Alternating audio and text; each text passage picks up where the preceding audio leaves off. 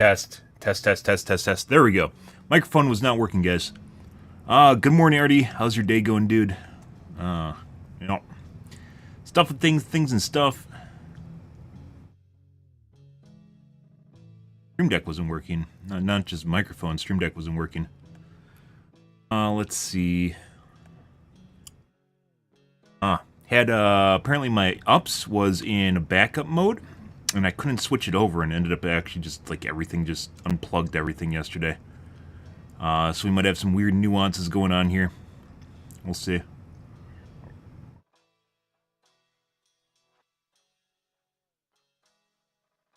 Good. Tonight, guys, we're going to be doing more of the OW2s. Yeah. We'll see where it goes. Finals, we're putting on hiatus for the time being. There's a lot of cheating. Incompetent teammates are abundant when you're not playing in a pre-made. Even when you get people that know what they're doing, they aren't necessarily around your skill level. And then you just got pre-mades that just run through everything and shit on everyone. So, wasn't really much fun. I enjoyed playing quick play in... I enjoyed playing quick play in the finals, doing swords and stuff. And it looks like my colors are fucked up. Doing swords and stuff in the finals, and that's enjoyable. But I'm pretty sure people don't want to watch that. It's not the same thing as watching ranked, so we are not going to be doing that. Let's see if I can add some more color here. Add a bit of color. There we go. Something that somewhat looks like my skin tone in real life. Yeah. Alright. Anyways, so probably going to be done with the finals for the time being. And then also balancing wasn't really going the way that it should, but that's going to take some time. It's during the holidays right now too, which, you know, people want to have time in the holidays, right? So, yeah, we'll see where that goes. But tonight we're going to be doing OW2. We're going to be going back to playing Pharah, probably in quick play, and maybe play some ranked at some point. I do want to play tank, but finals popped out, and that actually seemed like fun, and it was fun for a little bit, and then just went to shit. So, yeah.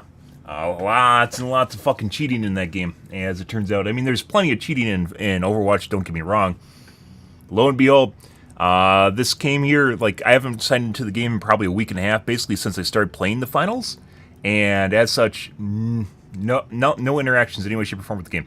These only show up when I stop playing the game for, like, longer than a week. I don't know why. I report an absolute metric shitload of people, but I almost never see these unless I take a break from Overwatch. Like, I just don't see them at all. I don't know why. I think it's something to do with obfuscating who you're reporting in some way, shape, or form, but I generally don't see these, even though they're, I report a lot of people. I only see them after I take a break. No idea why. Yeah. Anyways, there's an absolute shitload of people cheating in the finals, and it's worse than Overwatch. Overwatch has a lot of problems with cheating, too, don't get me wrong. Finals has cheats all over Google. There's forums that are filled with basically indie cheat developers that are selling them.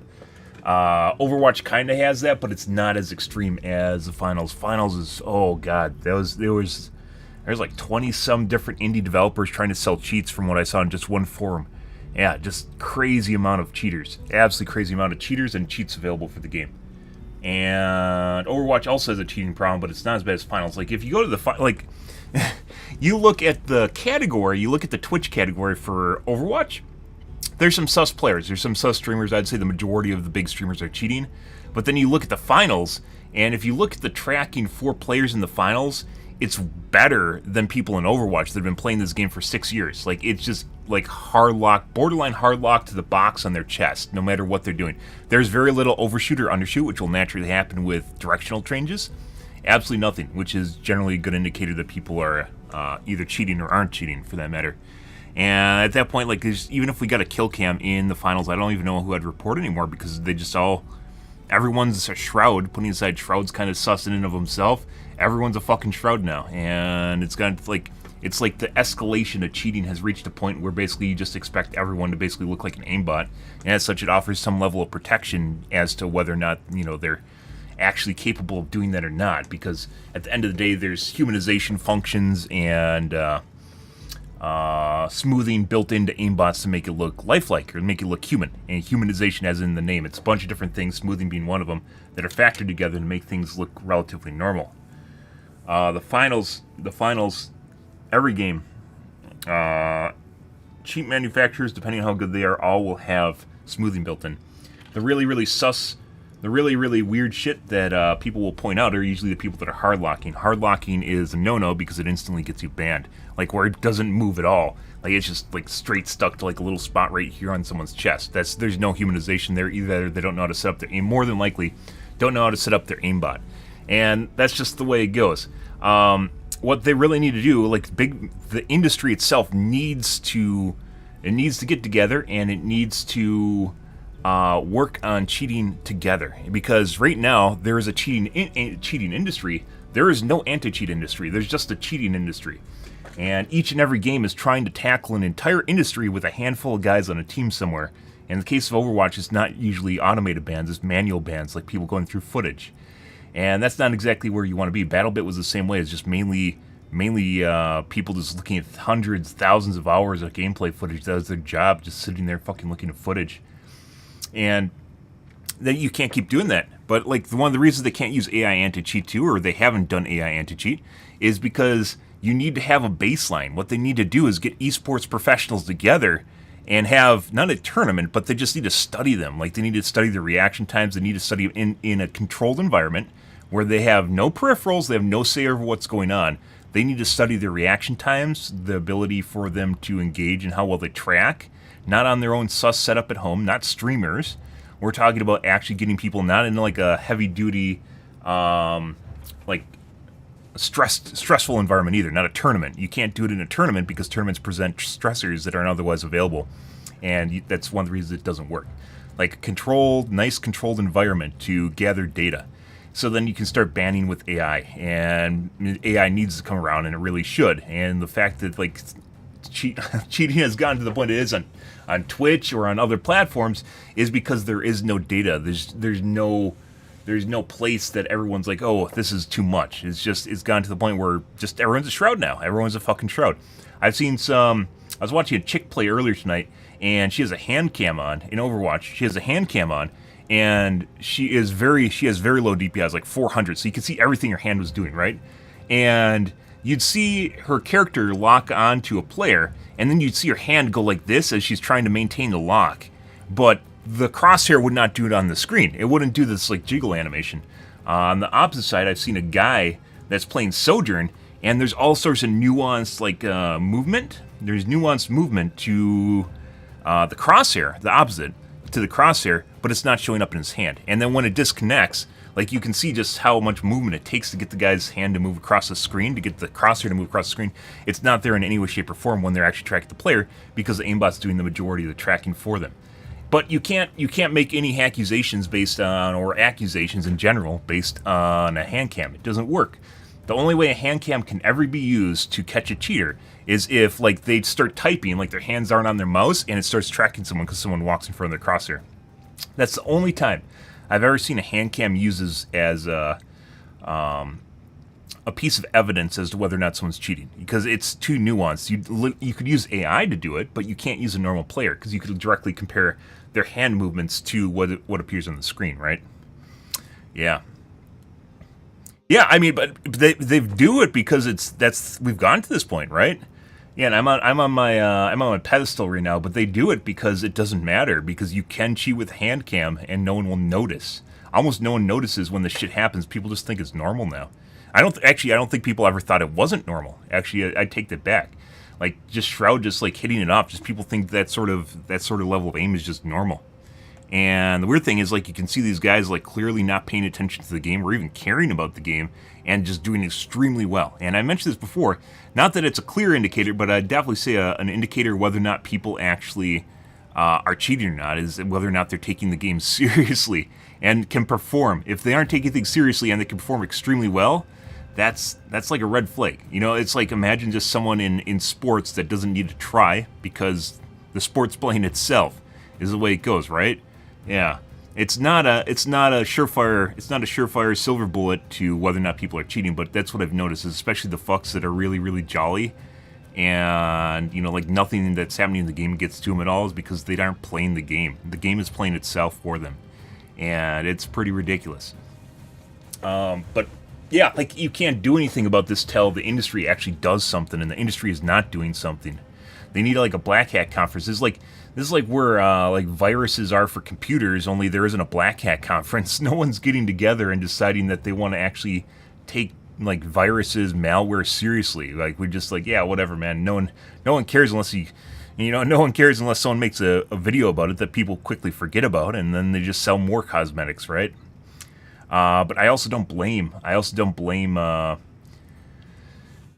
don't blame video games, especially small ones. Like the finals actually has a relatively small staff. I don't blame them for not having really good anti-cheat because they can't afford it. They don't have enough money. They don't have enough people. They don't have enough manpower. You can't sell the anti-cheat DLC, right? I would buy it. Most people wouldn't. They'd be like, oh, why isn't this just in the game? Every game has good anti-cheat, right? You know, and you're just like, no, you just don't notice people cheating in games. That's where you're at. But, you know, why doesn't this game just have anti-cheat, man? Why doesn't it have really good anti-cheat? Because it's expensive. Because putting a bunch of staff on cheating means they can't sell content that people actually buy, right? Yeah. But anyways, on my pedestal here. Battlefield is this game since PlanetSide 2, then cheaters took over. Yeah, I think I stopped playing it purely because no one was watching it. But that was definitely a concern, but they're in a small minority of the player base. Like, there's 200... I'd always play on the 128 versus 128 versus 128? The really big servers, because it would dilute the cheater pool, so they don't really matter as much. Yeah, and I guess I haven't been back to where it's at right now, but I assume it was. I mentioned that many, many times, that the one thing that's going to really kill the game is cheating. Same with every Battlefield game. Battlefield is killed purely by cheating. Where people, it's not that people know, by the way. It's not that like, oh my god, I know this guy's cheating. It's not this. It's not them. Most people are absolutely oblivious to cheating. What happens, however, is they literally just stop having fun. You get shot from across the map. You get head eyes from across the map. You know, like, oh my god, this guy's cracked. You know, he's so fucking cracked. He's so good, guys. He's a magician. He's so fucking good. You know, one of those things. You can only tolerate basically dying over and over again to someone that you literally can't fight back against before the game's not fun for you, and then you just quit. It doesn't have anything to do with you knowing they cheat. It has everything to do with the fact that people just don't find it fun, and they stop playing. Battlefield, the majority of modern Battlefield games, I am certain, were killed by cheating. It isn't because they stopped they don't really have any anti-cheat at all. Battlefield games have, like, no anti-cheat. They stopped taking it seriously. They just, like, they had Punk Buster for a while, and then they stopped using Punk Buster because they realized it didn't even do anything. Then they just keep spitting out clones of Battlefield, and, you know, you play them for like a week or two until basically the cheaters take over, and then you just play something else because that's what happens. And once again, it just comes down to the fact that the industry doesn't take it seriously. Good morning, Nuggets. The industry does not take cheating seriously. It needs to. Because it is impossible for one company that's making a video game to tackle all of the... And there's companies that make cheats. There aren't companies that make anti-cheat. There's kind of like EAC, right? But that's like just like a small portion of a game, and it doesn't even work very well. It depends on how well you integrate it with your game. That's it. There's just no company for anti-cheat because it would be extremely expensive to do so. There's tons and tons and tons of companies that make cheats, and they make cheats for multiple games. That's just the way it goes. So you have multiple people making multiple cheats for multiple games, and that's it. Did I get banned from the finals? No, this is Overwatch. This is a report. Someone I reported in Overwatch got banned, or multiple people in Overwatch I reported got banned. But yeah, like it's too big. It's too big of an issue for a singular company to tackle, and they just don't. They don't care. They just don't. It's one of those things. Unless you mention it, it becomes a topic, which is why I talk about it so frequently now, and why I'm not afraid is because it's literally there's people streaming and cheating. And the crown jewel of which is Nadia, which you can find all sorts of videos on her all across the tubes. Just type in Nadia cheating montage or something like that. And it's not that she was ever caught, by the way. There's never any indication where it was on her screen. She's just like sitting here like talking to chat and just like one of these things, and then she's like braining people in the game. Like clearly very big disconnect between what the person's actually doing in real life and like what she's actually doing in a game, and then just constantly just wall bangs people through walls and all sorts of fucking weird shit, and hard tracking just doesn't do anything. Doesn't fucking matter. Very, very weird. Like just it's gotten to the point, by the way, cheating and talking about it is much worse than, or talking about it and streaming without doing it is much worse than not talking about it and cheating. So like I could have actually been a much bigger streamer if I just fucking cheated, because I fucking know how. I definitely could fucking cheat. No one would ever fucking catch me. but I don't because I fucking abhor that behavior because it ruins the game for me. It ruins games in general for me. I learned that at a very young age. But as we've talked about in the past, it very much seems like people just, like, they're so delusional nowadays, they think this is their skill, or in the case of Twitch, it earns them money. Any streaming service, it earns them money, so then they do it, right? Because there is a very direct correlation between performance in a video game and how much you get paid in the case of streaming. And as long as you have an iota of personality, meaning you can say words and people will listen to you, boobas definitely help in that case, you're going to make money. You're going to make a shitload of money, and that's just the way it is. And whether or not you get banned maybe in a year or 4 years from now, that's extra money you can add to the bank, right? You don't get sued. It'd be different if you got banned and then, like, game developers would sue you, right? Yeah, if you're a streamer, if the game developers, after they banned you, they would then sue you, and basically, or Twitch would sue you, and then take back the money that you earned, that would be different. But no, basically you just cheat. You can fucking cheat, guys, and up until the point you get banned, it's just money in the bank. And then, so what? You can't have the same personality. You could just make a VTuber, too. You could just make a VTuber and start all over. No one would ever know. Just fucking crazy shit. Yeah, like, the world we live in is literally, I mean, cheating isn't uncommon in real life either. But, like, we've gotten to the point in video games in which it's straight to the point where you can cheat, and people cheat, by the way, at real sports, right? With steroids, or just in general, they'll cheat at sports. That's real sports with a real reputation on the line. In video games, just whatever, right? It's just a little bit, just a little bit. Yeah, I mean, direct correlation between your performance. If I didn't talk, by the way, you look bad when you talk about cheating. If this isn't directly apparent, you look bad as a person when you talk about cheating, because it's just coping, right? It's coping because you're a bad player is why you're saying someone cheats, right? It just makes you look bad. But it is very, very easy to cheat at games. And like I said, because of the way kids and kind of like the adolescent mind think works, you can manipulate that just by cheating yourself and just doing it and then make money off of it, right? Just don't ever mention cheating ever again. Just make money off of it. There's the rhetoric, by the way, that no one will. There's some of them have, by the way, and they've done horrible. And the rhetoric is because it's a very stressful environment, you're not going to perform at the same level as you would online, which is it's true. That's why I said they have to be in a controlled environment. Each person, not test everyone, but in order to get a good baseline, you have to test people in basically a nice environment where nothing is like working against them, so they can perform as well as possible. And that's Blizzard could. Epic could. Valve could. They don't. The biggest companies could do this stuff because they have a lot of money, and a plane ticket isn't that expensive. And doing a statistical analysis of players wouldn't actually break their budget, but they don't. They don't do any of this shit. Yeah. I mean, then there's also the subterfuge is what the word you're looking for there. The Game of Thrones, the subterfuge is also there, which is if people cheat and they don't want anyone to know that people cheat, they don't want people, they'll put it down in any way, shape, or form. They'll put you down in any way, shape, or form, and they'll act like it doesn't exist. But people are getting smart enough where they realize it's actually not a thing. You can't ignore it. It's so big you can't ignore it. You can type a name of a game and cheats into Google, and it will spit out meaningful hits to you. You can't ignore it anymore. And even console players have to know, which is why I see everyone's like, I'm going to turn off crossplay and then I won't have to play with cheaters. And every single fucking time I see that, I'll point out a Zim and a Cronus, because it's using a keyboard and mouse, and you get aim assist, and you play against other console players. Basically, the top leaderboards in pretty much every game are Cronus users and Zim users. It's just the way it works. Overwatch is basically that. And people can say what they want. There's people like, oh, I reached top 500 and I played on a gamepad. Maybe you did. Probably you didn't, and you probably also used a Zim. And unless they're like literally showing you their input while they're doing it all the time, which most of the time they won't, when they're in that specific situation, you don't know. You don't actually know, and you can't tell. Well, that's why we have to talk about it. That's why we have to make it bigger.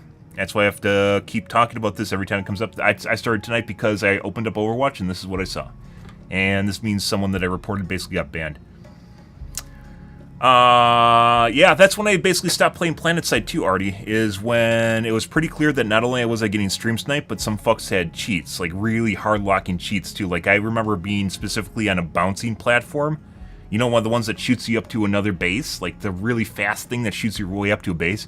I remember being on that and getting on the platform, bouncing up, and there's some guy in a max that was just like hard locked to me the entire time I was going over to the platform, and I bounced, like I hit the pad and it bounced back. So I was like, boom, boom. And they like just 100% hard locking me the entire time that fucking happened. That was basically when I stopped playing the game. It was right around that time period, because pretty obvious people were stream sniping me, they're shit talking me in other streams, and then they're also cheating. And it just, what do you do?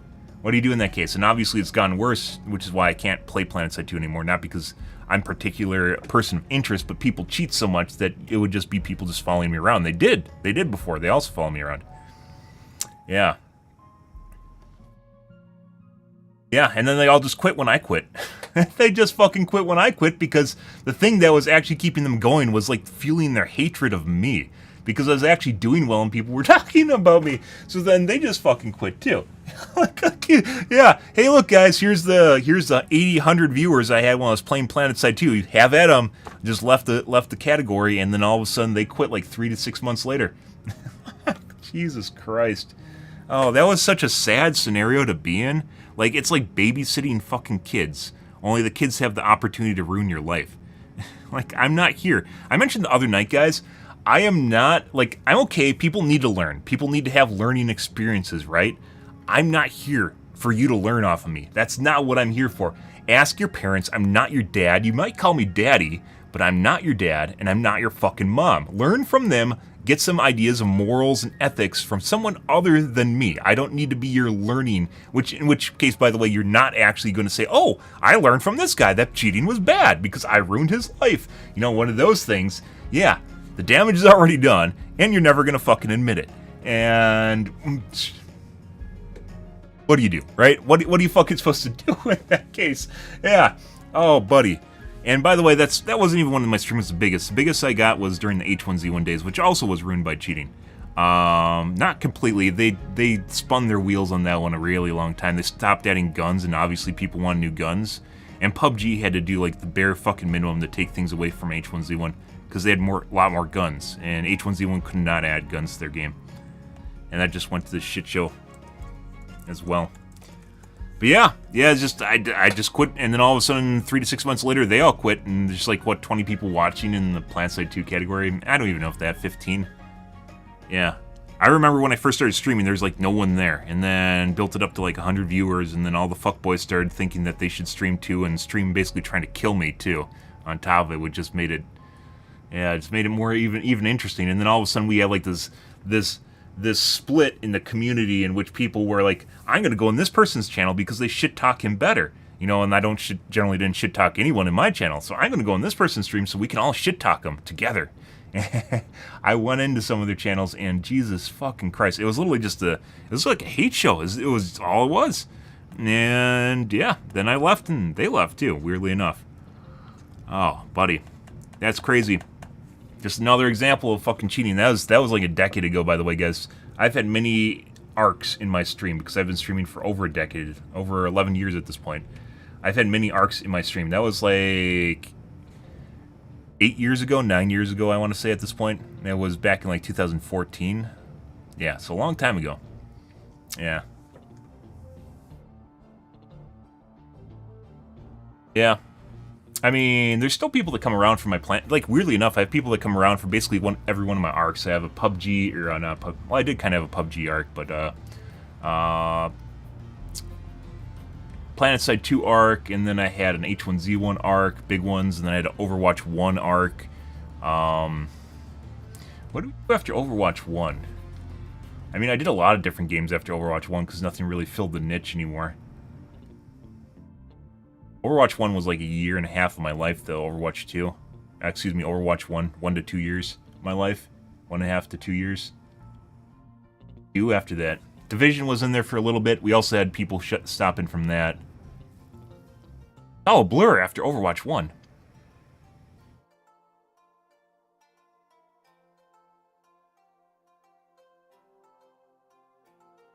I mean, we had a little spurts of a lot of different things in there. Like, played EFT for a bit. This year we played a significant amount of single-player games, by the way. It's like 3 months worth of single-player games over the course of the entire year. Warzone had a Warzone arc in there that didn't really generate much. Same thing with EFT. Yeah. And you can see why I play. Pharah. Like, I was born in born from the nether regions of Tribes, and anything Tribes like is my cup of tea. I don't think I'd be able to play Tribes nowadays though because of how advanced aimbots got. Yeah, it's just literally just gonna be aimbot central is all the game's gonna be. And once again, just good things ruined by cheats. Because projectile weapons are harder to make cheats for, but anyone that can do math can. Because lo and behold, if there's bots in the game, i.e. AI in the game, that actually are able to play a character, that's an aimbot. So someone else can program that too for players. So, yeah. What do we do? What happened after Overwatch 1? I mean, I play WoW every time an expansion comes out, but that's not that much. I think it was Warzone. Warzone is another game that's ruined by cheating as well as aim assist. Aim assist in that game is very strong. That's back in the first Warzone days. Aim assist is very strong. Oh, Dead by Daylight. I played Dead by Daylight. Oh, I played Dead by Daylight for 2 years. Oh, Dead by Daylight. Yeah, I also played Dead by Daylight for 2 years. It's the phenomenal Nemesis main. Yeah, got the entire meta of that game to shift based on my hook camping and tunneling. Not that it didn't exist prior to me showing up in Dead by Daylight, but I just did it so much better than anyone else in the category. So, because we apparently had a problem with people cheating on my stream constantly once again, and constantly trying to get into my games to cheat against me, and I didn't know that. Yeah, surprise again. Tribes Ascend? Tribes Ascend isn't that old. Tribes Ascend's like 2013, 15.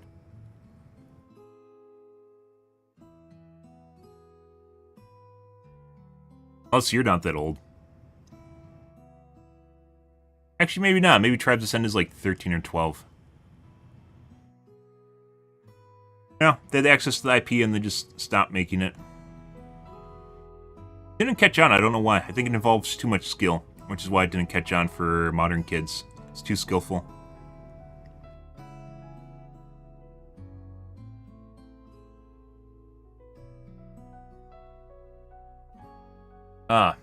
By the way, they gave Mercy a boob job, apparently. He most definitely is better endowed than normal. Yeah. Got some mommy milkers going on there. Good job, Blizzard. Knows what brings all the players to the yard, though.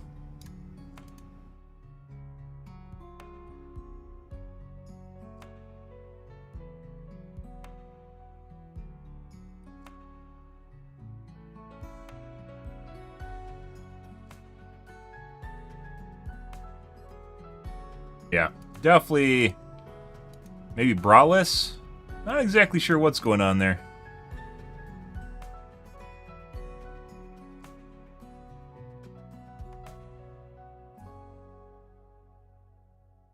Yeah, like, compare this, guys, right here. This. A little difference. Little difference here, like, I'd say a 2 cup size difference going on here.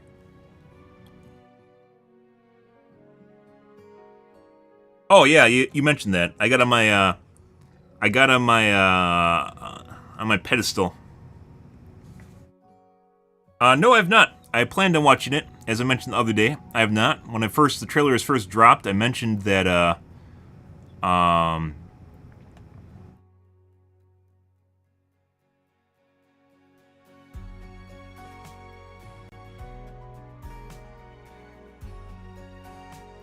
I mentioned that there's too much going on and it really needed to be like a series, and instead it was like a 2-part movie.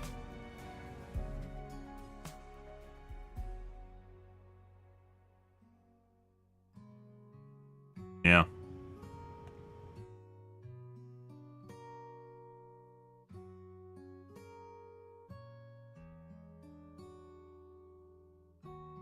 No, I have not watched it yet. I saw Critical Drinker had a podcast. I'm not really interested in podcasts, which we're going to take a look at here, guys. The Tubes, not Critical Drinker in particular. On.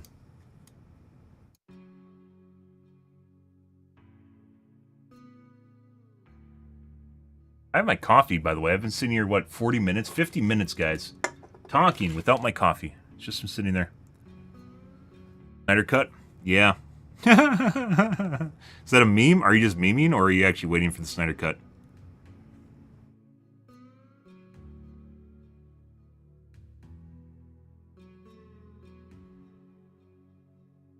What? Kick put me into the finals. I'm not even playing the finals.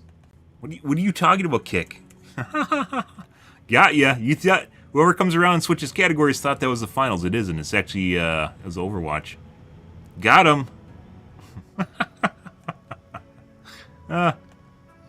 Good. Good.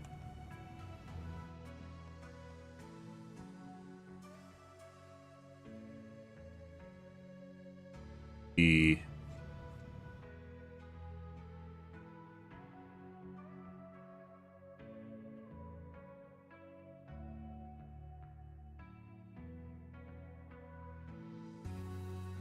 got him.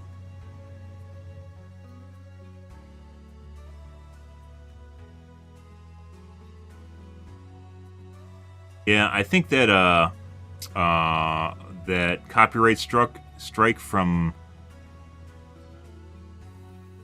the copyright strike from Embark really fucked my channel on YouTube. I don't show up in any directories anymore. Oh my god.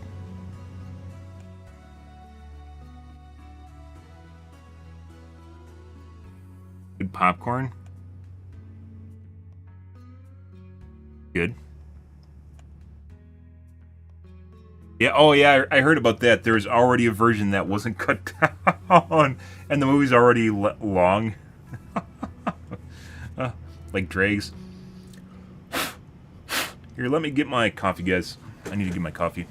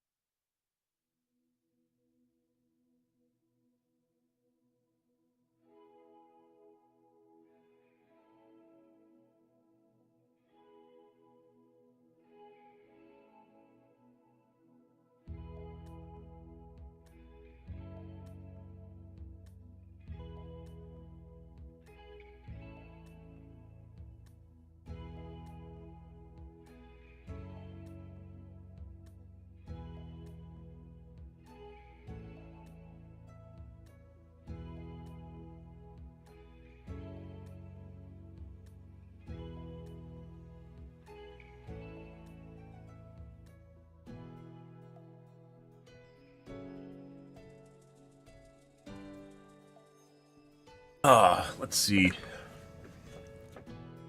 Warzone 3 solos are way better than I expected. Oh yeah. Everything Jack Frakes, every game he plays are always good. I don't think Jack Frakes has ever talked shit about any game. What do we got?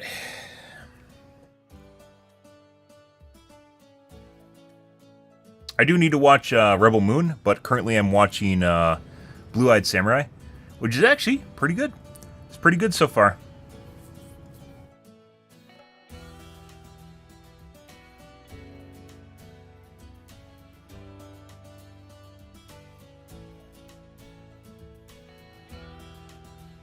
We have anything? It is Christmas, so.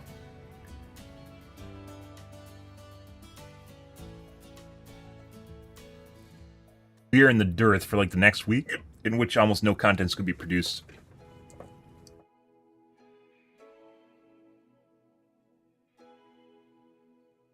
Jeremy Johns. I don't know if I'm willing to watch Jeremy Johns.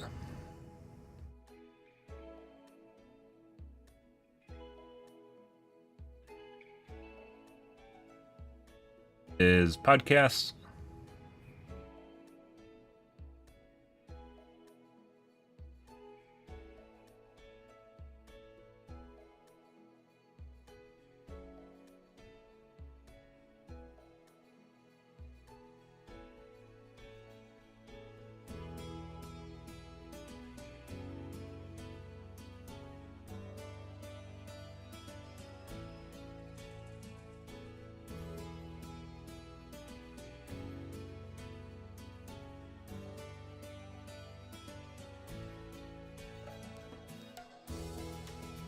Oog.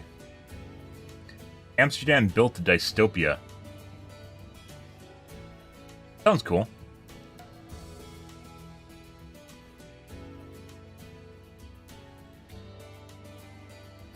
Ready or Not is terrorist hunt from Rainbow Six, old Rainbow Six games. The new one doesn't really have a terrorist hunt in any meaningful form. It did, where you had to like breach a building and there's objectives. Actually, I don't think there ever was objectives, just terrorist hunt. I watched Pluto. I don't think it was that good.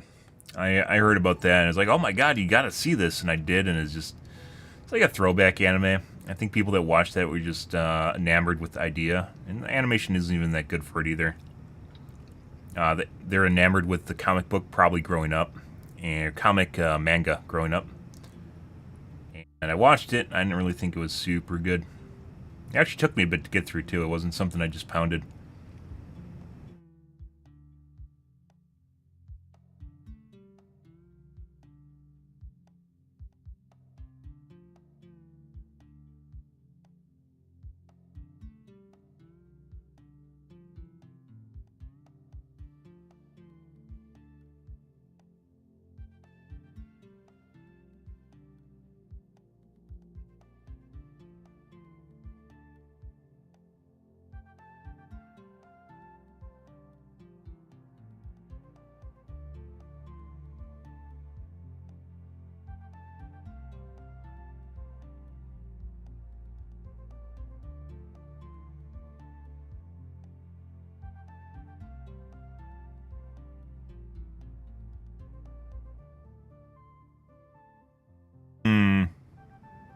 Miles better. Dutch ghetto? Yeah. I mean, it might be. Be kind of interesting. Normally, they don't really have the whole poverty aspect over there. See if this mutes my YouTube channel.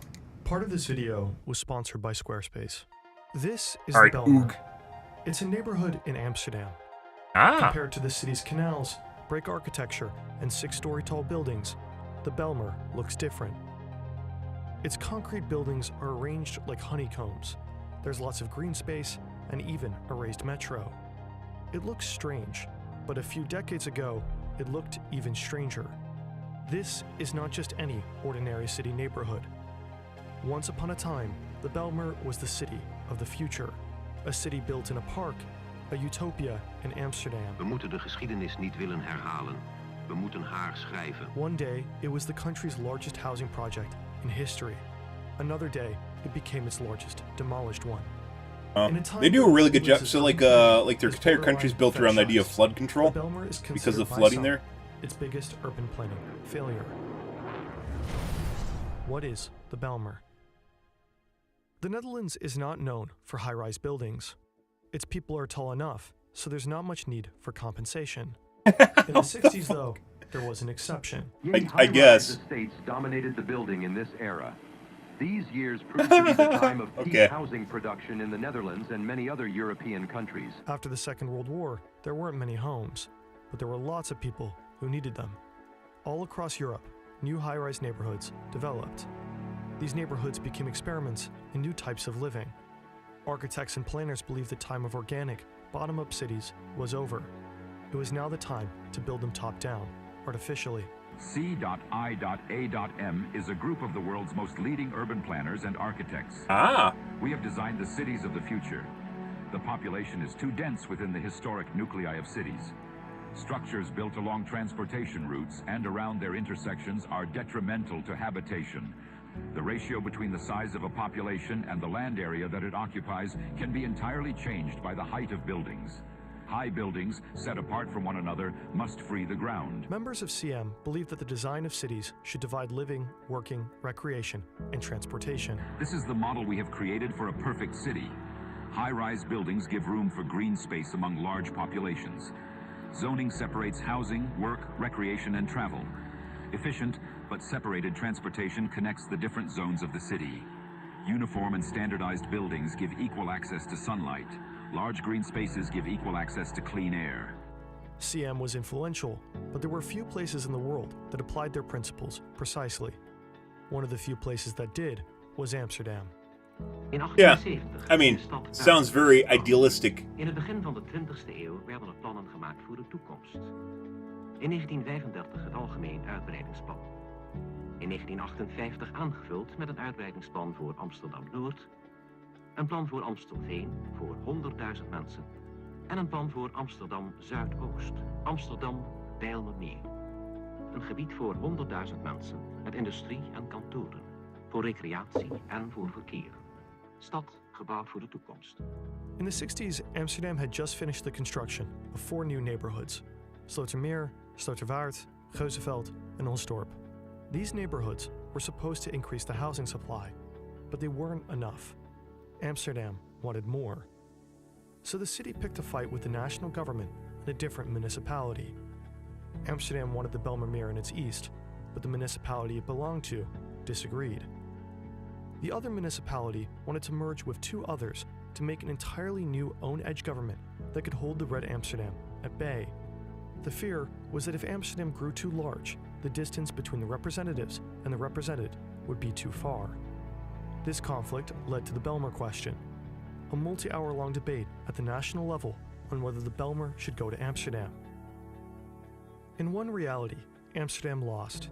The Bijlmer remained in the hands of the original municipality, and the city today would have looked quite different. But in this reality, Amsterdam won. The Bijlmer is the city of the future. As opposed to those cramped, polluting streets in the Like center, electoral votes, we've built a city representation in a park. for different Residential districts, and a homes change are based on separated population from levels. industry, but you can easily get to your work by using raised roads separated from pedestrian Not the way walkways. electoral votes work All in the a US, by the working way, man needs to do especially is with leave his gerrymandering. apartment, walk to the parking garage connected to his high-rise, and get into his car. He can do all of this without Talking about in being hit by Amsterdam? a single Yeah. drop of rain. Our traditional Depending European on what they cities are. cramped, Yep. messy, and polluting. We've designed a place that gives you all the benefits of density without the penalties. All the positives of rural life without the negatives. After that long fight with the national government, the mayor of Amsterdam and the rest of the city council were almost in complete agreement. The Bijlmer was not just some buildings that would change Amsterdam. It would change cities forever. Ik hoop dat Amsterdam snel tot het inzicht zal komen dat we hier bezig zijn met een poging werkelijk iets groots tot stand te brengen. Wat onze voorouders in de 17e en 18e eeuw bouwden, was groots. Wat wij hier bouwen zal het nageslacht, naar wij hopen, eveneens als groots kunnen ervaren en beleven. We moeten de geschiedenis niet willen herhalen. We moeten haar schrijven. The Bijlmer's buildings, road networks, bike paths, bus lines, and parking garages were all strictly set from above. The goal was space, green, and light. A key difference between Bijlmer apartments and your traditional Amsterdam one is the amount of room. Our apartments can have 3 bedrooms, a living room, storage, and a kitchen. Old city center apartments sometimes don't even have their own bathroom. Our apartments are an upgrade. By using concrete and steel, we've been able to stack up large apartments for middle-class families. We have all the benefits of a dense, wealthy neighborhood, but with the empty space of a rural one. From the start, the Bijlmer was meant to attract middle-class Dutch families. It was supposed to unlock a new system of living. Yeah. Spacious rooms with semi-public spaces and recreational facilities, all without sacrificing nature. Woningen met extra leefruimte. Goed wonen door meer ruimte. Dubbel zoveel ruimte als in de 19e eeuwse wijken. On the grounds, you could find running tracks, many parks to run and play around in, ideal for a family. 90.000 mensen in de Bijlmermeer hebben 450 hectare recreatiegrond. Met 10.000 bomen, 2 miljoen heesters, 250 hectare gazon, 25 hectare speelplaats en waterpartij. Het grote Bijlmerpark. Attention, if you or a loved one was diagnosed with not having a personal website, you may be entitled to the best website builder All right, on the Hoog. planet. Squarespace. All right, Hoog. Best personal website, /Hoog. resident in the Bijlmer an equal amount of privacy. Different housing corporations were responsible for different groups of buildings, leading to slight variations in the monotonous, uniform design. The hexagonal arrangement of the buildings was meant to give each building an equal amount of sunlight.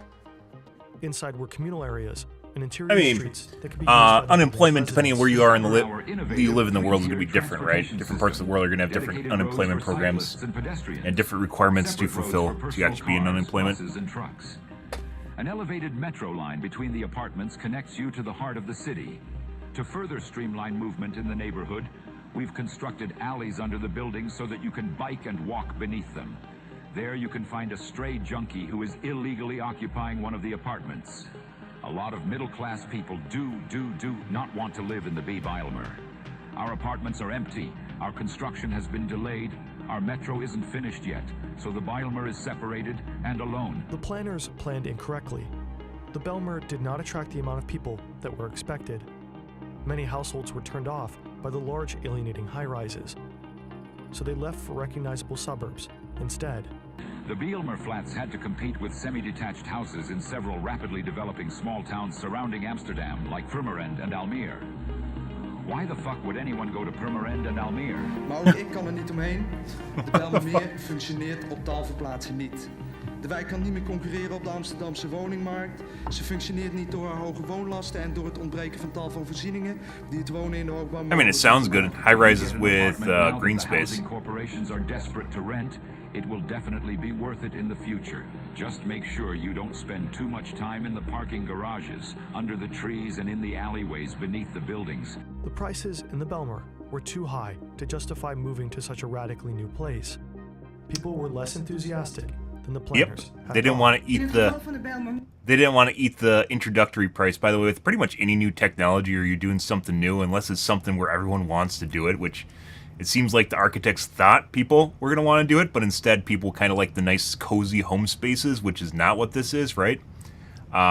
You price it differently, at least until people get in the door and it becomes desirable, right? They Betamax themselves. Ik wil graag erkennen dat er iets moet gebeuren aan de groei van de leegstand. Vacancies led to delayed rents and high turnover rates. The neighborhood spiraled. En door de groeiende huurachterstanden financiële problemen ontstaan voor corporaties en overheid. De servicekosten maken een te groot deel uit van de totale woonlasten. The public amenities that were promised became too expensive without money flowing in from paying residents. Nou, ik betaal geen parkeergeld omdat de voorzieningen die zijn niet zoals beloofd is voordat wij in de Bijlmermeer gingen wonen. The parking garages, which were supposed to be such an innovative addition, became instead areas of concern. Ik weet niet hoe je gaat dat mijn auto dus in de parkeergarage opengebroken is en artikelen uitgestolen zijn. Dus ik weiger hiervoor te betalen. The alleys beneath the buildings and the interior streets went from a area that might be desirable to a ghetto, and then became hostile because they didn't have security or measures to actually make sure it was safe.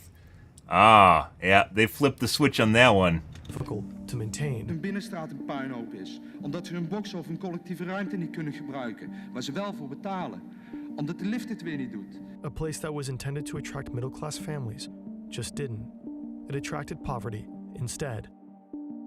The Bijlmer's design and negative stigma created a self-fulfilling cycle.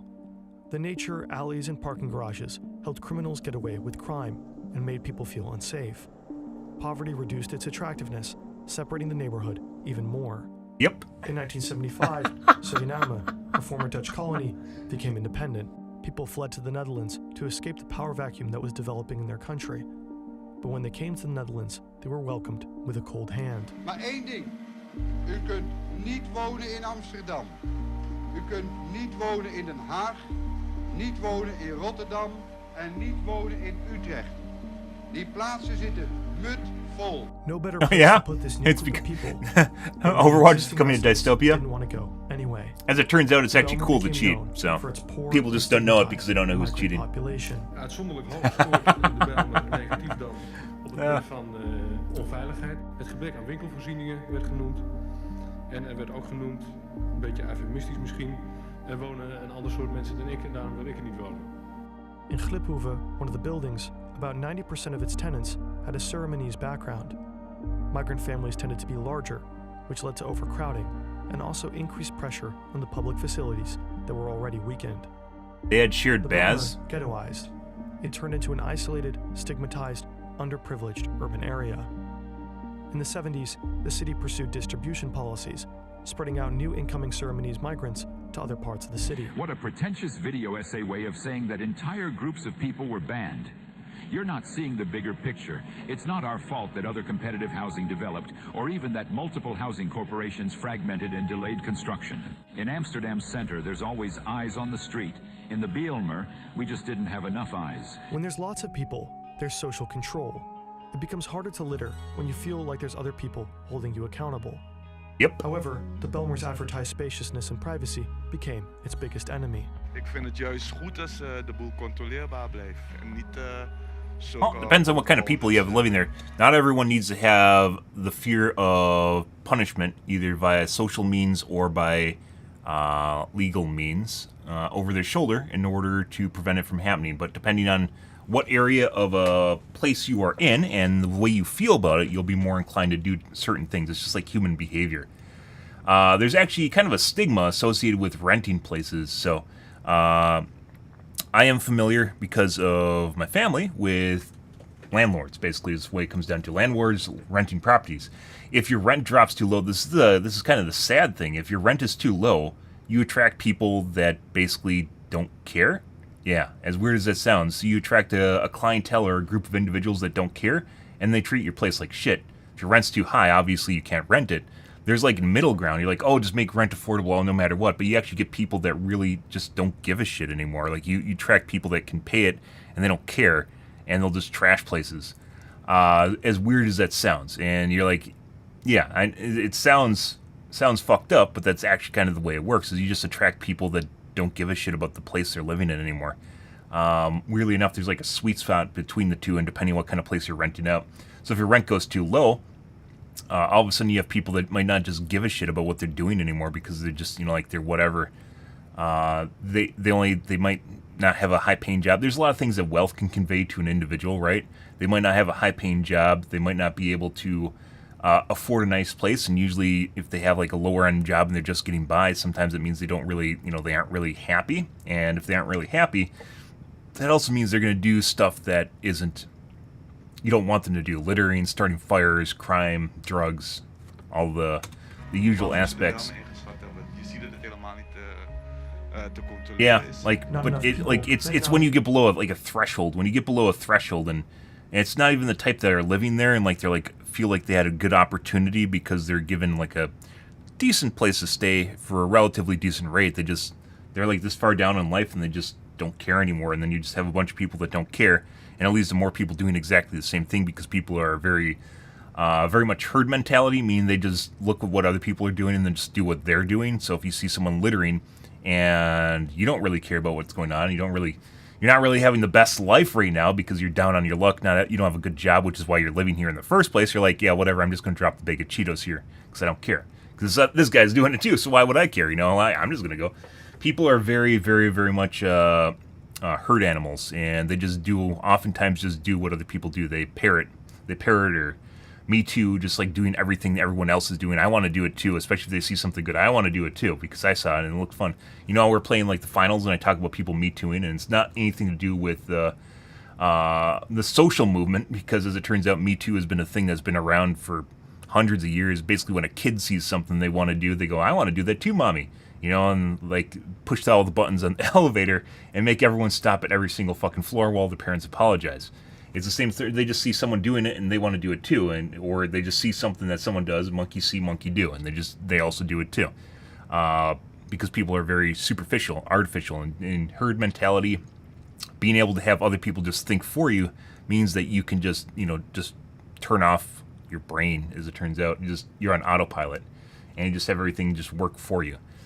Not stigmatizing a certain group of individuals, that's just the way people are. People are very, very herd mentality, and it goes across all classes of everyone. They just do what everyone else is doing, because then they won't have to risk stigmatization either. You won't risk saying something wrong. It's on Twitch too, with streamers, where they just won't say, they'll just literally just wait for a Twitter consensus on what they're supposed to say about an issue before they ever address it, because they're waiting to see how many upvotes it has, so that they actually they don't need to think for themselves or risk blowback in any way, shape, or form. They'll just do what everyone else is doing. And that's very common, despite the fact that you think everyone on Twitch is like leading edge, right? They're the cream of the crop, just trailblazing, right? And no, that's not the case at all.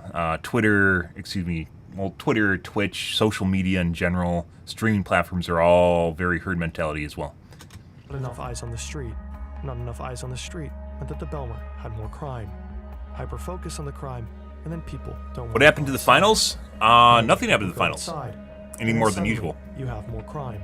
I stopped streaming the finals. You're gonna be doing Overwatch 2 tonight. Gotten to the point where I don't enjoy ranked, and I don't think people really want to watch quick plays, so. En dat geeft gewoon toch meer het idee van veiligheid, want ik zie meer... High turnover rates showed that the Belmer wasn't working. It was not a place to live in, but a place to work your way out of. De mensen die in de Bijlmer meer Burglary rate in the Belmer was 2.5 times Amsterdam. The Amsterdam city government had been slow and waffled around ways to tackle the negative stigma for years. In the 90s, they were forced to. In 1992, a 747 El Al cargo plane crashed into the Belmer. To this day, it is the largest flight disaster on Dutch soil. For the residents, the crash left more questions than answers and left them feeling more neglected than accepted. It fueled motivation to demolish some of the high-rises.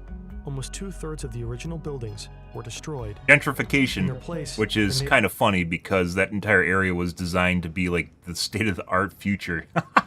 And instead it got gentrified. Yeah. The neighborhood was densified with low-rises.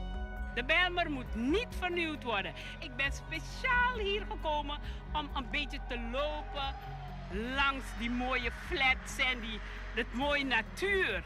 Maar u bent bang dat het verloren gaat met de nieuwe plannen? Tuurlijk, als ze die gebouwen You anders live in maken Europe, Artie? en er komt weer bomen weghalen, dan is het geen Bijlmer meer. Dan is het een meer Bijlmer of weet ik veel wat het is. Maar het is geen Bijlmer meer. Het is geen mooie natuur meer. The original plan that made the Belmer special was modified. Hallways underneath the buildings were removed or made larger.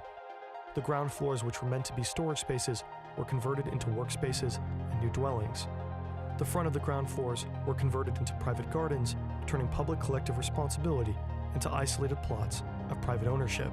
Today, the Belmer is still used as a poster child for the dangers of utopian master planning.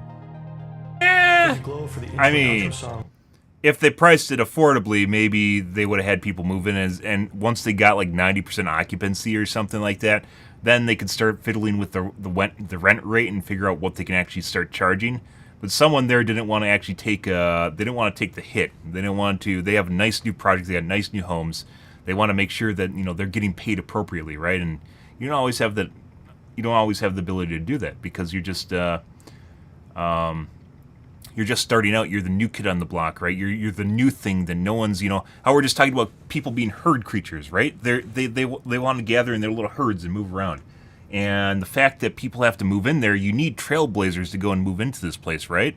And then you need multiple people. And then once they grow, and once you get people in there, then they'll start flooding out, right? It's the same way as like Twitch works in general, or streaming services. You get people on your channel and you get to talk to them and you'll grow, but then you reach a point where then it just astronomically grows once you get big enough, because it's just people just watch you because other people are watching you, and they might not even know why they're watching you anymore. They're just watching because other people are watching, and they seem to agree with what you're doing and whatever you're saying. And yeah, that's just the way it goes.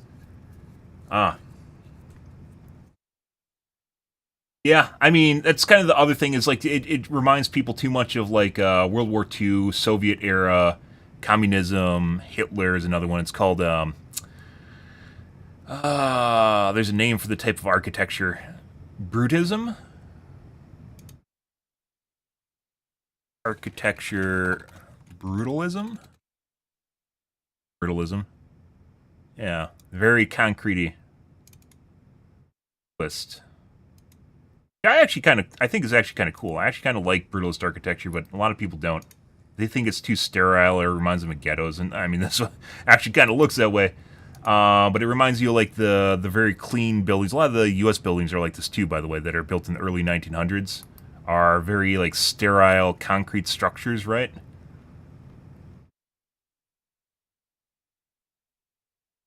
It's actually pretty cool, interesting. But it has like a sterile concrete look to it. And I remember, I think I was in Amsterdam. We took a tour. No, it wasn't Amsterdam. Where were we? I was in Prague in well, Prague. We were in Prague in the Czech Republic. We're in Prague, which is the capital in the Czech Republic. We took a tour all around there, and they basically, the tour guide that we had, which was actually really good, was talking about all the different architecture in Prague, which apparently changed over, like, it was just this everything. They have, like, everything there. And you can see it. Like, you literally just walked around blocks, and you can see different architecture depending on the time when it was built. Just everywhere. RIP. But anyways, it reminds people of sterile and probably like ghetto buildings is like brutalism. Brutalist architecture. I actually think it's kind of cool. I think it looks kind of cool, but it reminds people of very sterile military structures. Some of these are a little bit more experimental than other ones, but more so reminds you of like kind of these just like straight rectangle high-rises, and people don't really like that. There you go. Yeah, like that. I actually think brutalism architecture is pretty cool. Not everyone's cup of tea. Yeah, like stuff like this. We had a library in our town that looked like that, and it was designed to brutalist architecture. It's actually pretty cool. Does not exist anymore, though. Some of the stuff is really future-looking stuff, though. Oh. For Vies with help with the research, Lars for the footage. That's actually pretty good. It's a pretty good channel. For help with the model. I like that. There's some original stuff here too. It isn't all just the genius of Dutch money. Oh, dude, when I went around fucking Europe, guys, like it makes you realize how bland and boring American money is. American money is all this kind of pukish green color, right? It's like a sickly green color. You go around fucking in Europe and you get like your wallet's literally full of like a fucking mushroom trip. It literally looks like someone went on Cyclobin and just had a mushroom trip, an acid trip of some kind, and designed money. I'm not even joking. Like if you look at like fucking the money from like Sweden or Switzerland, for instance, yeah, just it's just like all over the place. It's just fucking, it's like Monopoly money. It's crazy. It makes you really wish that we had cooler looking money in the U.S. to be perfectly honest, but like you go around there, they literally have it. Just they just have all like it's obviously a way of also making sure that the money isn't counterfeited, but like it just your wallet is literally full of Monopoly. Like someone just spewed a rainbow out, went on a mushroom trip. Yeah, which I actually found pretty hilarious and also kind of cool at the same time. But I'm sure some people aren't on the same page with that. Yeah, the bills are huge. That's kind of an annoying thing, was that the bills don't always fit inside your wallet. It depends on the size of the bills and the location. But yeah, it's actually a pretty cool channel. Yeah, brutalism, but they don't like that like aspect of it. And once again, even putting aside the brutalism, I think people are on board with the whole. They're on board with green spaces, which are actually a big deal nowadays, right? People, especially in big cities, are on board with green spaces. They just did not get people. They didn't get past that hump. They didn't get past that hump in which people are like, "Oh, I want to live there too," because you know Joe and Lars are living there. Lars, the guy that DMCA'd my channel, is living there. You know, Lars is actually the Sweden isn't the same thing as Netherlands, but Lars is living there. Lars is living in the Brunum or whatever it's called. Yeah, he's living there. You know, like friends are living there. No, they didn't quite get to the hump, and then it was like, and then yeah, we gotta make it affordable housing now, and yeah, then it's just turned into a ghetto. Ah, good stuff. You had huge counterfeit rings dating back to World War I, even though the medieval time they minted fake Roman coins. I'm sure pretty much every place has had problems with counterfeit money at one point in time. The U.S. money isn't not counterfeiting either. Like there's counterfeit technology built into U.S. money. It just looks like fucking, it's bland and boring puke green money. U.S. bills, U.S. dollar bills. If you live in the U.S., you probably know what all this shit looks like. It's gotten better, but it's just generally just meh. Like it's all puke green. One thing I do like is that they're all the same size. That was annoying. I remember that now. That also was annoying, but yeah, like how hard would it be to add a tiny bit of color to the bills? Look, colorized? Is this so hard that you couldn't actually color the bills? Come on now. It's you know, whatever. You had to make these bills like, you know, 100, 200 years ago, right? And nowadays technology is a little bit different. You can fucking color the bills. Please, for the love of God. We don't need everything to look like this. Anyways, it was kind of like a funny take I had when I was going to Europe. It's just, experiencing different money and how different it looked from each other. And so it looked pretty cool, to be perfectly honest. I paid for pretty much everything with cards, so I didn't need to worry about exchanges.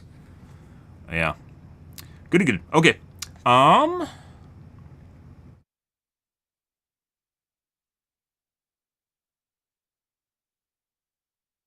Actually green before all the anti-counterfeit measures, yeah.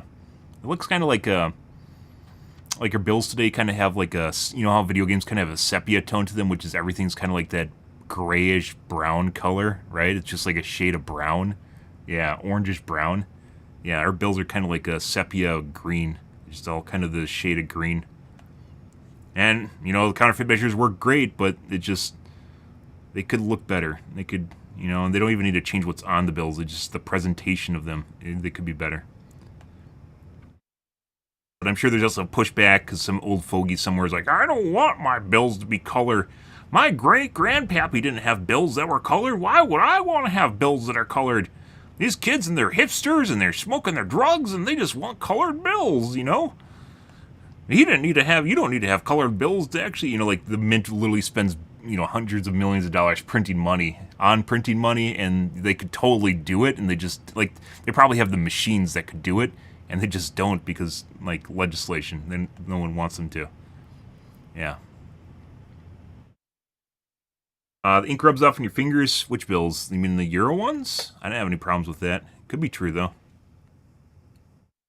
Okay. We're going to play Overwatch 2, guys. We're going to do some OW2s tonight, guys. Watch their video.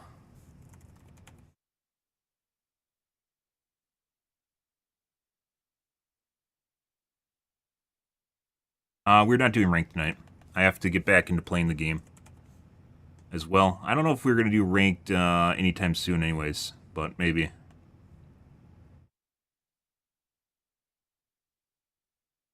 And my YouTube still does not go into the right categories because Lars sent me a DMCA request from Embark.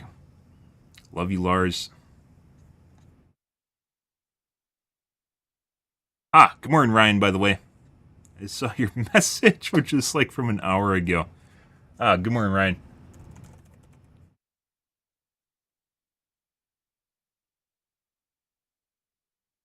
Seven minutes ago. Did I not put something, let's see. On the wrong page. There we go.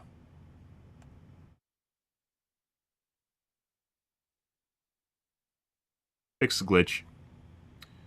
Alrighty.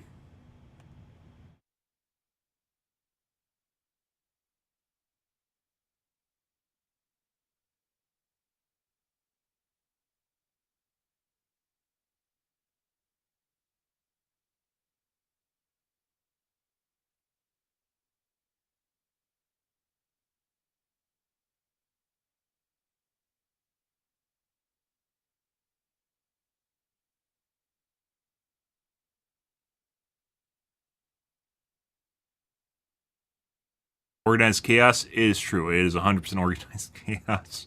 I assure you. Stuff isn't literally just sitting there in the order as downloaded until it accidentally gets mixed up because I move an icon. You got it. You got it, bud.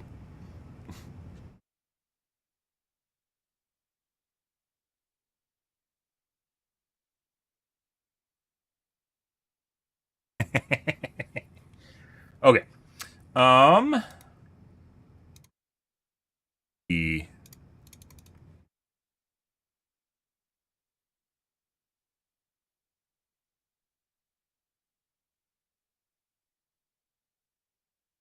So, we have not played Overwatch 2 in forever. Bob's I'm doing. I got a new monitor, which I still have my new monitor.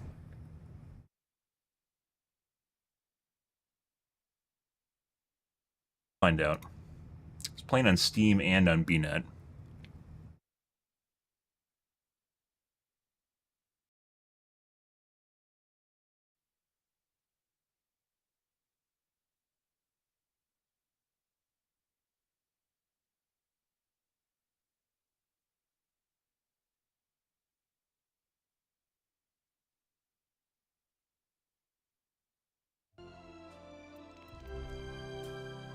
Mercy got a boob job. Congratulations, Mercy. Leading the charge. Okay, I need to clean my coffee cup out, guys, grab a soda, and use the bathroom. Be right back.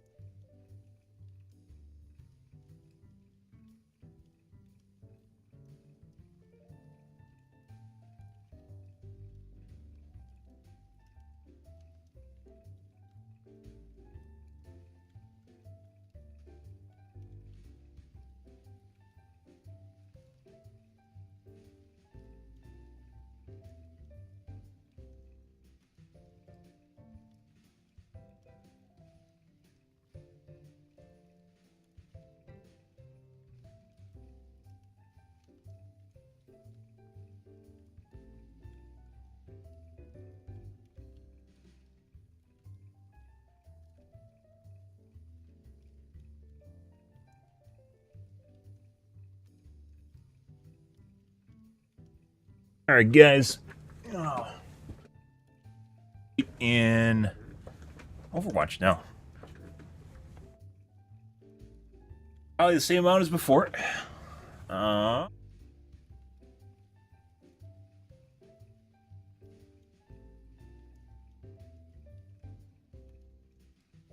exactly, we were doing tweaking for sure. Remember exactly what we're doing.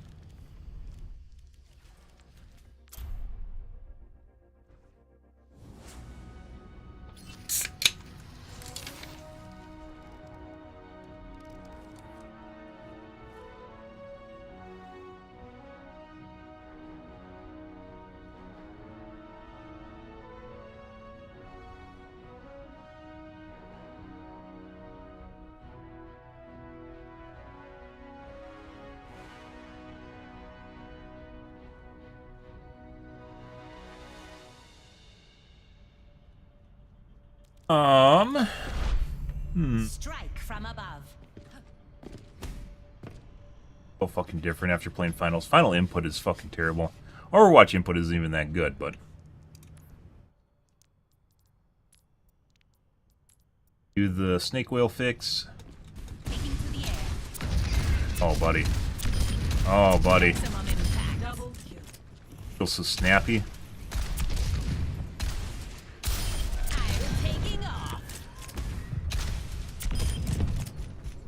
Oh, good morning, Edwin. He fucking shows up when I play games. Look at this shit. Doesn't want to watch my podcast anymore. Didn't play podcasts? I didn't do podcasts for a while. I was like, oh, when are you going to do the podcast? I do a podcast now. He doesn't show up for the podcast.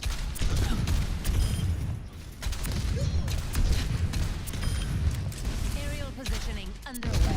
I know you. I know you.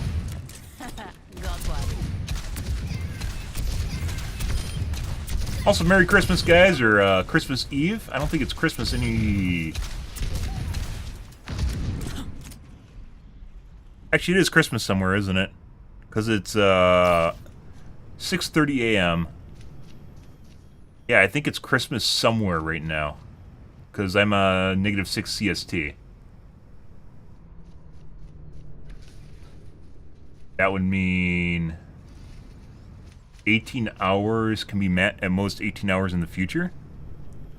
Yeah, I think somewhere is 12:30 a.m. right now on Christmas Day.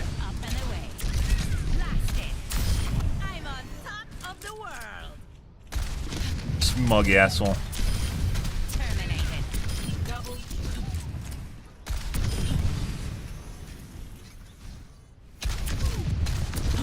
Things that really bugged me, by the way, was the fact you could never turn up the sensitivity far enough on the finals. Very annoying. Increasing altitude. Strange reason they felt that 100 was enough in whatever scale they were using. It wasn't.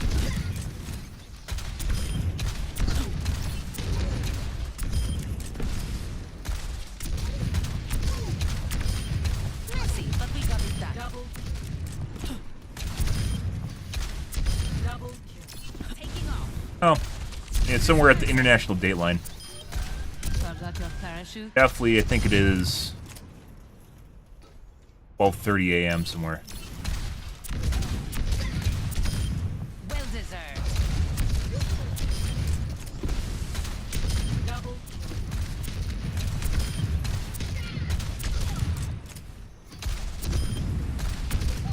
Kind of funny. Kind of talking about, like, we haven't talked about aliens and stuff recently. There's actually, well, not photos floating around, but hypotheses. There's like an entire area like they found in the universe that's just like missing stars, and there's all sorts, like, they disappeared. And there's all sorts of theories about why it happened, and like no one really has any sort of idea why it would have happened or why it could have happened. It's something like 50-some stars disappeared. Swish.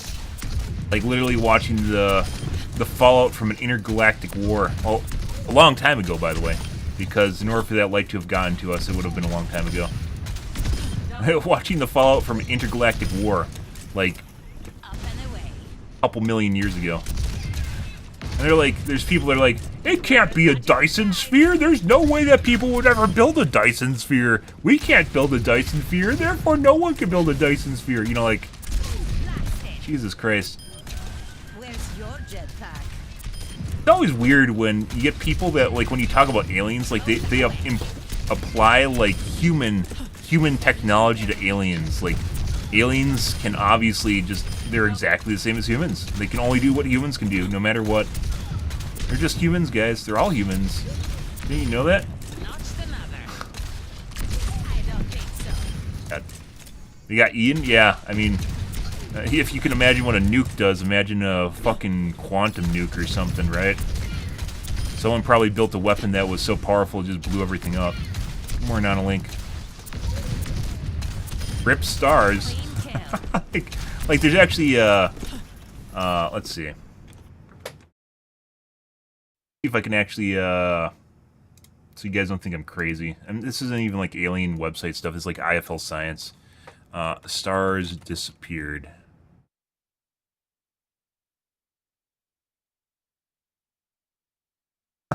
Like, yeah.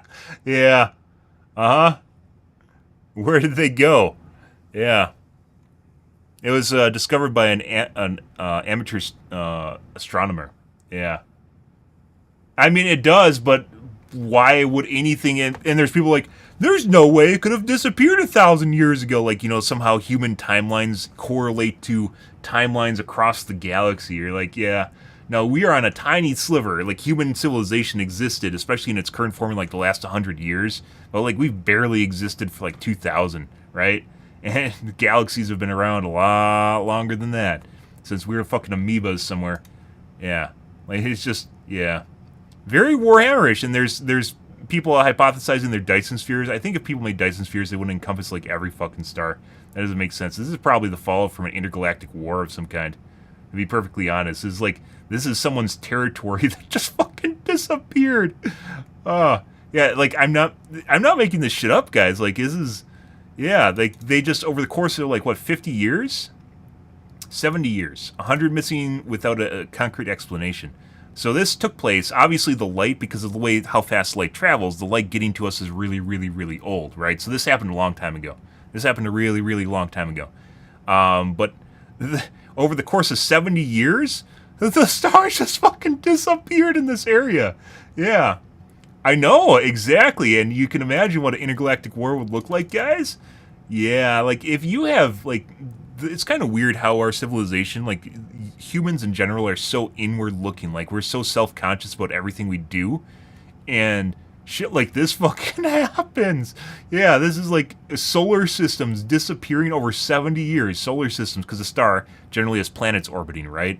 Yeah, these are solar systems that disappeared over the course of 70 years. And there's people like, some of the explanations here are a failed supernova, like a black hole or a Dyson sphere. No. You know what this looks like? This looks like what happens when an entire fucking area of territory gets exterminated. Is what this is. This entire cashew right here is probably someone's territory that got exterminated. Yeah. That's, I mean, you can't even say that's scary, right? I mean, it's just honestly just fucking cool because it's more proof that we probably aren't alone. But, I mean, it's scary. What are you going to do if our sun gets nuked? Nothing. You're just going to sit here and go, well, that's nice, and probably masturbate one more time and die. So, yeah. But, like, this isn't like an aliens website or anything. This was found by an amateur astronomer, and they put the data together from different sources to figure out what was here over the course of 70 years, and they found out stars disappeared. Yeah. A black hole, I mean, sure, it could also just be that aliens figured out how to blow up suns and they just fucking disappeared. And as it turns out, blowing up a sun would probably be a pretty good way to get rid of a solar system if you wanted to. I mean, one of the theories is that it was a black hole, but that's, yeah. But, like, it shows none of the real signs. That's why they don't have a concrete explanation. It shows none of the real signs of a black hole. So, yeah, that is more than likely what happens when you have an intergalactic war, guys, and someone gets out of hand, and then someone else comes along and puts them in their place. Well, what's left? There's not really much left of them, is there?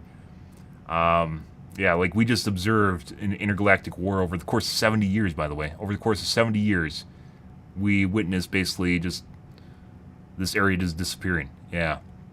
Notice all the lights? Notice all these little twinklies around it? Notice how there's no twinklies here, guys? Notice how there's no twinklies in here? Yeah, the twinklies are gone. Someone turned off the twinklies. Maybe they had a bad bulb. Have you guys checked your Christmas lights yet? Maybe they had a bad bulb. Honestly, like I've mentioned before, guys. Like I don't know if there's actually gonna be aliens in my lifetime. If like maybe not make my life all worth it, but I hope first contact happens in my lifetime. It's kind of just like a me thing. We talk about aliens every time it pops up for the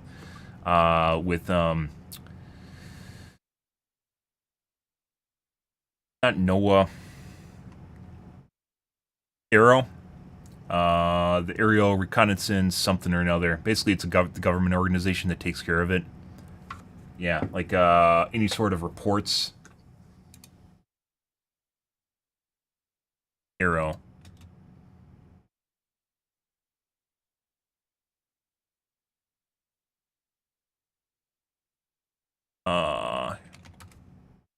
AARO.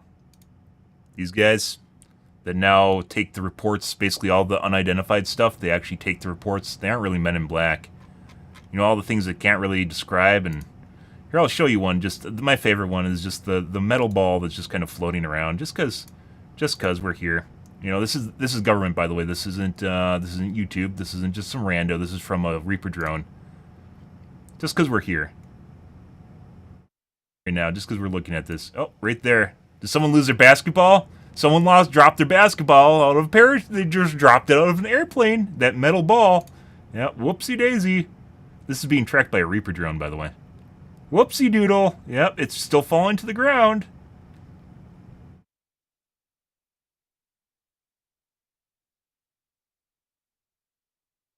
This is the stuff that they actually released to the public, by the way. Yep, whoopsie doodle. I don't know what that is. And by the way, this is stuff that where they weed out. It's not a speck on a lens or anything. They actually weed out all the stuff. Like the whole purpose of the organization is to weed out all kind of the noise and stuff that doesn't make sense, or it makes sense. It has an explanation. This is one that doesn't have an explanation. Clearly a basketball, nice shot. I know someone's throwing a 3-pointer.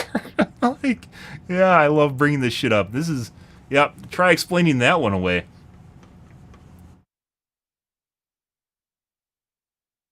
Yeah, it's a metal ball. It's a metal sphere. They have breakdowns of what kind of material they think they're made out of and what they were observed by. This, by the way, is a Reaper drone, so it's flying around in a holding pattern. So this thing is moving really, really fucking fast. Yeah. And it's not a drone. I've seen drones that kind of look like a Death Star, right? So they have like a central axis, which is like a plus sign like this, but then they have vents, right? They have vents where the air comes in and out of. This is not that. So alien? Maybe. It could be China. I highly doubt it's China, but it could be China. You never know. But, yeah, nothing we can do right now can do this. It's a storm cloud. Ah, okay. Messi got a goal shot. Yeah, I love bringing that one up. And some of these, like, the whole idea here is that they pick up stuff and they weed out the noise. So stuff that's like a floating trash bag. Some of these are UAVs, or they correlate it with the flight path of another aircraft. That one wasn't. That was just something random, right? And the whole reason this exists is because they found out that there's stuff that was happening that no one in the government was actually, like, taking care of. Like, no one was gathering this. There's no Men in Black. The government we live in, guys, is not as cool as you think it is. There was no entity that actually take in this information and do something with it. Yeah. And this organization has been around for about 2 years now, which is why we cover it every time they have a news release or do an interview. We'll cover it, and because they sometimes release tidbits and things. Yeah. And they've only been around for 2 years. So the reason this does exist is because if the government, if the U.S., if the military has nothing that can do this, this poses a security risk, right? This is a problem if we have things like this that are floating around and, like, we can't shoot them down, right? Imagine China having a technology like this, or Russia. You know, it's kind of it's a risk to our national security, as it turns out, if there's highly advanced futuristic technology that we have nothing capabilities like it, you know? It's kind of that's the whole angle, by the way, is nothing to do with Little Green Men. It has everything to do with the fact that we can't do anything with it. I can talk about aliens for like hours, which we aren't going to do tonight, but a plane just emptied the poop tank. Yes, exactly. This is the ice block coming out of the airplane right now. You got it. That is clearly the ice block that is flying on a linear trajectory across the sky and not to the ground. That it was a poop tank. It was a poop tank, guys. So this is the 22nd. This is in Afghanistan, I believe, too. Yeah, well, I mean, like, the weird thing is this was released, like, this May this year, I think February. This is from February this year. Irrelevant to when it was recorded, by the way. And, like, yeah. The ones that they've actually released is, like, the old stuff. This stuff is, like, the legacy, you know, like, where people come out. They had, like, whistleblowers that came out and just, like, reported on this stuff because it was so weird that, like, I believe the Tic Tac one here is where there's 2 FA-18s. Yeah, like, basically 4 pilots witnessed the same thing, so it wasn't like someone with delusional that had too many drinks. Yeah. This is all on the Arrow website, by the way, if you're looking for it. It's the poop tank. Chinese still yeah, they're still using weather balloons. Yeah, this is clearly China. And, you know, don't worry, guys. Nope. But this, you know, you can't really... The footage, by the way, is kind of grainy because it is a Reaper drone. And generally, by the way, Reaper drones or stuff... Our military tech is not designed to track stuff that isn't other military tech. The military technology is designed to track thermal signatures, to track, you know, things that emit, like, have a jet engine, right? Things that represent, like, a tank... airplane, a drone. They aren't meant to track like birds, right? Which is why a lot of times they weed it out as noise. That's part of like where they're talking about in their interview with Arrow, was talking about how basically they have all this technology, but a lot of it is just like they tune the dials to weed out all the birds, right? Like they're tuning the dials to weed out the birds, but then they're finding out the birds aren't actually birds. This is not a bird, right? Maybe it is. Maybe, you know, maybe that's a bird to someone, but yeah, that's not a bird. Yeah, so like a lot of the radar and imaging systems are made to get rid of the noise because it's not a tank, it's not an airplane, it's not a guy in a fucking what are those like squirrel glider suits? You know, it's not, although they wouldn't track that either. But yeah, that's clearly not a bird. In real life Rocket League, you know, it does make you wonder if like aliens are just kind of fucking with us sometimes, just because they can. Like, you know.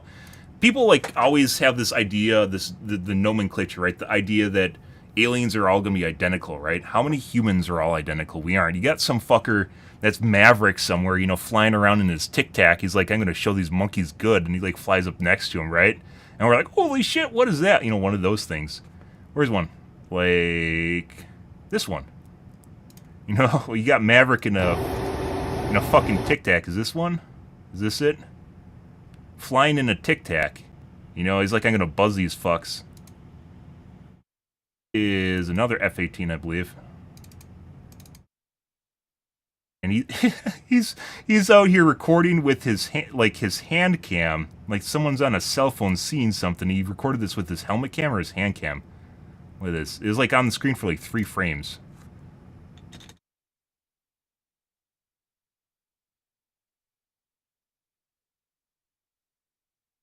Right there.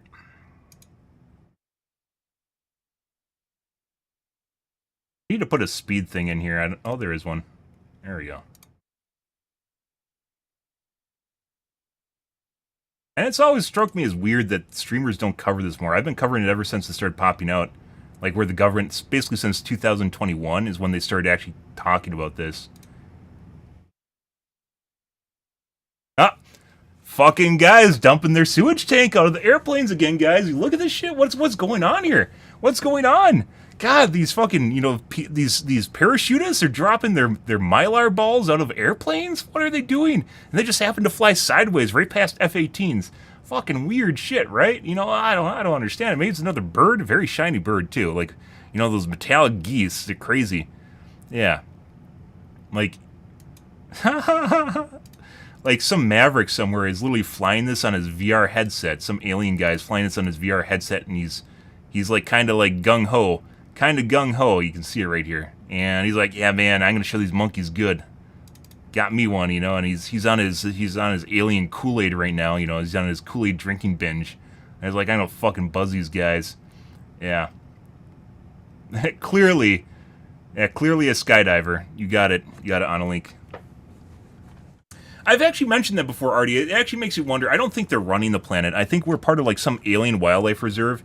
If you can imagine, alien wildlife reserves are kind of a place where animals just do what they want, right? And you don't really interfere with them. I think that's kind of the place we're in, where they're kind of cultivating our culture and not like putting us. They probably had experiences where if they give culture or technology too fast to the monkeys, you know, they just laser rifle each other, right? Like we have to develop culture and ways of governing ourselves, and there's probably milestones that they came up with in their xenobiology classes or whatever, right? Well, milestones we have to reach in order to have interactions with us and certain amounts of technology. And it feels an awful lot like maybe they aren't giving us, like, you know, fusion reactors when we're in the medieval days, like literally lynching people because they might be a witch, right? Like, yeah, like it's in like the last maybe 200 years where the Earth is kind of stabilized to the point where we aren't just constantly having wars. They still happen, but like they're much more refined, and it's not, well, not refined. They're much more located generally to third world countries. First world countries are not trying to start wars anymore for the most part, unless you're Russia for some strange reason. Still trying to, I don't think even Russia knows why they're in a war with Ukraine right now. But like for the most part, like, you know, like the world is kind of stabilized where first world countries, China's not trying to have a war with us. US doesn't want to have a war with China. China loves our commerce. You know, like when we're in a relationship where everyone's like, hey man, what if we don't just kill each other? And we're like, yeah man, that's a good idea.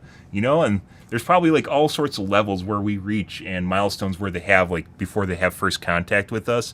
And my guess is something like fusion, not fission. Fusion technology, AI, like actual AI. It's probably another one. They probably have all sorts of baselines for this stuff, but like it feels an awful lot like some of the technological advances we get are purposely injected into our society, you know, and like maybe the aliens didn't build the pyramids because I think that's silly, but maybe some guy dressed up as an Egyptian gave an idea to another Egyptian that was like, hey, that's a good idea. What if we did this? You know, one of those things. And it kind of feels an awful lot like some of the technological advances that we're having are actually purposely injected into our society to try and maybe expedite us towards a path that might be, because have you seen some of the fucked technology, guys? Like, do you know this is a computer? This used to be a building, right? This right here used to be a building. It's now in your pocket. That's my favorite one to bring up. Is like we're just like wired into the hive mind now.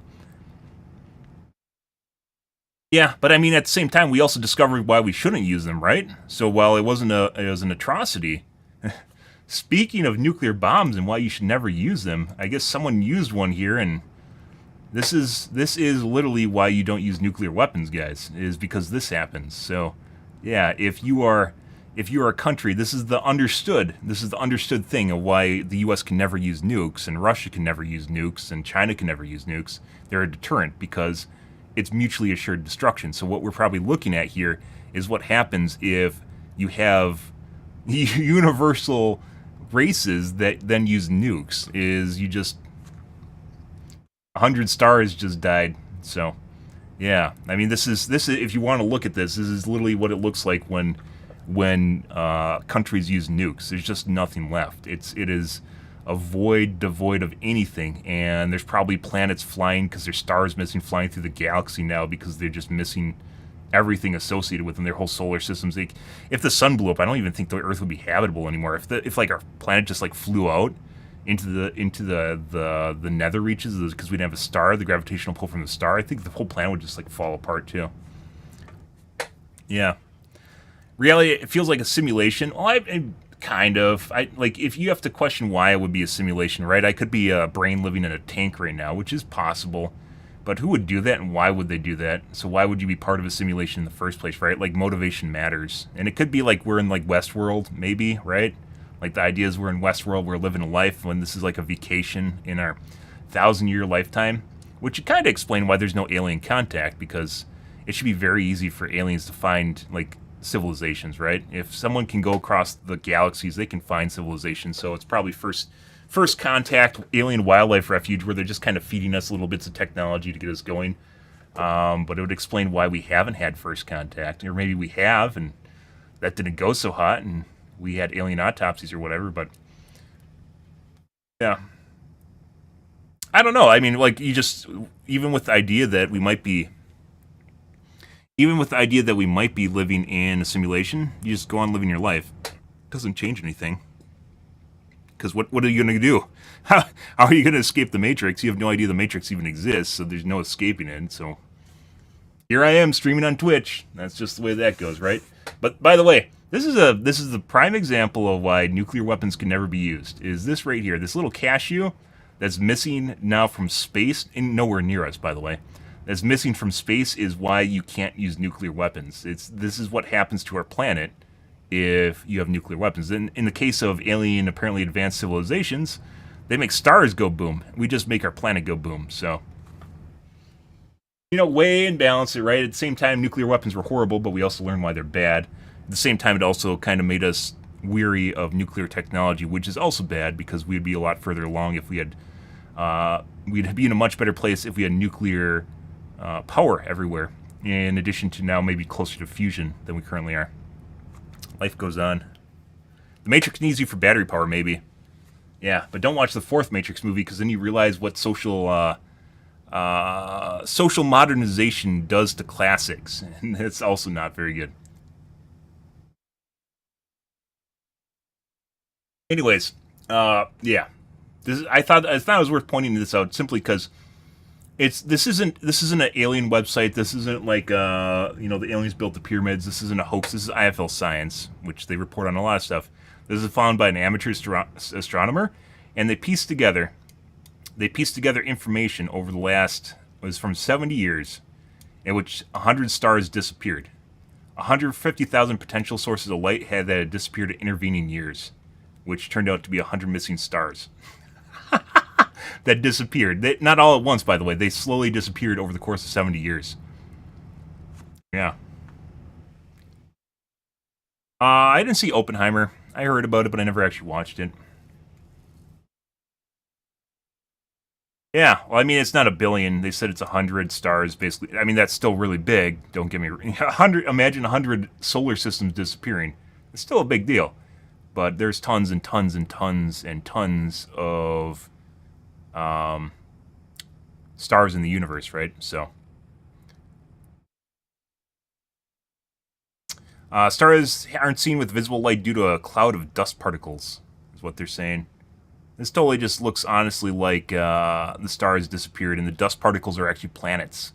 So yeah, those dust particles that they're talking about right here, they're probably not dust particles. I'm going to say that they're actually bits and pieces of what's left of planetary systems. And those are the dust particles. At the end, they had around 100 promising candidates, real light sources that disappear with a view. Stars may dim like Betelgeuse or explode like a supernova, leaving behind an afterglow for hours or days, but generally do not simply vanish from view. One possible explanation is they failed to go supernova, instead collapsing into a black hole. Yeah, but not 100 of them. This is thought to be incredibly rare, less than 1 in 90 million. However, this is likely not explain why so many points of light have gone missing. A later study, further vanishing candidates, placed the failed supernova detection rate at less than 1 in 600 million. Other possibilities could gravitational lensing, where space-time is warped by immensely heavy objects, sometimes magnifying objects far off in the distance. Are we alone in the universe? No, we are not. That's a stupid... This is a... If anyone ever says, like, no, there's no way we're obviously alone in the universe, because it takes a bunch of different things to make up life, has no understanding of the massive nature of the universe, and just otherworldly level of epic size that the universe encompasses. Brief gamma ray bursts, getting captured in older surveys, closely moving objects to asteroids could account for these disappearances. While studying these objects as interests of astrophysics, explain mechanisms for star disappearances, one of the motivating factors behind the search was a lot more out there. In search of the Dyson sphere, hypothetical advanced way as civilizations could harness the power of the sun, power of the stars surrounding you, and solar panels. Searching these transients could lead us to an advanced civilization. I mean, they're probably there. We're alone and Earth is flat. True story. I mean, that would be...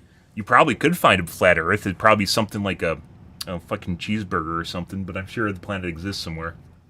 Not ours, but I'm sure it does exist. All the destruction and none of the fallout. Well, I mean, you don't know what's here. We just know that there's no lights there anymore. We just know the lights turned off.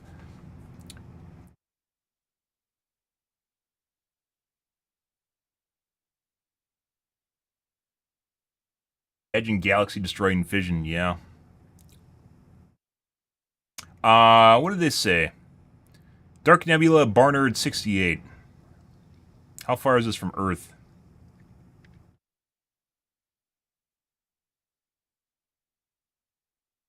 Yeah, so they went through and excluded camera malfunctions and other errors. So they narrowed this down already. This is light sources that actually disappeared, like stars that actually disappeared. I don't think it's Dyson spheres, by the way. You know, you could... Oh, they disappeared because they put something around the star? No, I don't think these are Dyson spheres. I think this is what happens when two advanced civilizations decide to blow up each other's stars, is what this is. That's what that is. Or make them, maybe... Because there would be like a big pop, right? You'd see a giant flash of light if they did actually explode. Maybe it's something more akin of making them go and turning into black holes, which would probably be more likely candidate is where somehow you can, because the eventuality of a star is it turns into a black hole, right? So if you can accelerate that process and make them turn into black holes, well, you wouldn't need to worry about planets flying, right? They literally just get sucked in and exploded. It's like you turn stars into vacuum cleaners. Yeah, that's also scary. So instead of blowing them up, which would probably produce a bunch of light, you're seeing them just disappear because they turn into black holes. So someone figured out a way to turn them into black holes and make solar systems disappear. Yeah. That's probably actually more in line instead of blowing it up. Blowing up stars is probably messy. Why would you just blow them up when you can... Like, it would be... So, like, nuclear weapons creates fallout, right? You know, you talk about the fallout where the whole area becomes irradiated and unlivable. If you turn something into a black hole, it's the same thing, right? You can't live in the vicinity of it because it just sucks everything up. So it would basically be doing the same thing as turning it into a black hole. Or turning it into a no man's land, because there's just nothing there anymore. A cloaking field, I mean, that wouldn't make sense on a scale that... Maybe, I mean, I don't know. Who knows what they're doing? We have weird takes on Earth, so... You can't always apply, like, rational logic like you'd think as a human to something that other people are doing somewhere else, right? That's one of the reasons I actually suggest that people go to Europe at some point in their lives, because there's a lot of stuff in Europe is just different. They just do things differently there, and a lot of stuff in the U.S. is just different than the way things are done in Europe. And because there's so many different countries in Europe, you know, they all have their kind of weird take on things because they have their own governments and stuff. But I thought this was cool. I thought it was worth pointing out because, yeah. Hey, look, guys. Yep, this is Warhammer in real life. Or, yeah, in real life, somewhere in the galaxy. Well, a long time ago, somewhere in the galaxy. Barnard 68.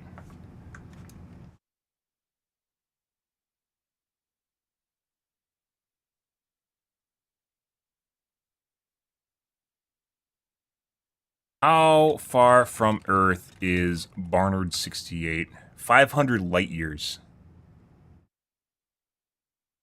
So that's the amount of time, light years being a unit of time as well as distance. So it would take 500 years from when that happened for it to reach our planet.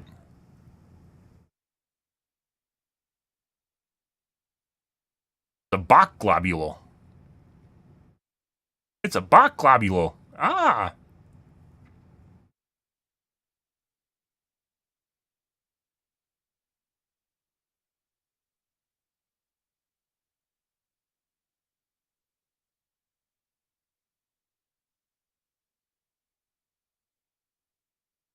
Here it says 407 light years.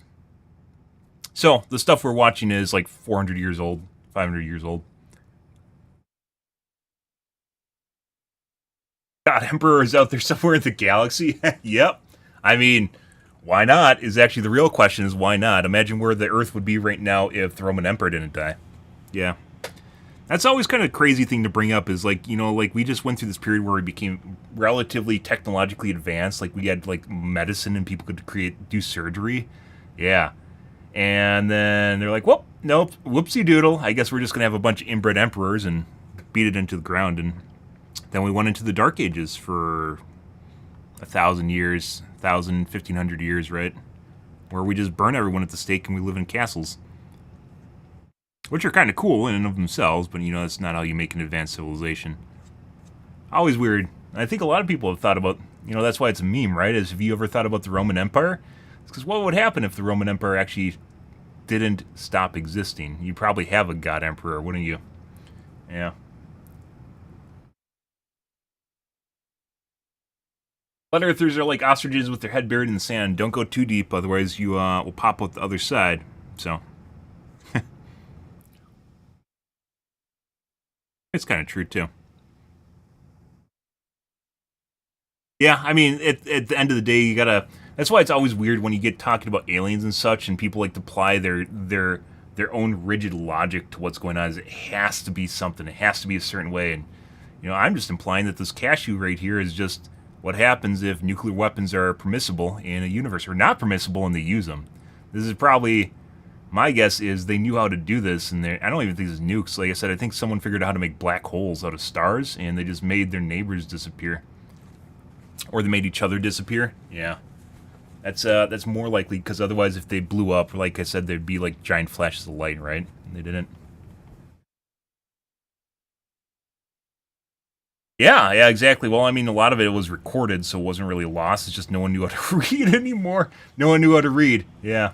Whoops, lost that, except for friars, which controlled religion, which then we also used to perpetuate the idea, you know, fear-mongering and crusades. And we made crusades. Religion turned into government for a while. That was a thing. Still kind of is, depending on where you live. Another form of government. Oh, that's pretty good, though. This is good. Yeah, this popped up like a month ago. I never told you guys about it. It popped up like a month ago, and we didn't really discuss it. Yeah, Dyson spheres. Failed supernova. 100 failed supernovas. I'm going to go with an alien civilization that figured out how to turn a sun into a black hole. Yeah. That's what that is. They just made solar systems disappear. Mm-hmm. Goodbye. Yeah, like I don't think it's weird because it's like we're reading about it on like a IFL science website, right? Yeah, like and the ideas here is like they're trying to come up with a scientific explanation of what this is, and Dyson spheres actually would be pretty cool, and I'm sure an advanced civilization could build one. But this is probably not that, especially for how fast these disappeared. This is probably that's a war. That's the fallout from a war.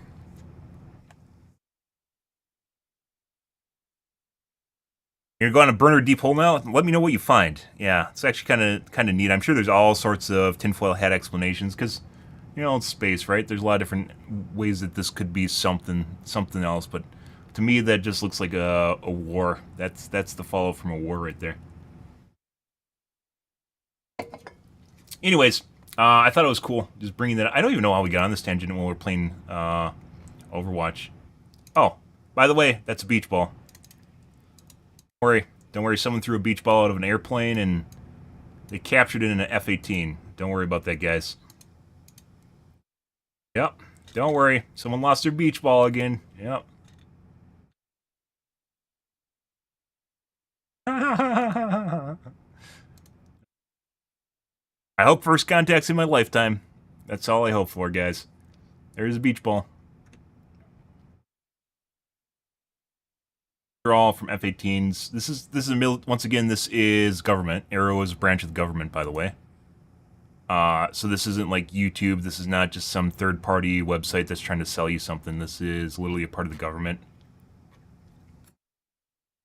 Sounds right. Good. Yeah. Idowin's in here trying to keep us off the trail. You wouldn't want the monkeys getting too smart, because they might start questioning their reality, wouldn't you? Yeah, Idowin, huh? Huh? Yeah. I thought so. Feeding me good anime, and I guess we'll be fine. But you have more questions than answers? Oh my god, you'll have to Google more. Alright, we were playing some Overwatch.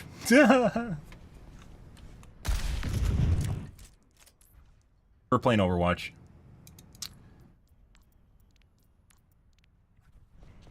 Aerial positioning underway. Splash. Heat check confirmed.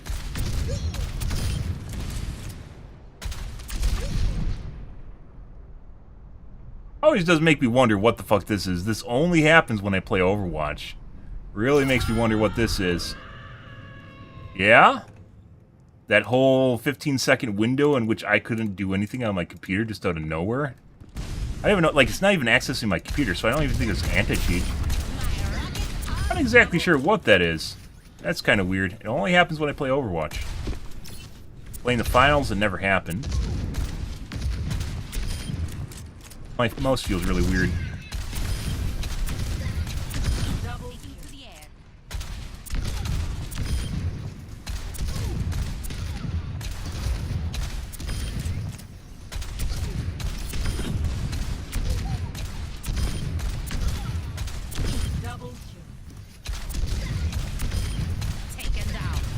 I didn't do it earlier, too. Multiple hits confirmed.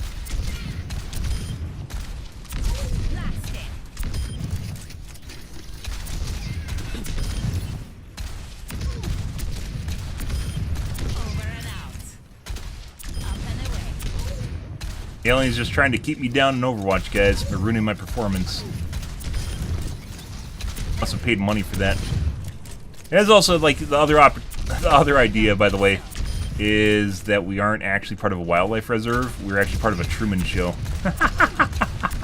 in which they watch the rise and fall of early civilizations or something like that. They wait to see when we blow each other up and turn into whatever the cashew is over there. I always get my fill. We didn't get on the news here on Earth, though. No. Fortunately, we didn't hear about why that cashew disappeared. I'm sure the rest of the galaxy knows. We didn't get it here, though. Yeah. We're getting good at it. That's why we're going back. Let me restart my game now, so then I can do exactly what just happened there. Yeah, not that Jim Carrey really has that many. My computer's locked up again.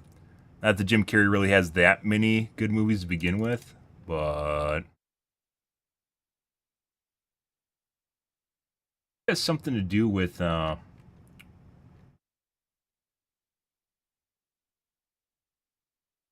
supply.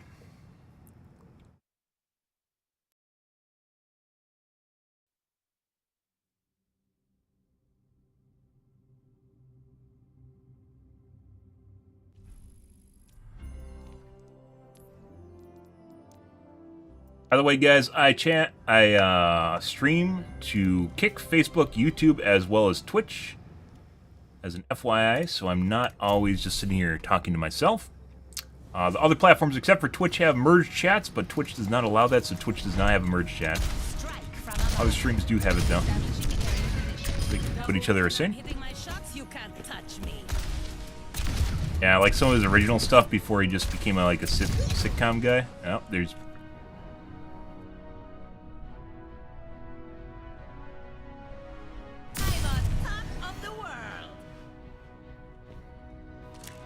Reinstalling my game doesn't fix it, by the way. I have no idea what that is. I was thinking, like, when I had Windows, earlier version of Windows was an issue. It seems to have gotten worse ever since I, upgraded to the latest release of Windows. Aliens, probably. Like I said, if this is like a Truman Show sort of ordeal, I'm sure they can pay money to fuck with contestants or fuck with people on it, so... Someone somewhere is trying to fuck with my esports career. Or whatever's left of it. Yeah, I think it's too late for that one. Oh. Kick is on fire? What does that mean? Kick's always on fire. There's always drama going on, Kick.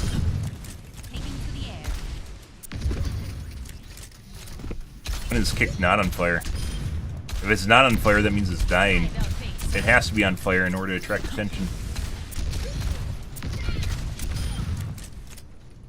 Ah, more aliens.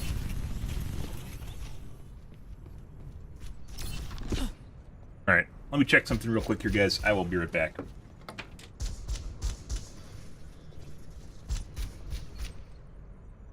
Again.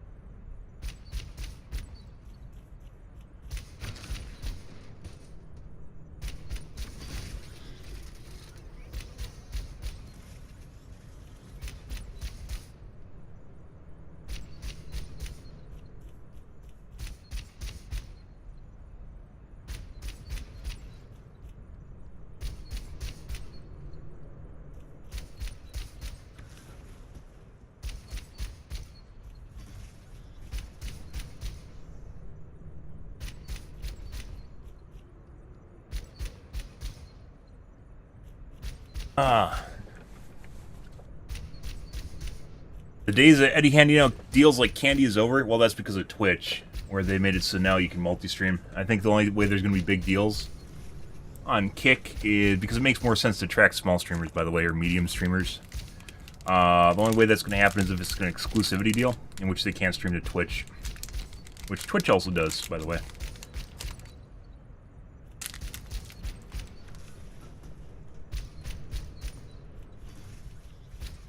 That's the whole reason Twitch allowed multi-streaming. It's not for streamers' benefit. It's because they bled a lot of big streamers.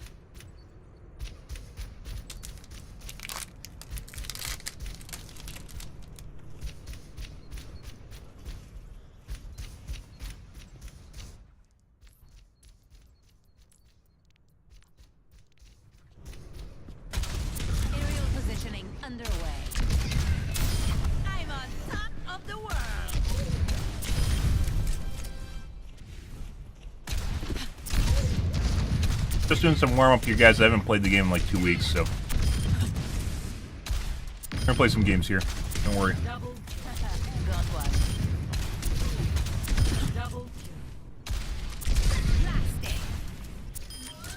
Look out for that first step. Taking off. Hard contact. There's a bunch of new modders coming out, by the way. In January. Looks like it's pretty feature-packed. There's a new one, but it's too big. That's what she said. There's a new modder coming out. There's new OLEDs that are 32-inch screens, but they can also do 4K at 60 or 4K at 120, but they can also do 1080p at 480, which is kind of a big, like, if 32 inches wasn't so fucking huge, I might even consider buying one.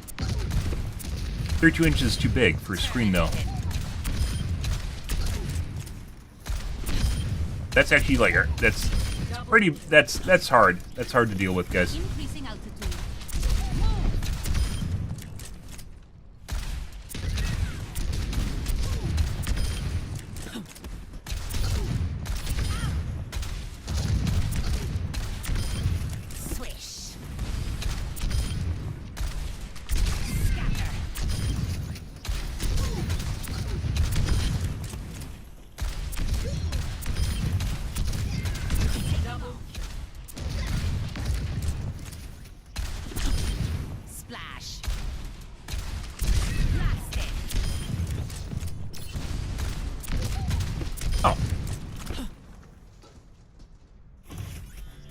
Forgot about you guys.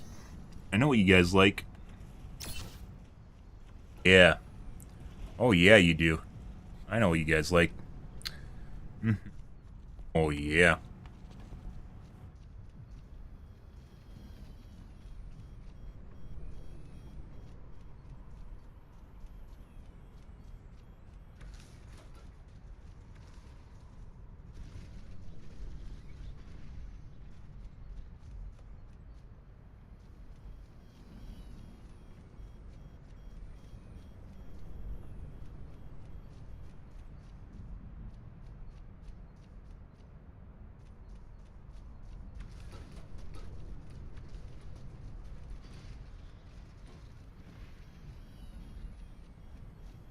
My settings got fucked up.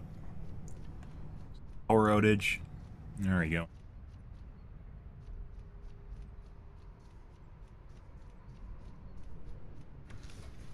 Had a power outage. My computer reset.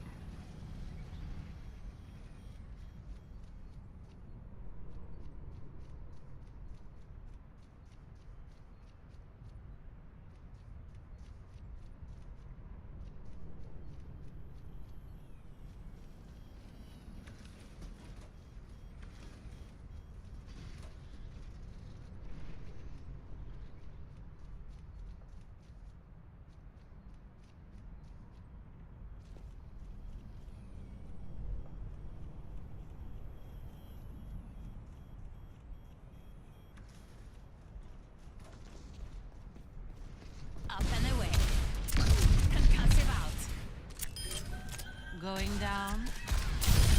Heat check confirmed. Double. Triple. We strike again and again.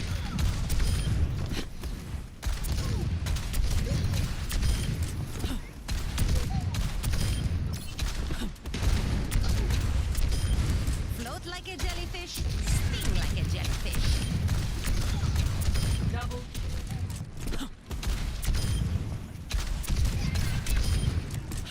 Positioning underway.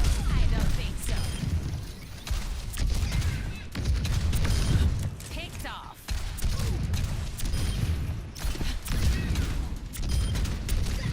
This feels different too. It's kind of fucking weird because I first started Overwatch, didn't have that giant stutter at all, right?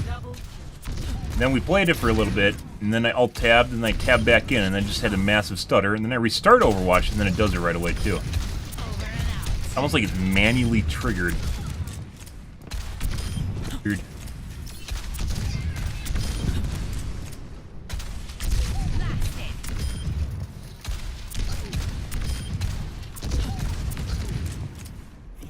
Probably another sign that I should really reinstall Windows.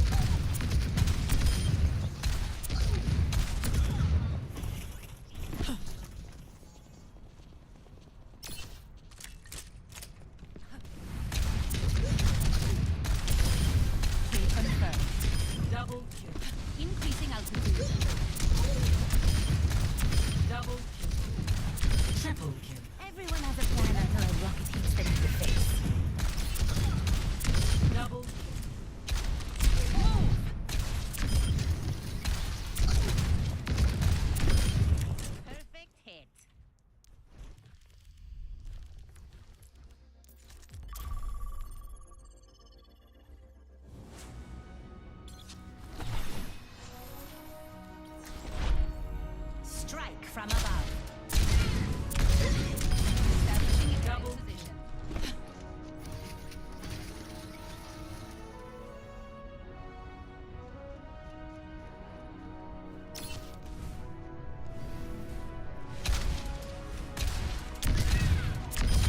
When I'm hitting my shots, you can't touch me. I'm on top of the world.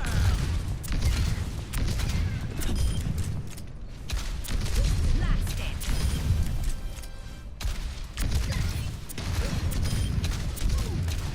Increasing altitude. Kicked off. Double kill.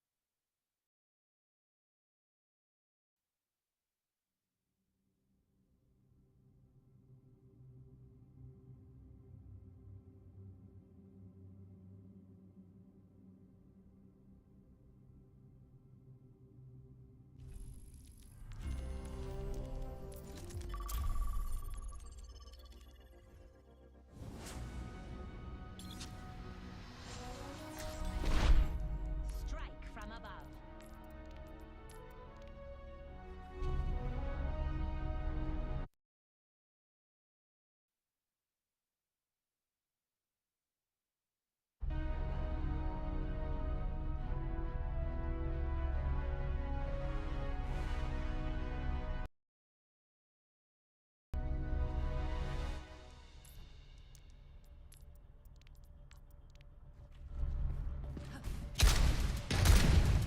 Increasing altitude.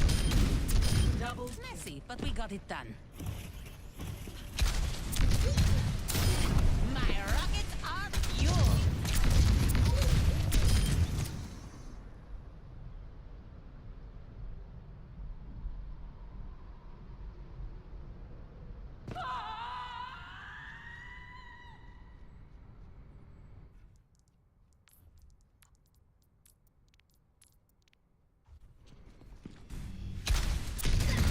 Aerial positioning underway.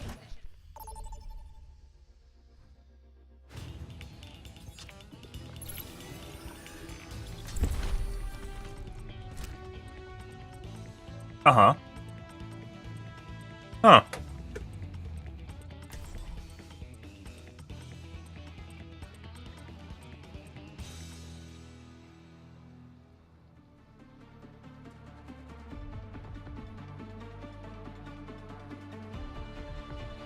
Alright.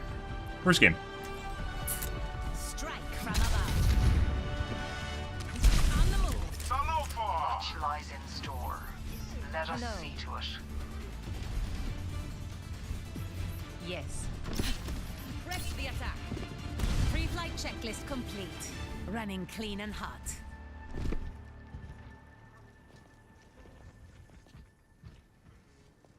Loosen up. This is supposed to be fun. Suck my dick.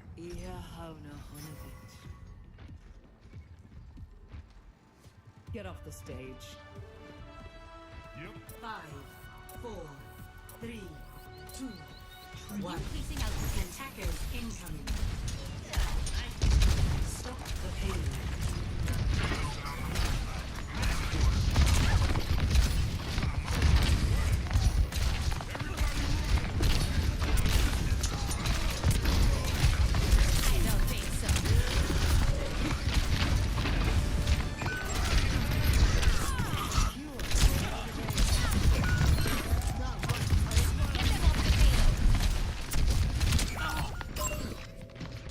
Look, I can ping him that he's low.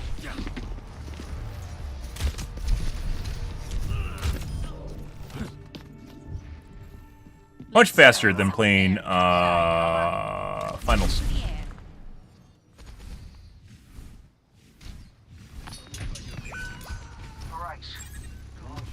Okay.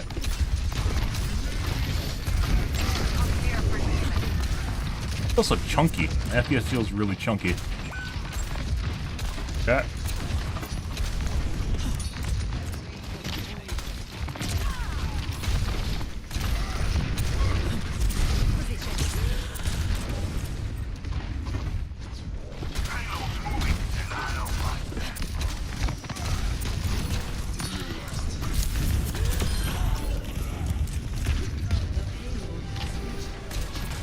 Yeah. Need to do that a lot faster.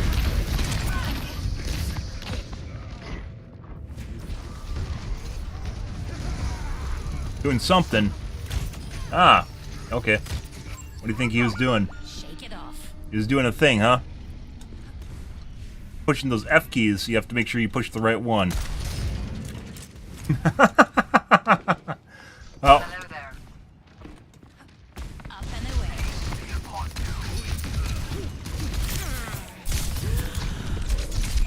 Over here. Do better, guys.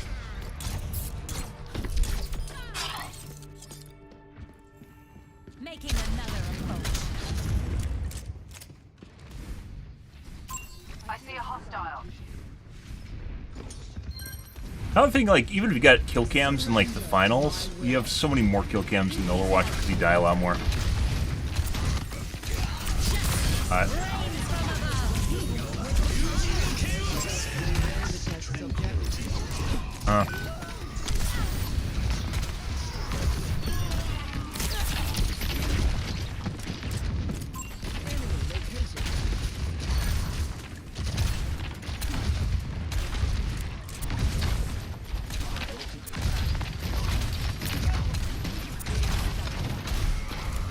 Hide behind that Lucio, or behind that Ryan Lucio. You wouldn't want to do that. Okay.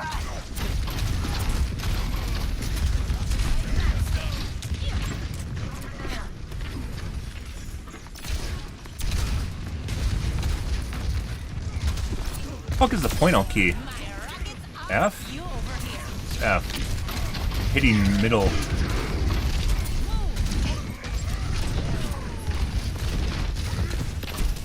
Middle ping. Oh, very accurate dash now. Okay. Alright. Pre-aim. This guy's cheating. Very sure. Good. Let's see. Skies await. Notice how that little outcrop area that he's looking through is right where I emerged from, guys? Very weird, right? Yeah. Premonition. Bont.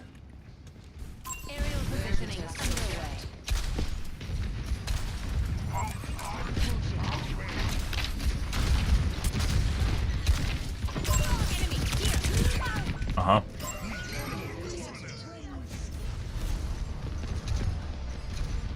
Oh, hey, look, I was right behind that object that guy was looking at.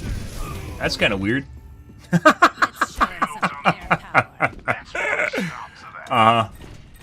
Well. Like, he was like right there, as like the Zen. He's like, oh, hey, look, I just happened to look right at you as I come around the corner while staring at that exact spot. Yeah.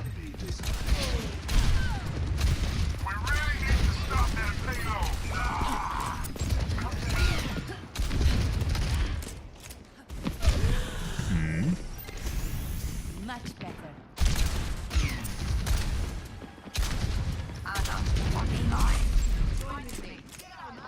What? So we're just giving up? I mean, we actually have another push. Wanna go out the other door? Yeah, that guy's 100% cheating. I hit him direct too. But both of them are cheating. Pretty sure both the DPS are cheating. Shake it off. Good. Establishing aerial position. Yeah. Uh-huh.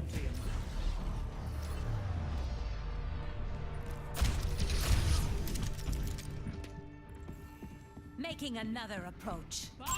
Eyes on the target.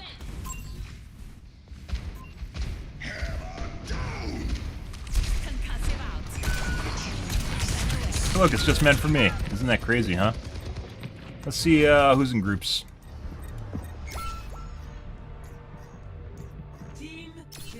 Four stack? It is a 4-stack, or 2-2s, one of the two. DPS is in the group.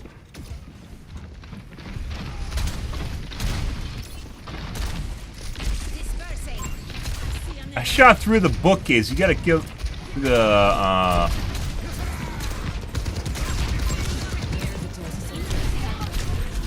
fucking shit.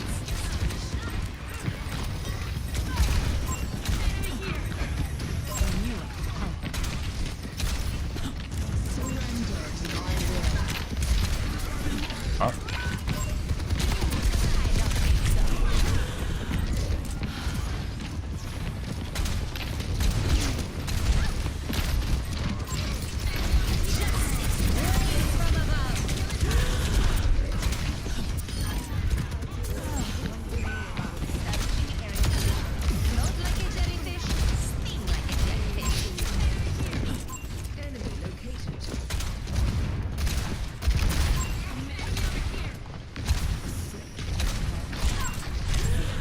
Miss.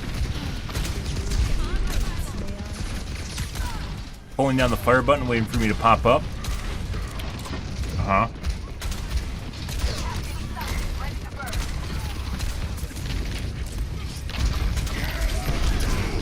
Save that.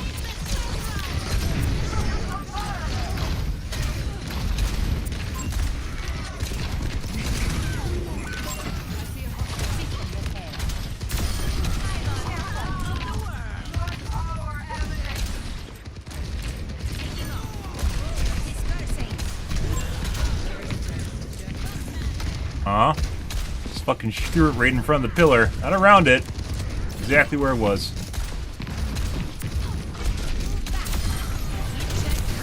Uh-huh.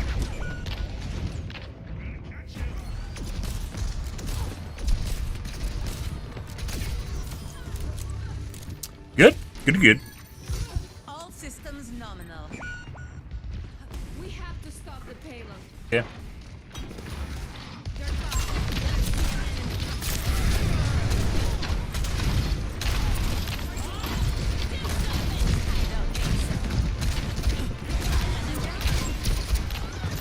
Is he now?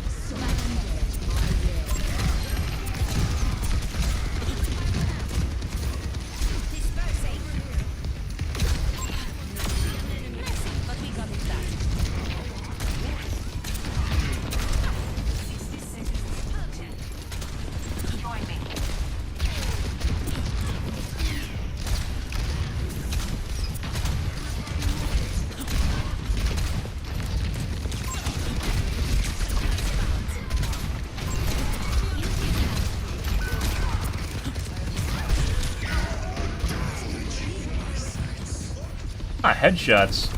Just tried to shoot a guy through a wall.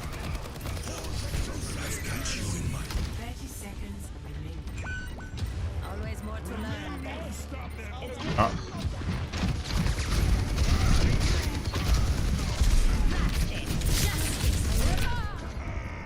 They have the angle, guys.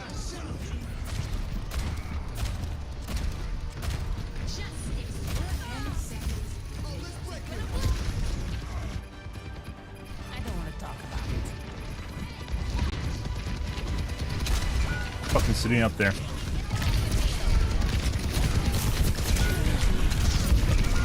Good. Alright. So both the DPS are cheating.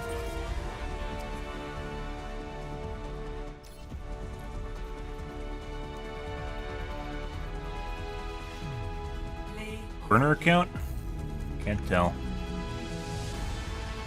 So, one of the things we point out before, guys, is people with one endorsement, it is incredibly, incredibly easy to end up with more than one endorsement. Like, you'll never fall out of 2 endorsement, like, ever, assuming you don't have, like, a deactivated account.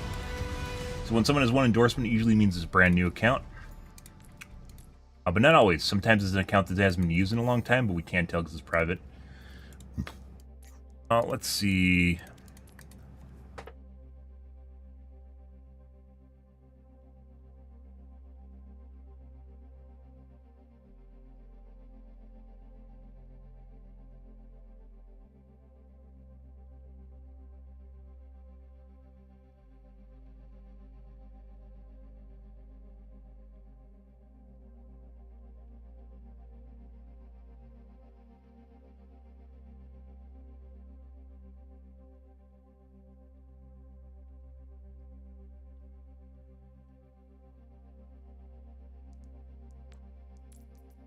Gosh.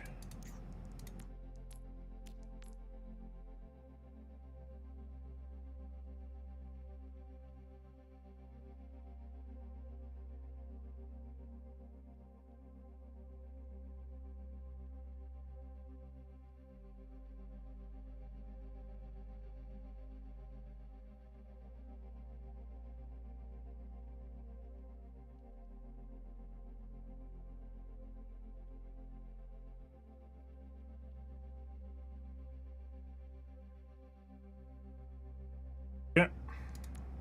Next game.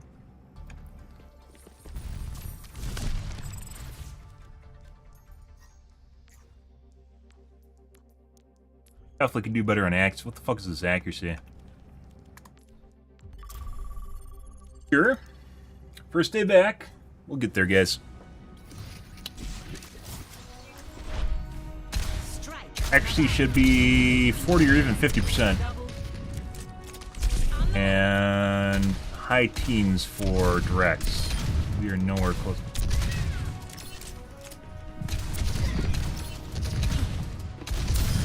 Nice cat.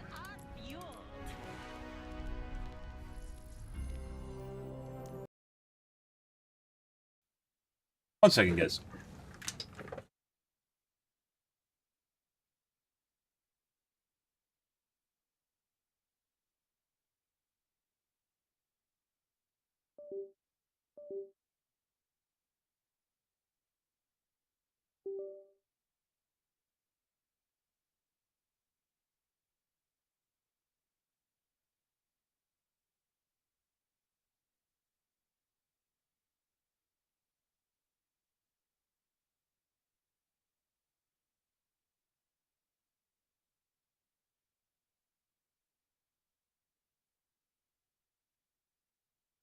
That's something. Good, good, good.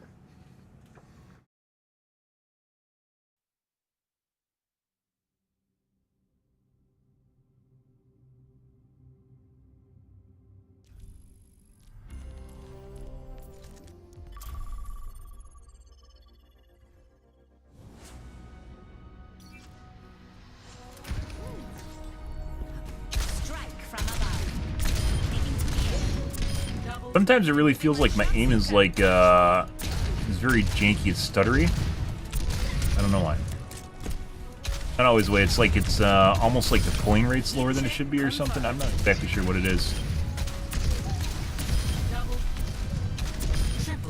We strike again and again. You weren't watching the sky.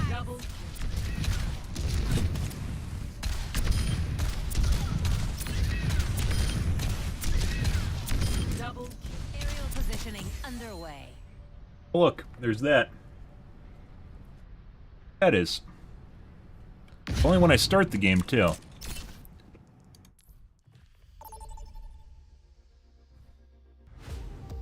Not right when I start the game. It's not even exactly when I'm in practice range, either.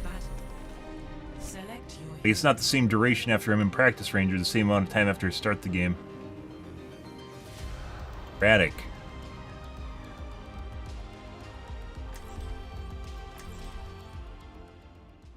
Only happens once.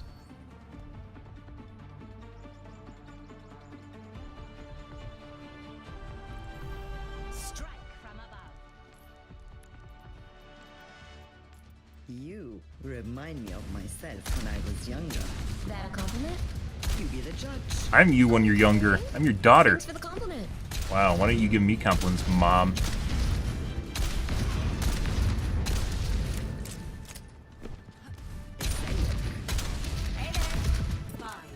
Hello. 3, 2, 1. Round 1. Capture. Up and away.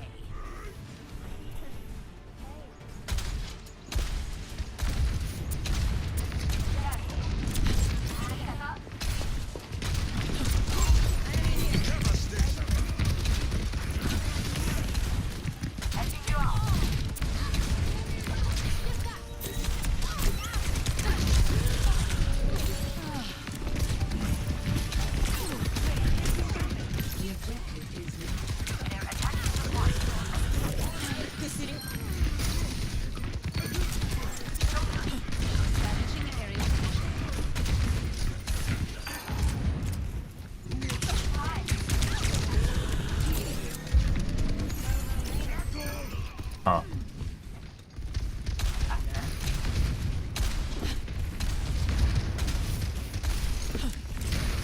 Repulsion. Enemy in sight.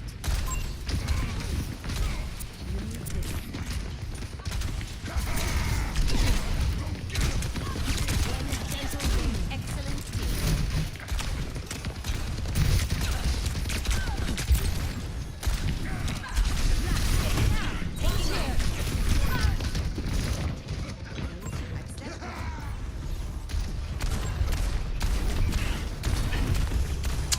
Where the fuck is the Doomfist? Oh, there it is. Always more to learn. Good, good, good. My FPS is also lower than it used to be. En route. Why? Good question.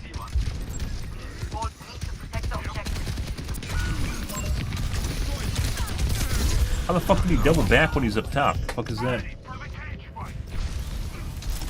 Think he's gonna jump off the edge and then he just fell forward? Let's show him. Or bounce back onto the platform. Desync? Positioning underway. I see an enemy.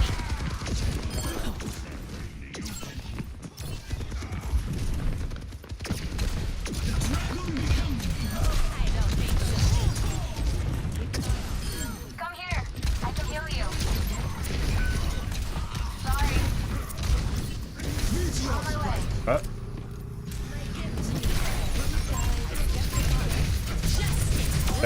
That. Get staggered.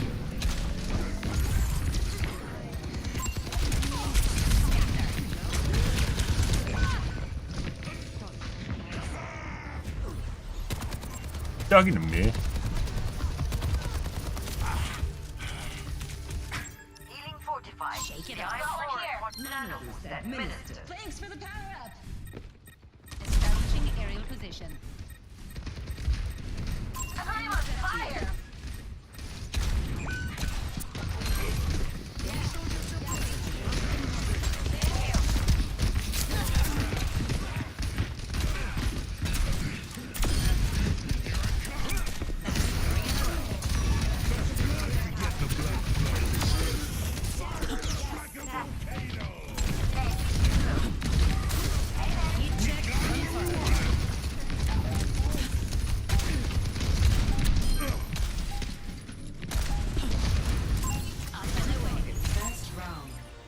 Huh?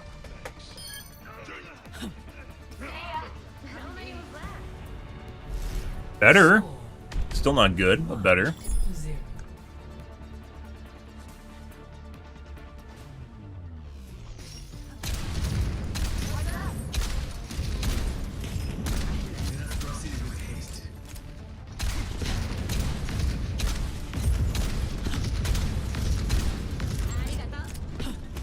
We must all find a Dude, my aim feels so stuttery. Like, look at that. Like, when I'm just, like, aiming around, it's, like, janky. 5, 4, 3, 2, 1. Round 2. Capture objective. Let's make them regret challenging.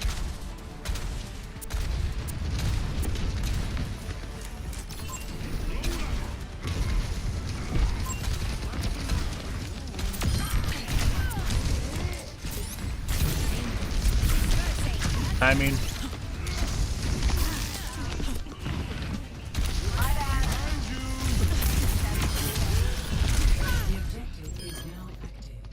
uh-huh.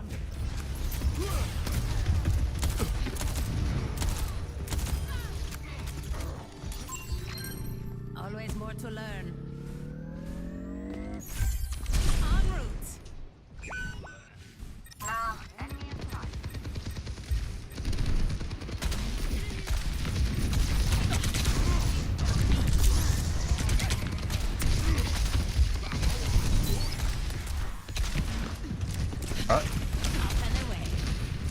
Not where we want to be.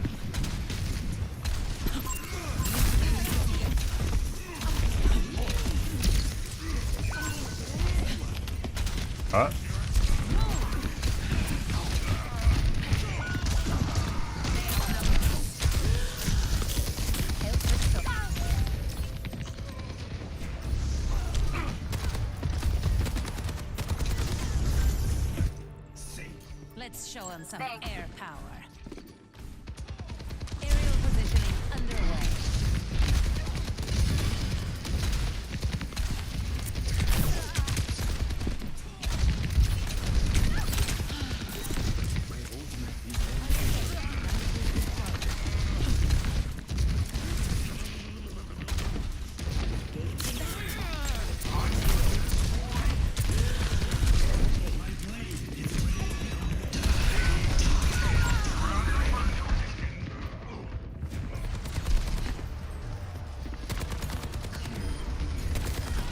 I'm pretty sure this guy's cheating. I don't stay down. Good. Establishing aerial position. No.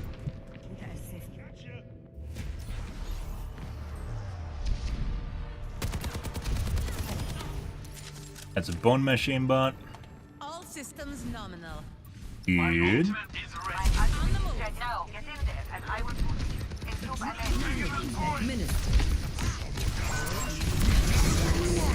Huh.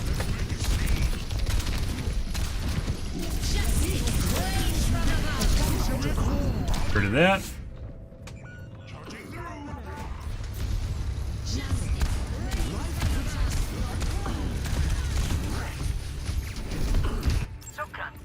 Let's show him some air power. Taking off.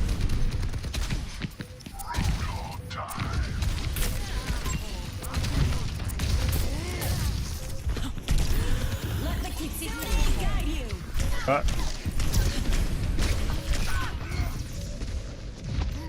Good.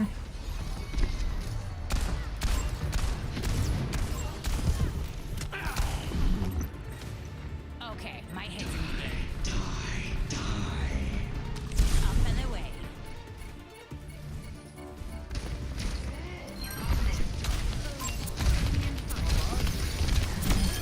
Terminated.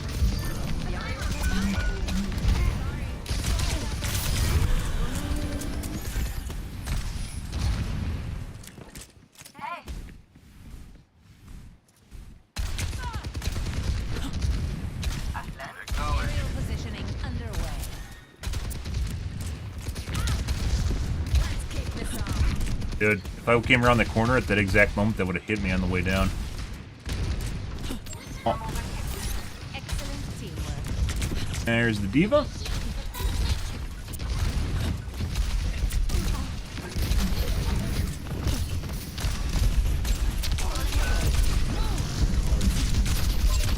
Rather be in here than out with the fucking soldier that's an aimbot, so. Without his aimbot on, by the way.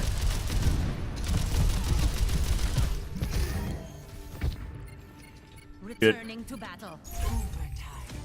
Step right. En route. Round Walked right into that shit coming around the corner. Good.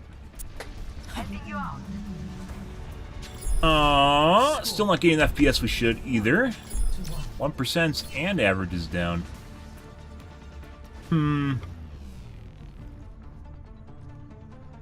Actually, still shit. I like your mask.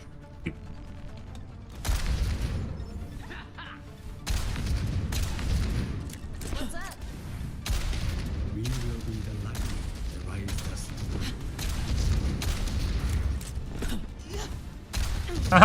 Because rank has nothing to do with SBMM. Turns out.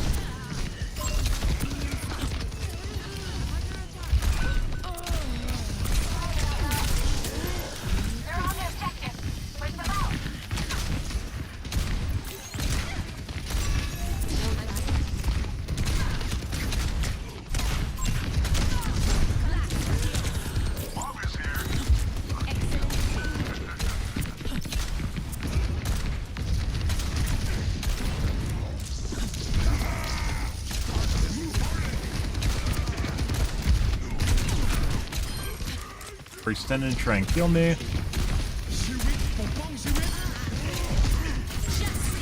Hi, poo-poo tree.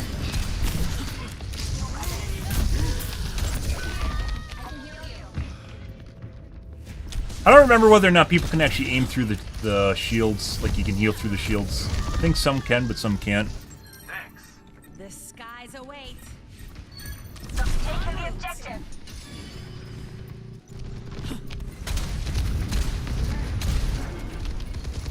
Let the Kitsune got you.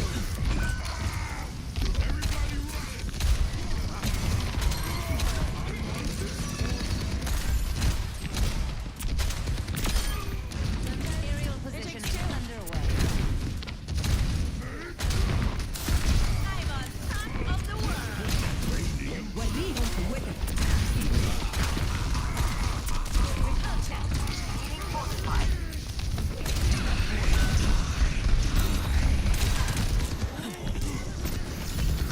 Oh!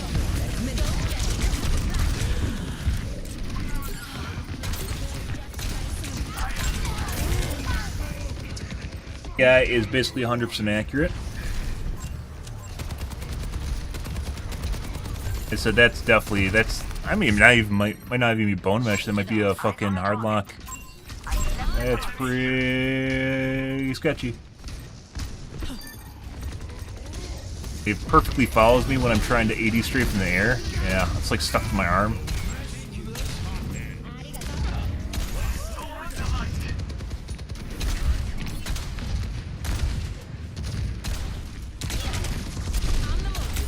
Oh, no.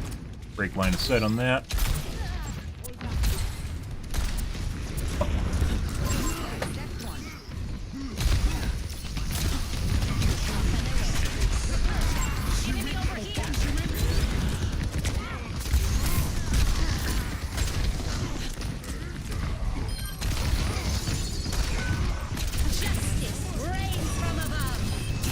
Not up there, guys.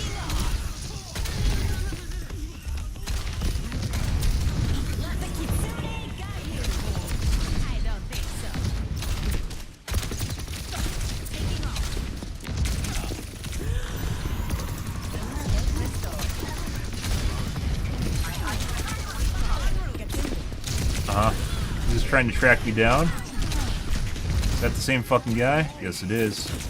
He's just trying to brute force me down with his aimbot because I'm line of sighting him well. And keep line of sighting him to force him over the top of our teammates. He has to overextend and this should get him killed. Fuck off, bitch.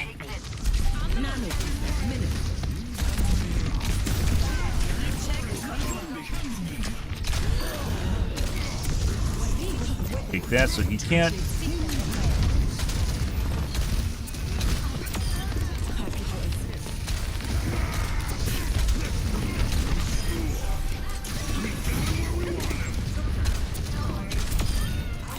Okay. Dear God, we're getting better, guys.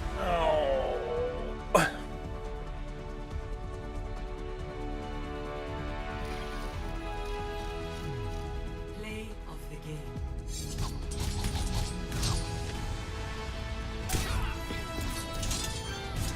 Feel about what?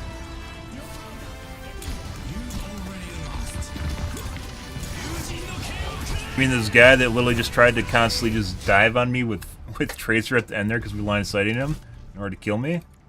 Yeah. Guy's definitely cheating. What is it? The origin story? Oh, look, he was a diamond. Oh, a diamond and a plat and a gold. Wow. Oh, he's GM now. Oh, look at that guy's origin story. Boop. Oh, look. His ranks just instantly increased, like exponentially. And now he's just a GM forever. Yep. Good for that guy. Good for this guy. He found his gaming chair in Season 3. Congratulations, guys. This is why I like that you can see older seasons, because you can usually find someone's origin story. Where this guy played a significant number of games. Yeah. And boop. Oh, now he's a GM. Yeah, this guy's definitely cheating.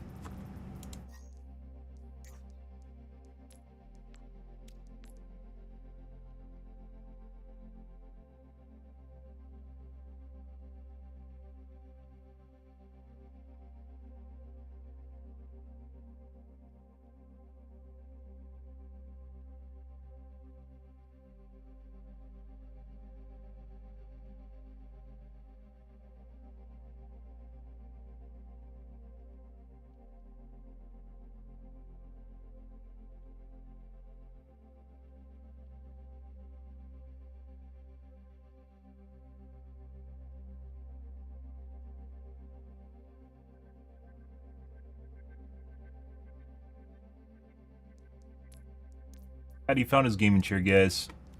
Good for him. Game.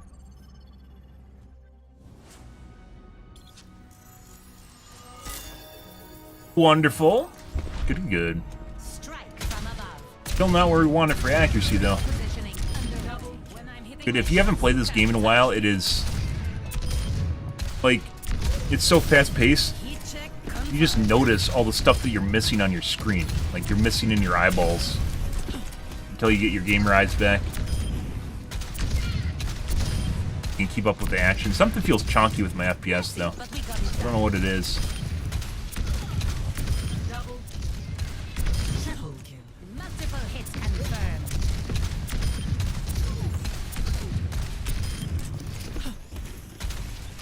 Repulsion. Justice served. Double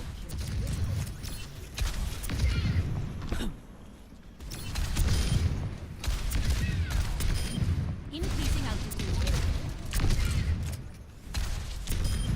Splash.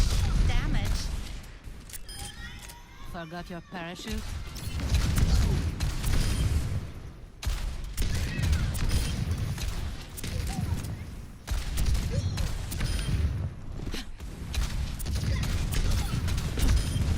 Float like a jellyfish, sting like a jellyfish. Game feels chunky too, so maybe it's mirroring that. Up and away. Swish. Double.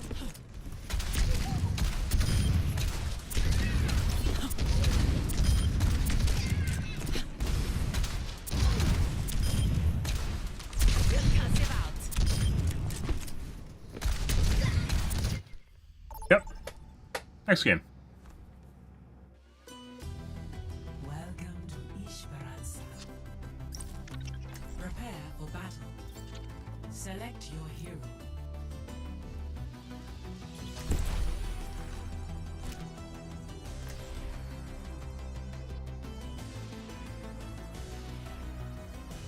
Good.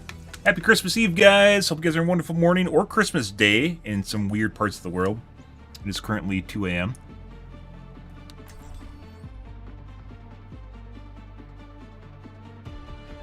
Uh-huh.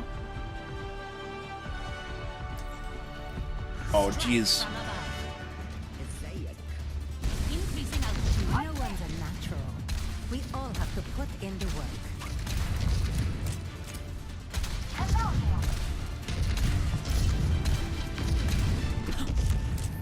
Hello.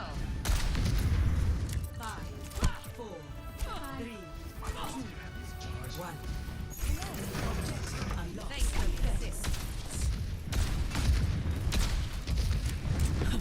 Something feels off. I don't know what it is. Aerial positioning underway.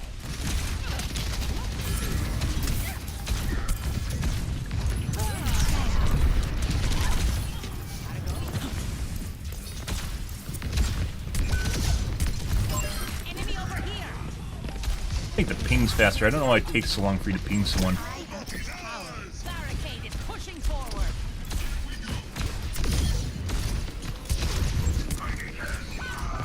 Now, that you do.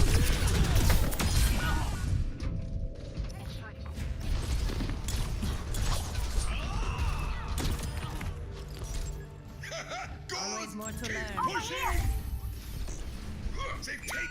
Repositioning.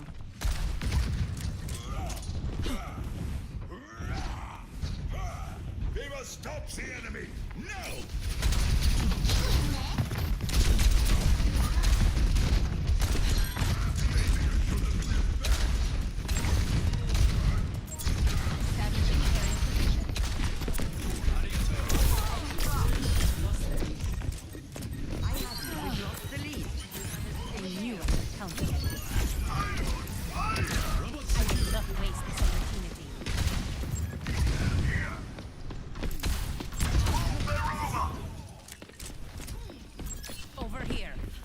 Keep hitting middle mouse button. Mouse button, guys.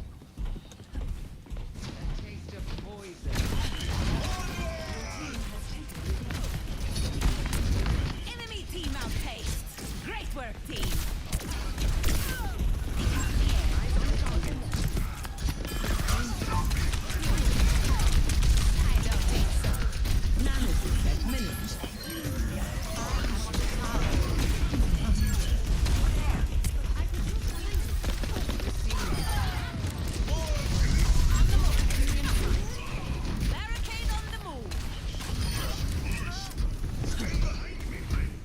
My brain, guys, I can't keep up with the action just yet. Aerial positioning underway.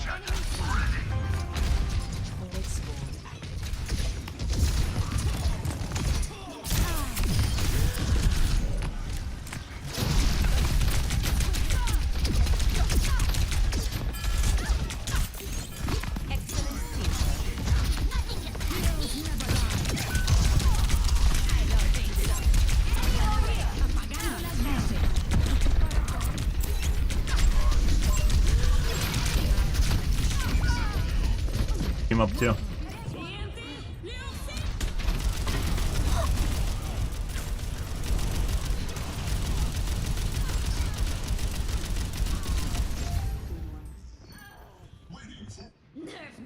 Shake it off.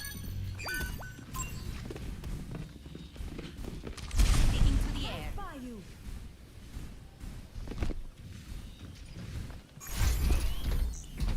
Moving with Now we push. Do not falter.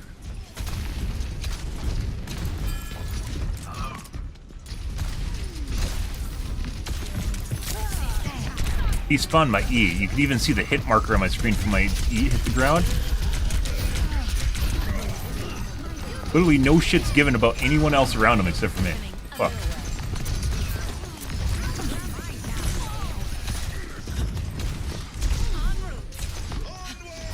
Okay.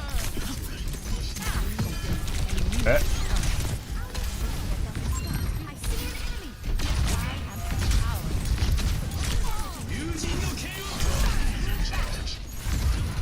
Uh-huh.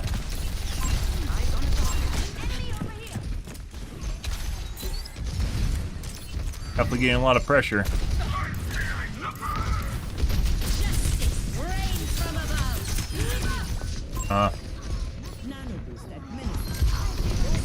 Okay.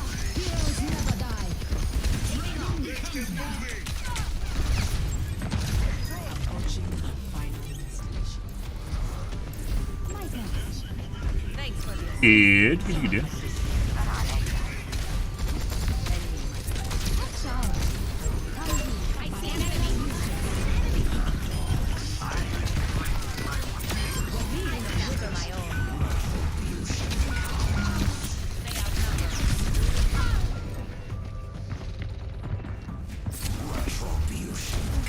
My eyeballs, guys. My brain can't keep up. Oh my god. Okay, my head's in the game. 36 and 11. Jesus Christ.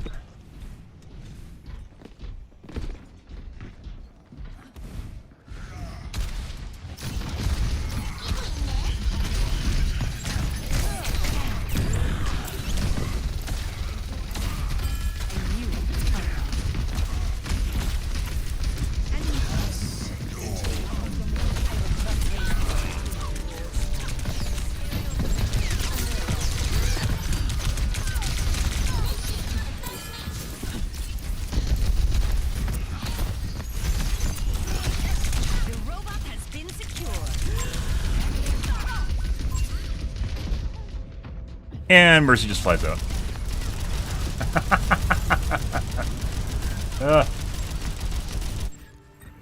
Let's show him some air power. I could use a hand.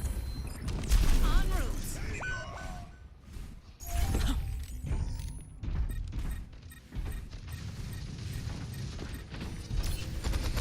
Not on my watch. Heroes never die.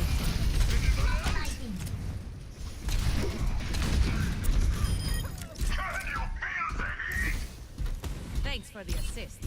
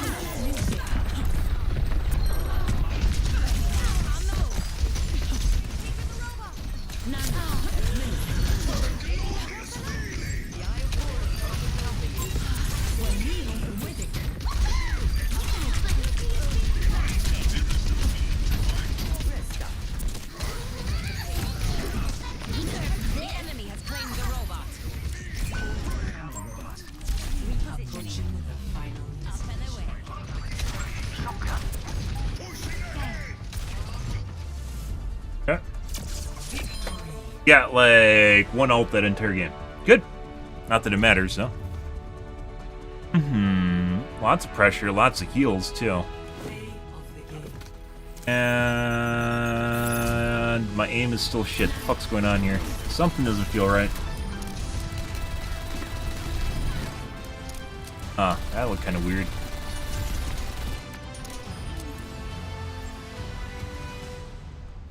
And thank your healers. Oh my god, yes please. Alright. My computer will restart.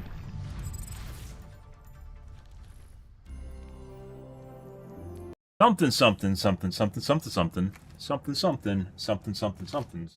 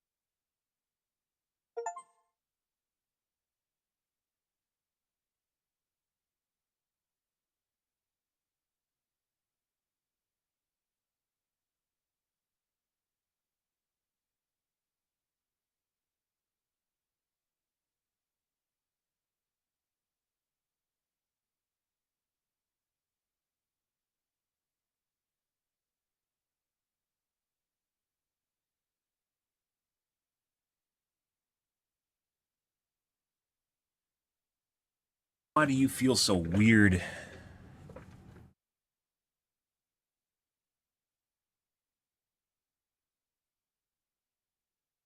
Why is Edge telling me to update it?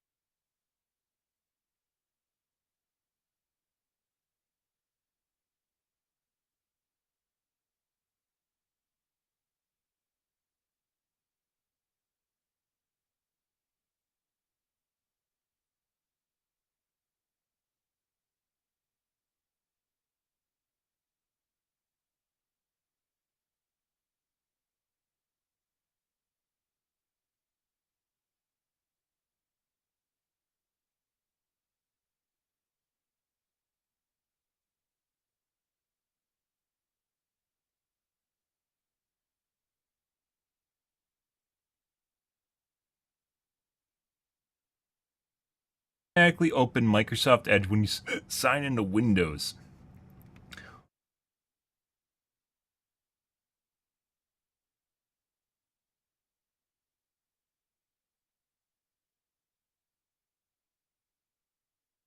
Hey.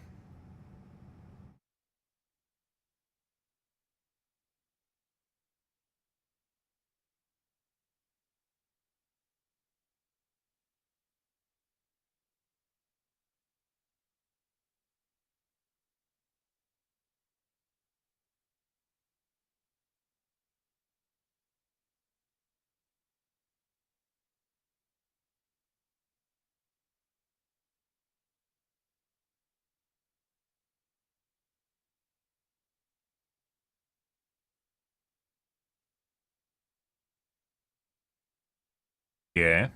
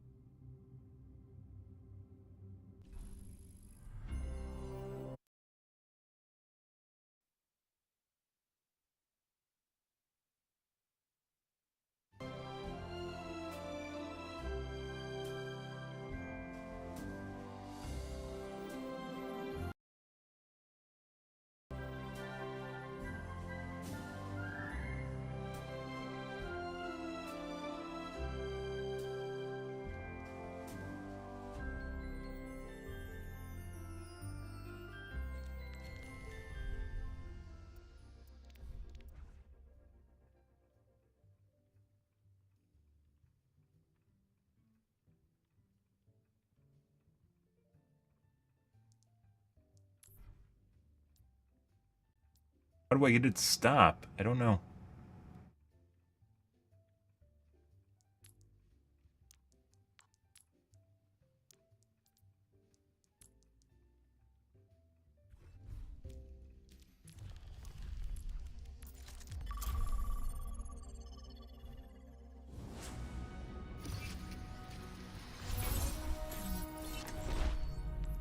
Strike from above.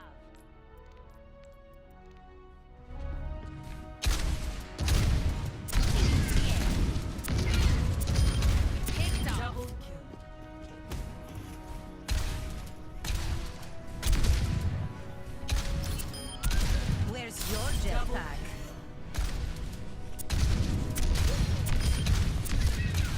Double. Taking off. Splash.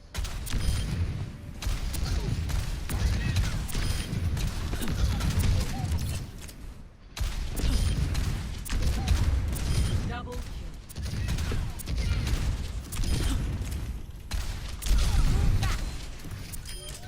Look out for that first step.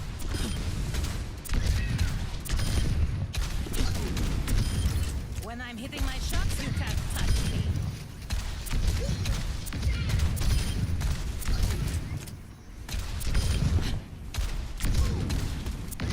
Establishing aerial position.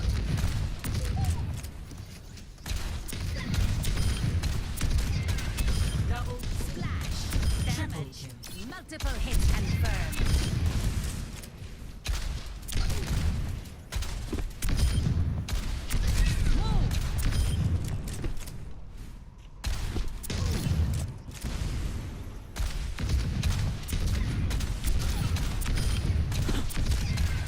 Double justice served. Triple kill. Multiple targets eliminated.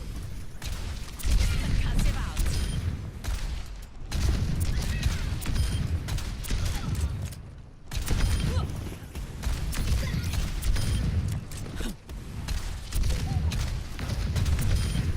Notched another.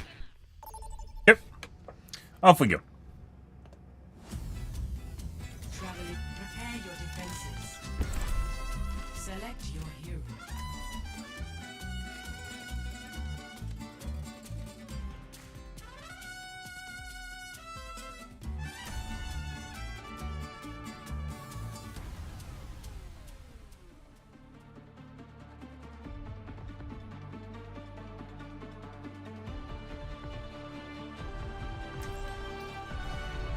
Strike from above.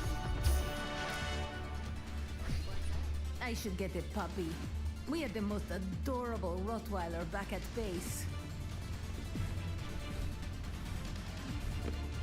Aerial positioning underway. Watch your flanks. They might try something.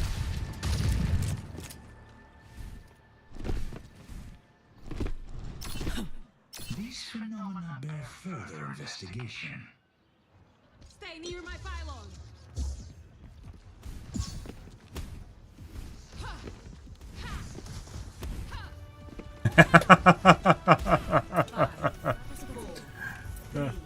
Establishing aerial position. Attackers incoming. Let's increase our defenses against the payload. Gaining altitude. Hostiles spotted.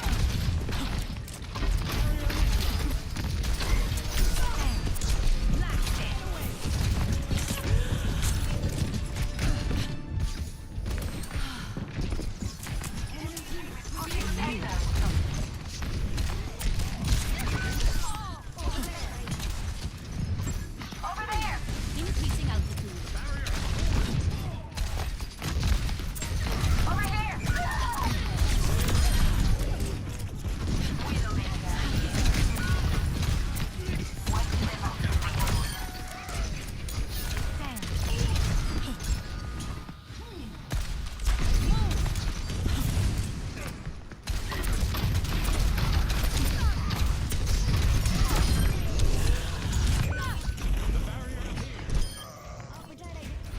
Uh-huh.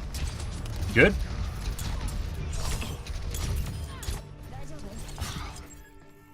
That's better. Returning to battle.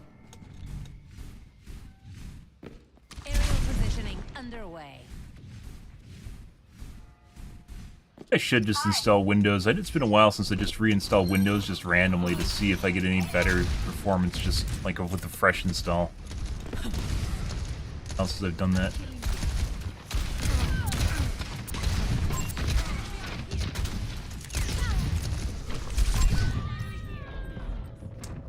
Revenge kill?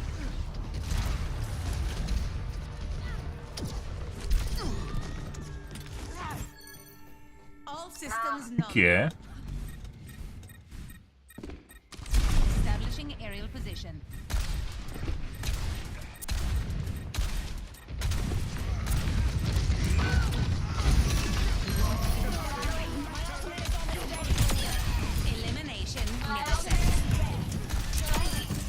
Got him.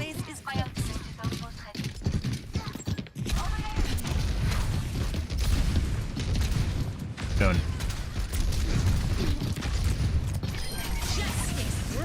Dude!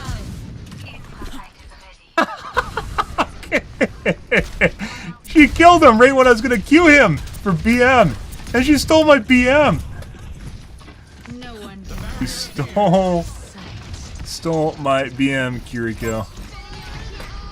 I was gonna meet you, man.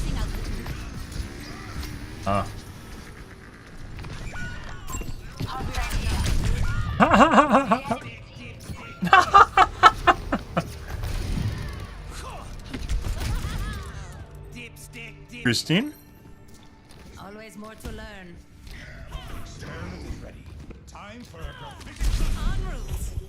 Fair's ult, by the way, is one of the most worthless outs in the game. Because you'll almost always die with it, so... Yeah. You can get like 1 to 2 kills before you die, and especially a tank. It's what really matters.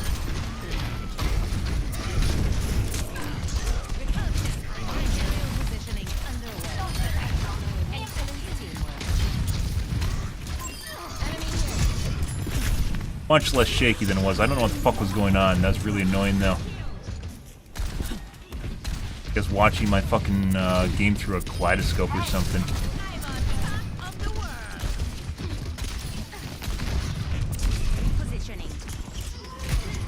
Even though I was getting like 600 FPS, it felt like I was getting like 80 or some dumb shit. Still kind of feels that way, but it's not as bad. And there's the hit scan. Aim, not on me, on the other guy on the left. Returning to battle. Mm-hmm. En route. Get them off the payload. The universe is singing to me! On the move.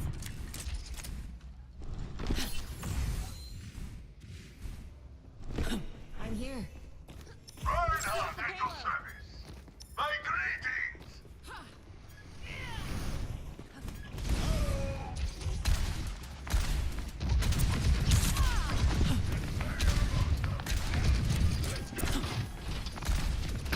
No one can hide from my sight. Justice reigns from above. Enemy here. Establishing aerial position. That's not good.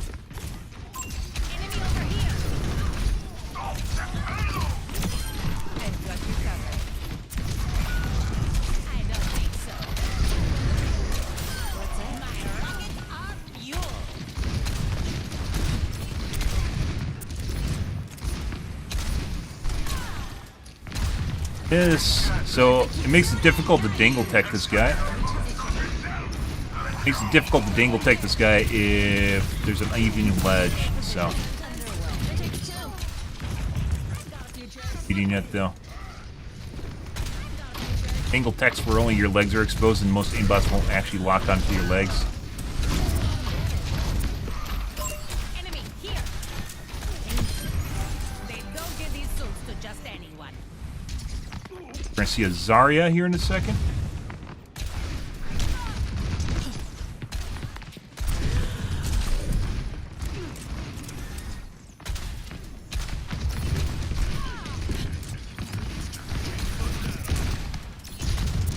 I don't think so.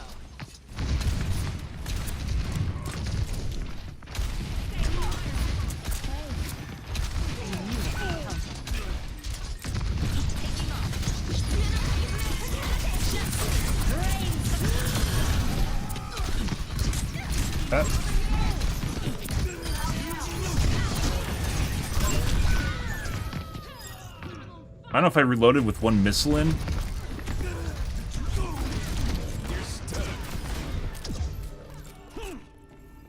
Making another approach. En route. I reloaded early. Establishing aerial position. I look after my own. Not the mace, not the mace, not the mace.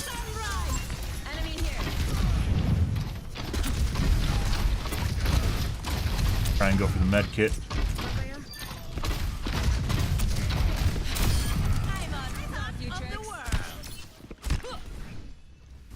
I've got a few tricks. 30 seconds remaining.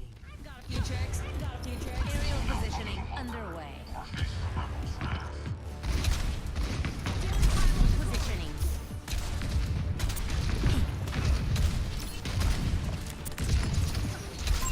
Going here.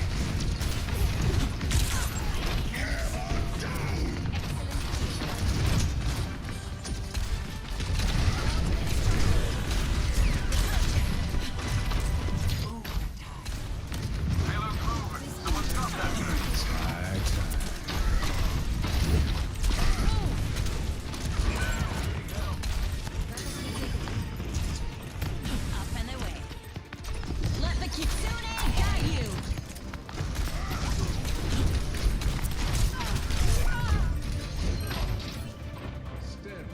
Almost there, guys. You notice in the top right, my FPS is a lot higher? Yeah. Weird, huh? Weird, you know, a lot higher, relatively speaking, to the fact that it wasn't high to begin with. Like, instead of getting 565, I'm getting 591. Instead of 1% at 320, I'm getting 395. That's what really matters. It's 1%, 0.1% you can't pull off, though, because every time you die, it goes down to 60 FPS and fucks with it. FPS much higher. The accuracy much higher.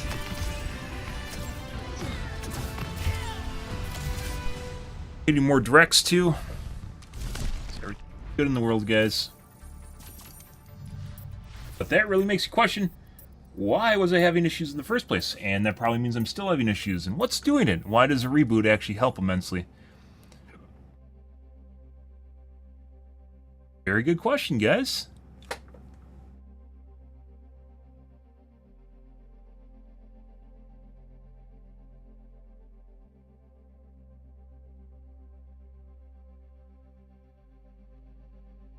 Pretty sus. Not that sus, though.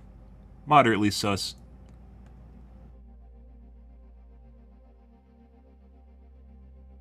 Find the Overwatch 2 directory.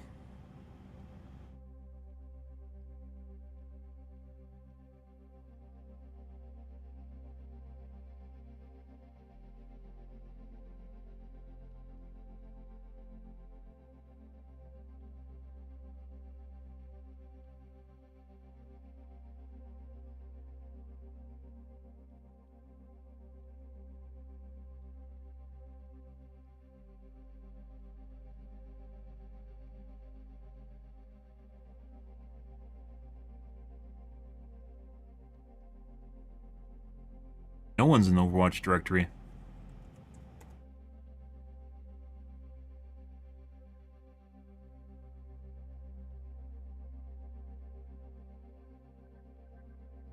That's weird. The Overwatch 2 directory is empty.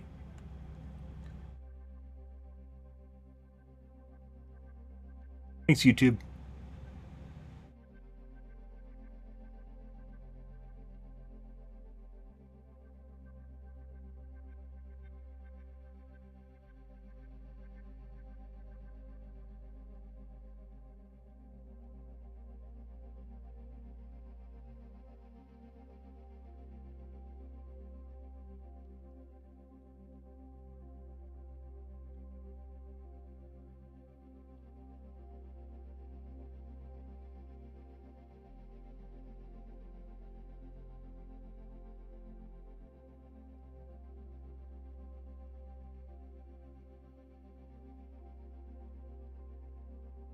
Good.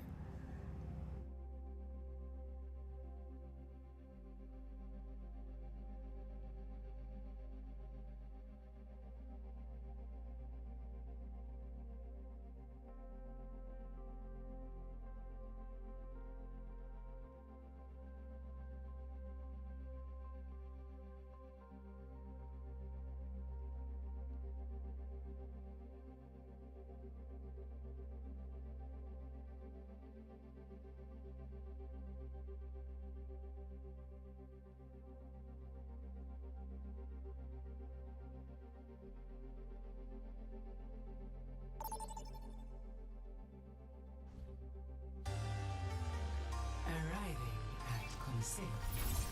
Prepare for battle. Select your hero. Ready.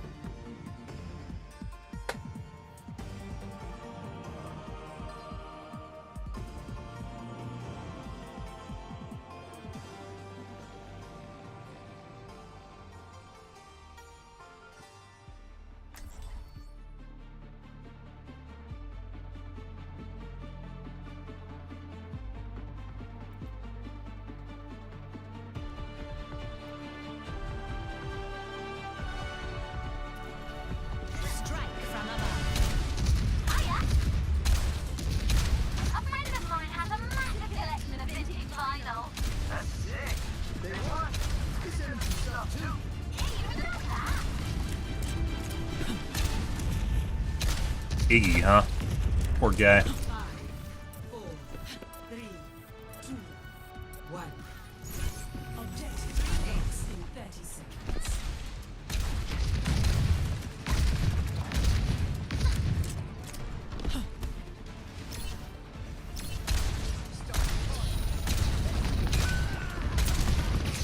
I'm good.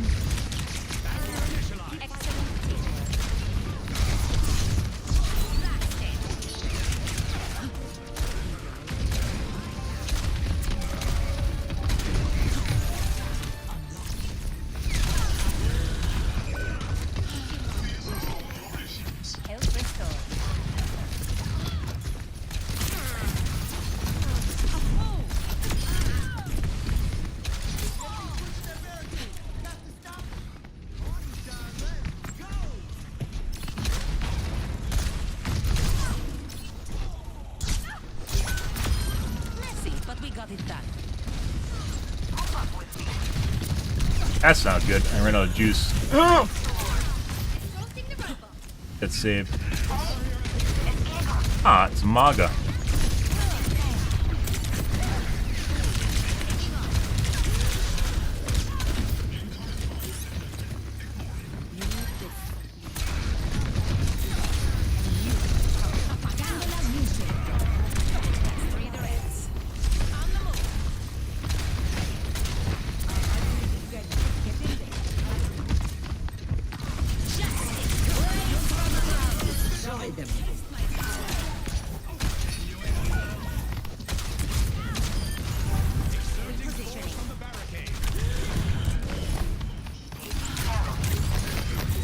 Fucking, oh my god. Why does the fucking... Why does Yusensu being have invulnerability? Don't know.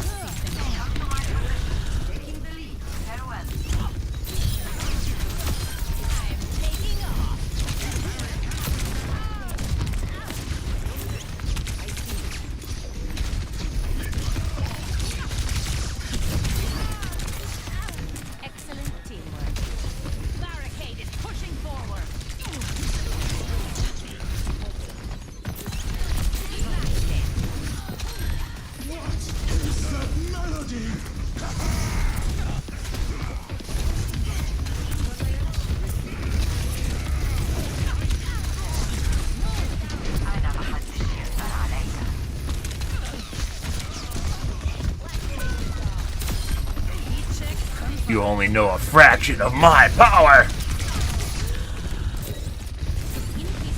Especially when I get heals.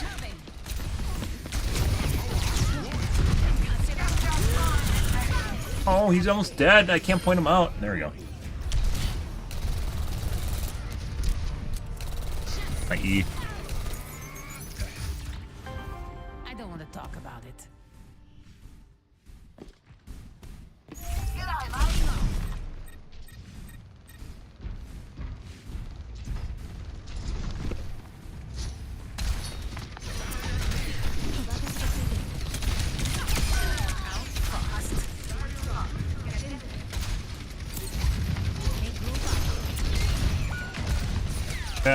Well, I don't know what these guys were doing in the center. They just kind of sat there, out of position, and they didn't want to go in because they were going to get focused. Their tank just got stranded and strangled. What is that melody? Goodbye.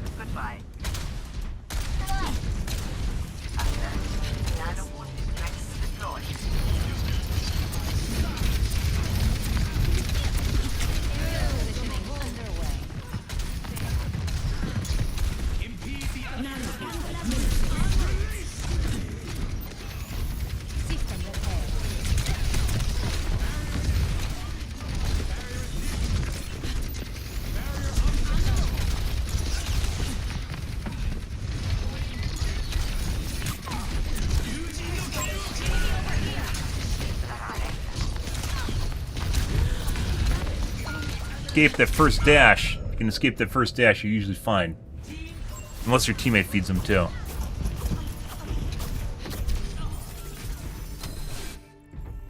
Always more to learn.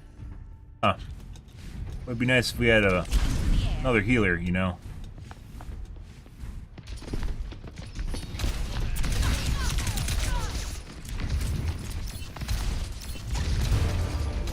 We're about to lose the lead. Boss lid. They're ahead of us. Stop them.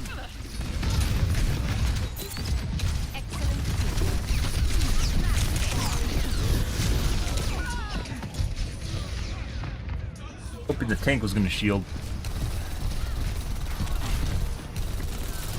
Kinda weird. Time to kick some tail. Your team has Good. establishing area. They've taken the lead. We need to push back. Just brains out.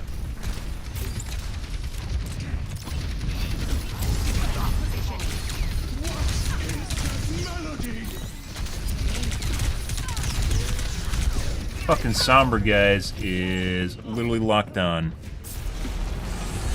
That's not who we want to see. Using Sombra at long range, medium to long range, to DPS me down just by permanently being locked in my body. I eventually die.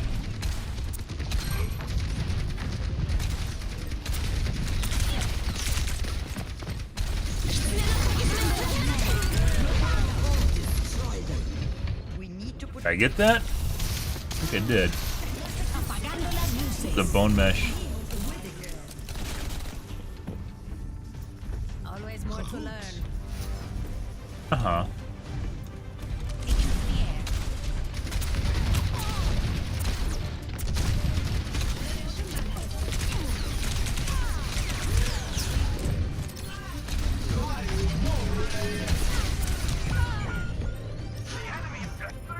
Approaching the final destination. Yeah. And we're still missing a healer. Pretty sure the Sombra toggled. Let's take a peek. Yeah.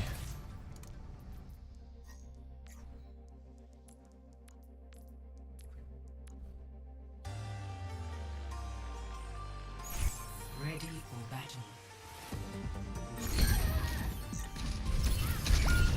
Stop them pushing. You're mine now. Mucho mejor. Arigato. Nah, that party was boring. You're second place and it's a game of two.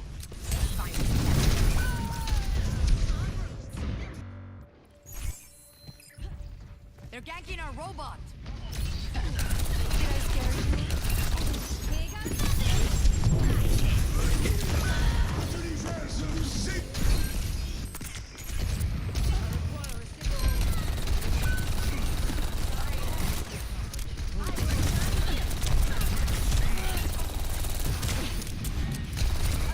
They're pushing.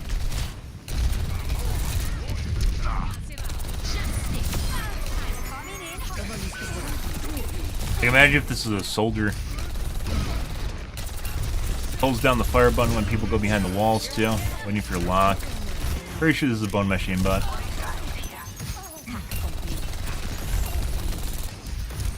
E spam.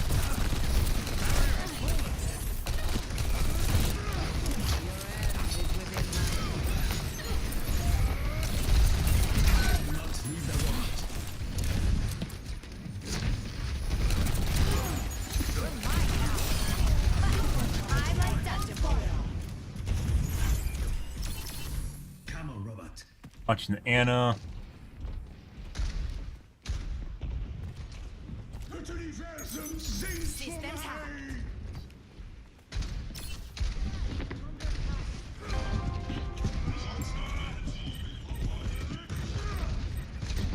Acting oblivious.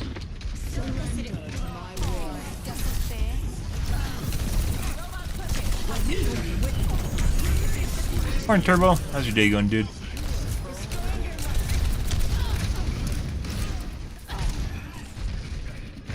Tracking me through walls.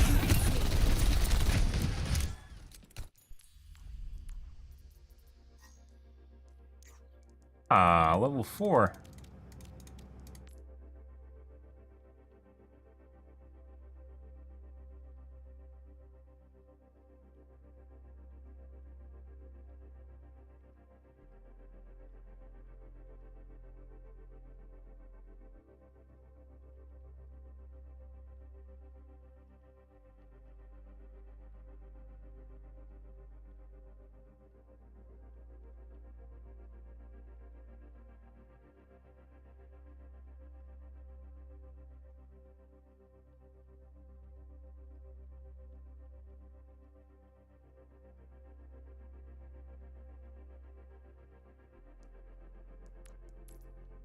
Game. Like I said, well, it's with the Sombra is kind of annoying. If that was with the Soldier, like, we would have just been dead constantly.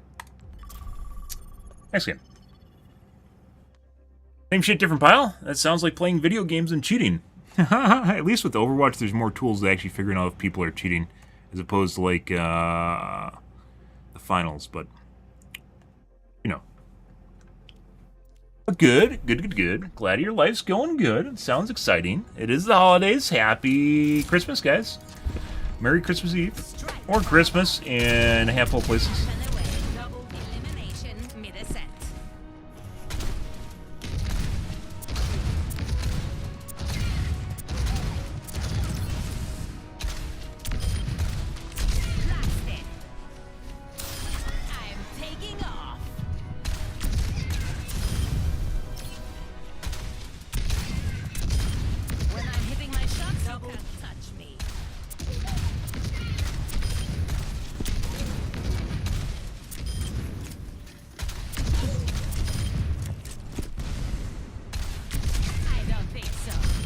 Terminated. Merry Christmas.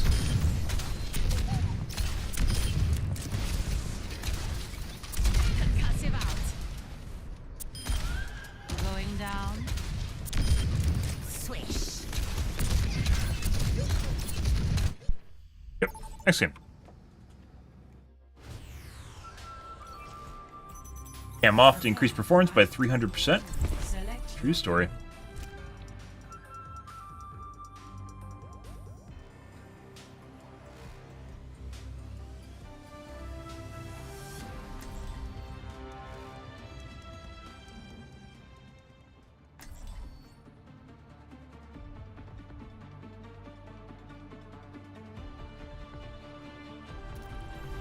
Strike from above. What? Forget regulation. After this mission, I'm throwing a party.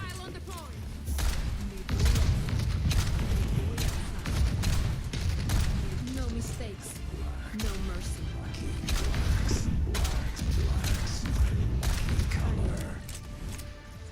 Ah, because he said the color. Ah. Okay.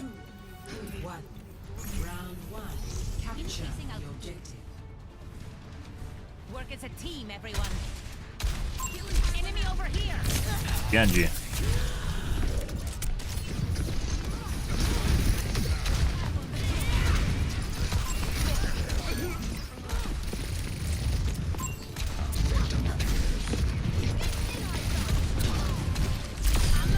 Okay. Enemy here. Objective is mine.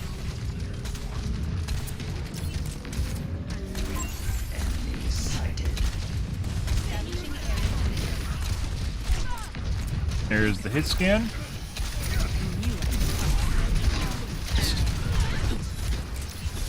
Hey, guys, hey, how's your morning going? You don't like the finals? What? Finals are pretty good.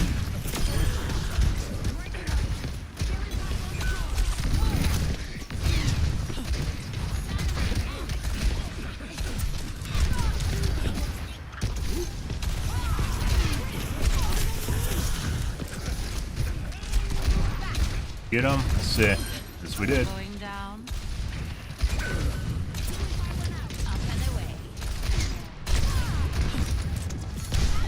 No.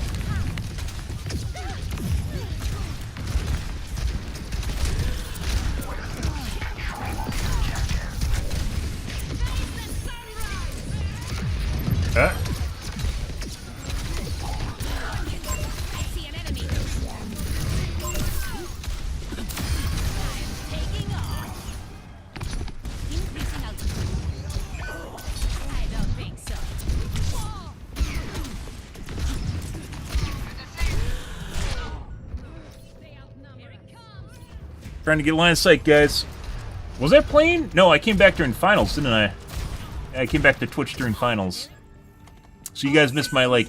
Oh, you guys missed a lot of shit. Oh, BattleBit. I really wish I streamed BattleBit on Twitch. It would have been great. Some of you guys from PlanetSide 2 would have really appreciated that. Not always the way it works.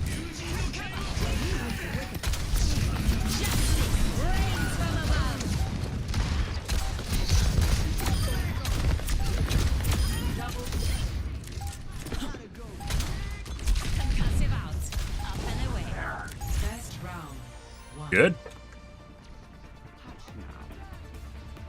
It is. I mean, oh, I told you guys the 4 things. 4 things, 4 reasons. If you're a solo player, it's especially bad. Cheating is horrible. Incompetent teammates in ranked is bad, which is people that don't know how to play the game. And then people that know how to play the game, you still end up with people that aren't very good on your team, that know how to play the game but just aren't good.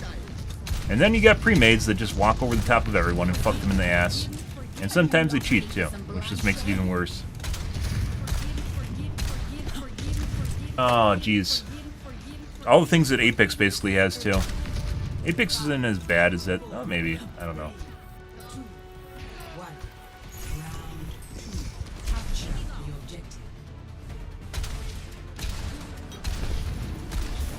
There's the diva.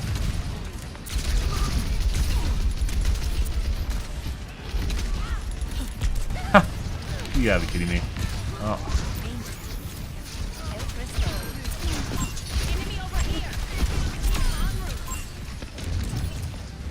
By the way, getting my new monitor, I don't know if I'm gonna keep this one or get a different one, but getting this monitor, guys, has sold me on having a good monitor. Like, I don't even care at this point. Very important. I did 9 months to buy it. Longer than that, 12, 11 months since it was announced.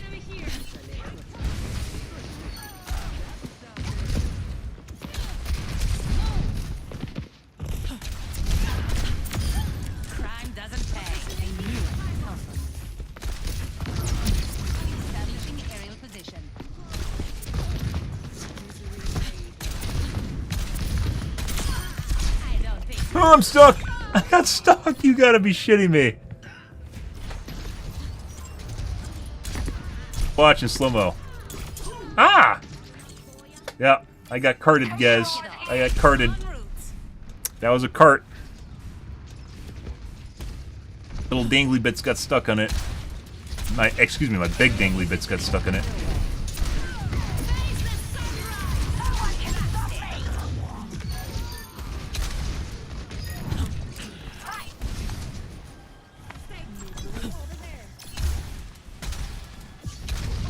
And signature. Ah.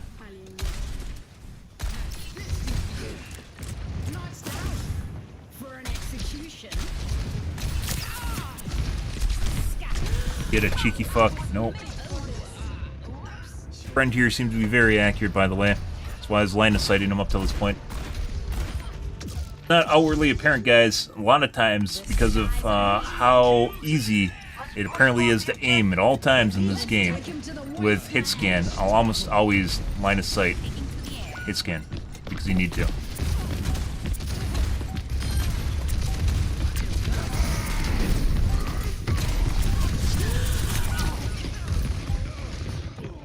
Pretty sure we just got headshot by the McCree. Yeah, we got maybe double headshot by them. No, double headshot would insta kill me. Definitely a headshot by the McCree, and I think a body shot. Our McCree friend is looking kind of questionable.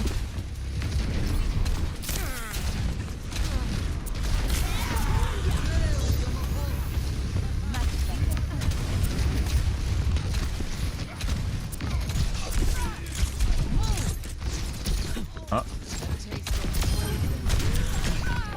Look, headshot again, guys. He's very powerful. He was very good even prior. I'm pretty sure this guy's cheating. He was powerful even prior to... I should have highlighted that on YouTube. I never did. I meant to do that and I didn't. We actually covered that. He didn't need buffs, and they gave him buffs anyways. He maybe needed an offensive buff or a defensive buff, and they gave him both.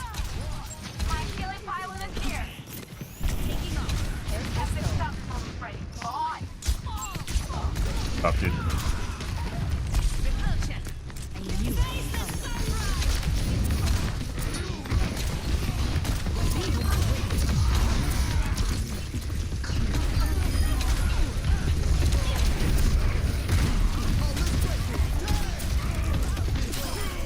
Yeah.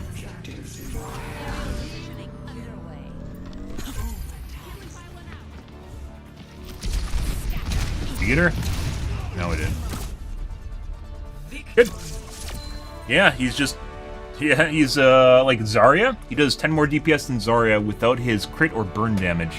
A full charge Zarya. And then, of course, he's very tanky. Hey, look, guys, it's me.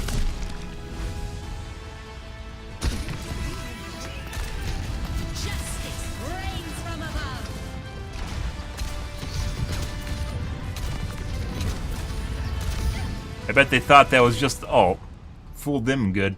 Oh! They thought it was just an ult. That wasn't. Oh! Got him good. Oh! Yeah, I bet you guys saw that and you're like, well, that's a shitty ult. Yeah, same. And we didn't get any endorsements for that either. Here, let's start the endorsement train. We didn't get any endorsements for that?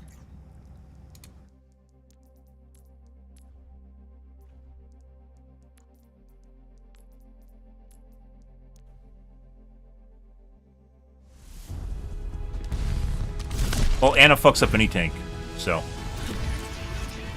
Biotic Grenade, as it turns out, and CC. Yeah, right there, where everyone's like, what is this ult? Wasn't that ult? Pushed off the healing orb, too. Stuff.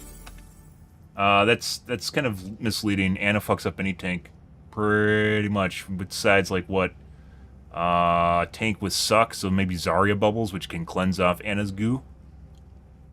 Zarya Bubbles can cleanse off Anna's goo. Yeah, that's pretty straightforward. Biotic Grenade, i.e. the Mortal Strike, is actually very powerful because healing right now is very powerful, and therefore it works on basically every tank. Which is why they generally have to pull back when they get gooed.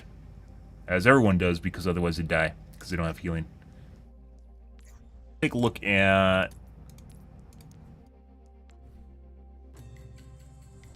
His counter is basically another Maga. And if you ever watch two Magas in the same game, they literally just fucking sit on each other's dick the entire time. Despite the fact that they probably could actually just kill everyone around them. They don't. They just have pissing contests with each other. Who is it? This guy.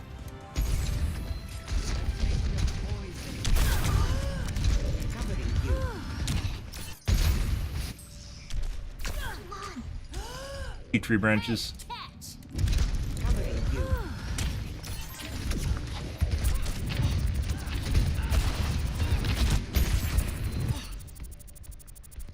Low reaction time.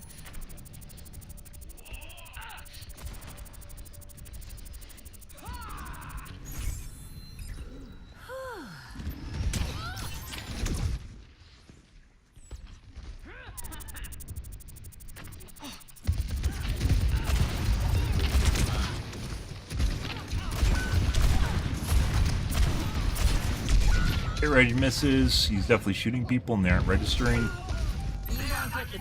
Hit reg issues are usually a sign of low FPS and or also it seems to go hand in hand with cheating for some reason. We just see here. Can't see any of the guys behind the wall right now. We can. Tried to shoot Junker Queen. You won't get the best of me. Let us show them a real fight.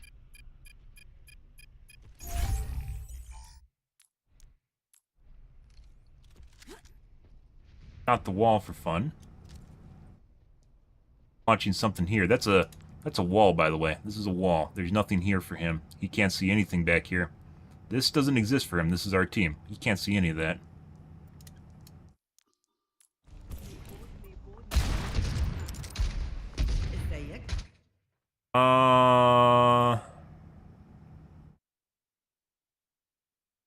Endorsements for 3 and 4 must be in shitload. 4 and 5 are an absolute boatload. 4 and 5s also usually end up being either streamers or people that are, like, maybe heal bots, like people that heal an awful lot, and they're relatively good at it. Healers will get more endorsements than everyone else. But also people that you can pay for endorsements if you didn't know that's a thing. So, yeah. That was, you can see him, so while he wasn't looking directly at this guy, he backs up the moment this guy tries to jump up on the edge. When he jumps up, he backs up.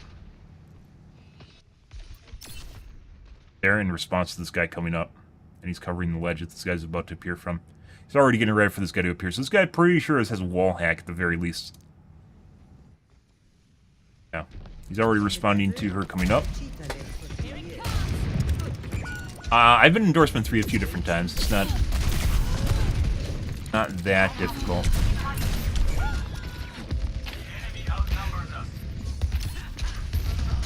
4 and 5 though are very. I've been 4 once and it just immediately drops off. Someone needs to fill this out. Immediately snaps to me through the wall. Someone needs Where I to fill was. this out. That's where I was. Again. Genji's up there.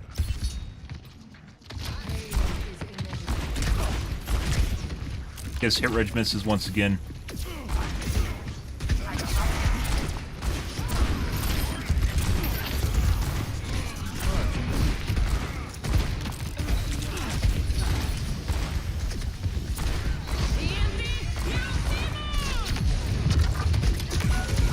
Watches people through walls. Not very good. Don't need to be good to cheat. He's once again. He's watching a pillar, guys. This isn't covering an angle. You don't cover angles. You don't cover angles by looking at walls. We've talked about this before.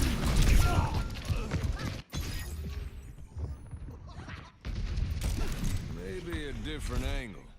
Little holes that people come out from, right? These are little holes right here, right here.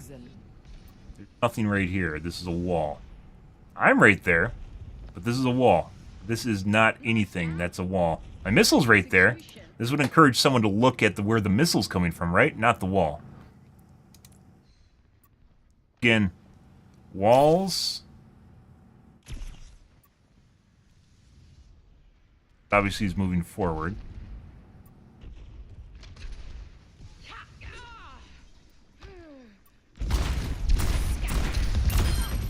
Uh-huh.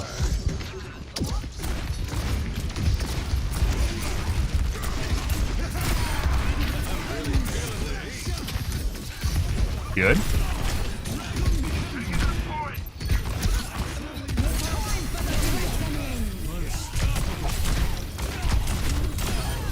That was a close one.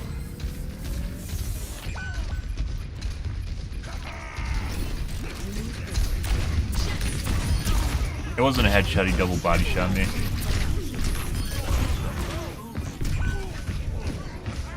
Good. Definitely still looks like he has walls. His aim, though, is No time to waste. all over. But then sometimes he gets a double and a triple. Surrender to my will. Full reaction.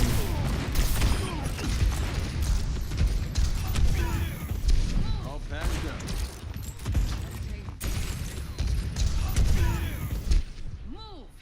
All patched up.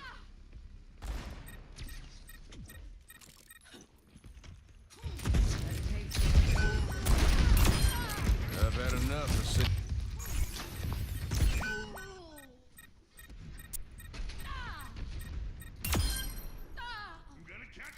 I've had enough of saving your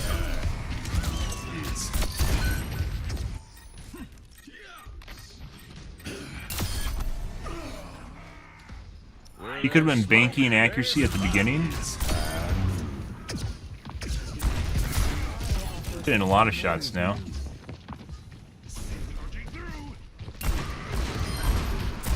Firing at air after she's dead. Hitting a shitload of shots now.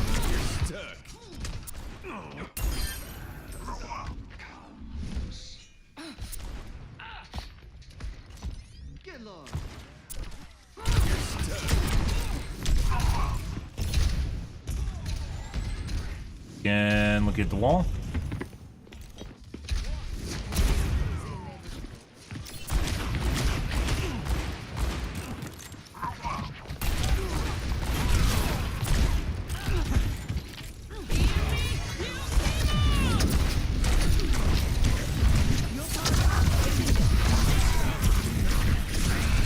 Missing a bunch.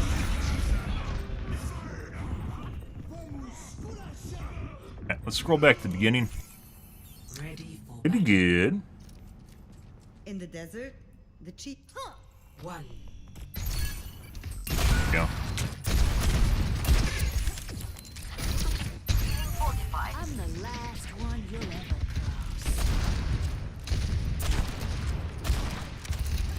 cross. Low reaction.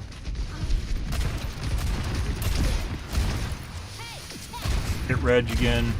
Hit Reg again. Hit Reg, hit Reg. No hit Reg in the last one.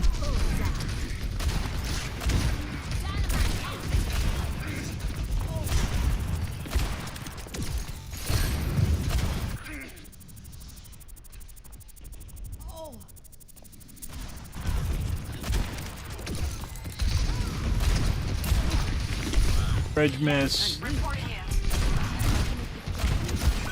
Overflay or flick away.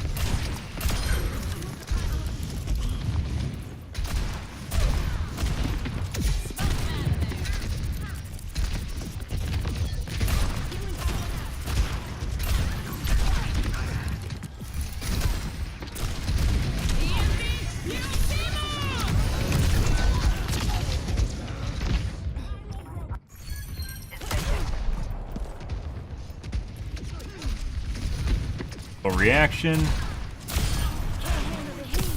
Stay out of my way.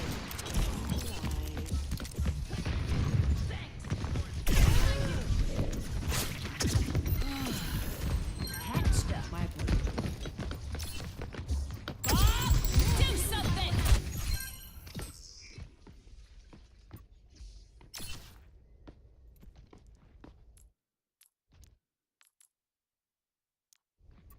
For Alari. Do something. Move. Healing pylon out.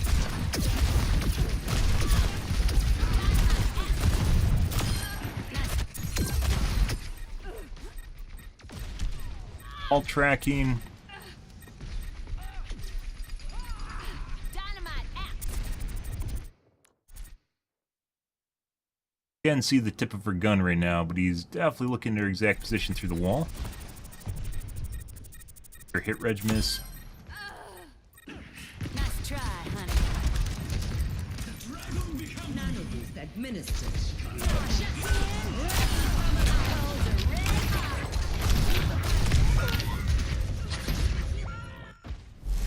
Score. No mistake. One. Good kitty.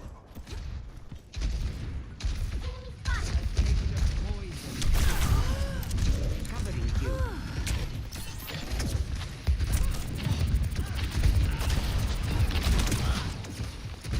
Okay, enough of this.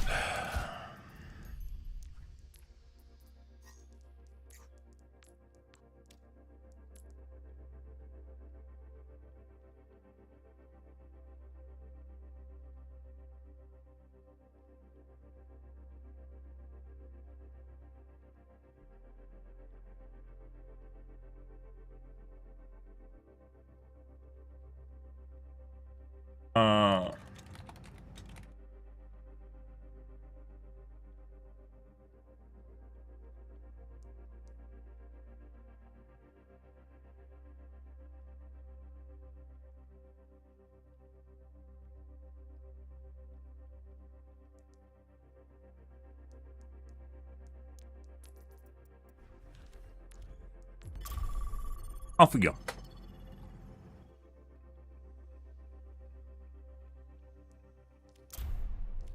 That's one of those games where you have to watch more of them. Probably find something obvious, more obvious eventually.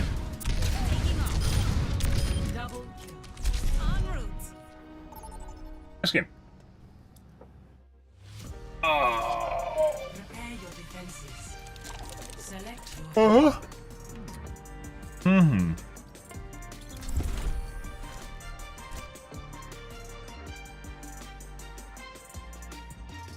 Merry Christmas Eve.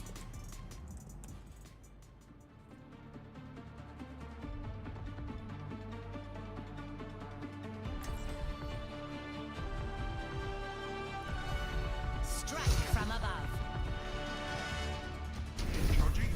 There is always room for improvement.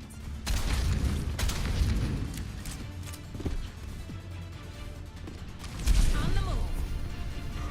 No mistake. No mercy.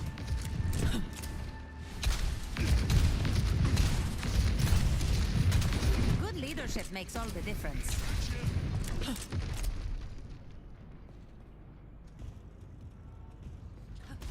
If you're going to die, do it when I'm not looking. Good. Suck my dick when I'm not looking. 4, 3, 2, 1. Attackers incoming. Taking off. Defend objective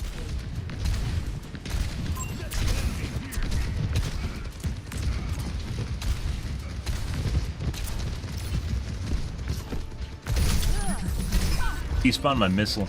Oh my god. One of the things that still's in the game, guys. Hook stuns you and it despawns. If you have a missile in the air, it'll just despawn it. Let's show up Good. some air power. Goody good. Positioning. Get them away from the point.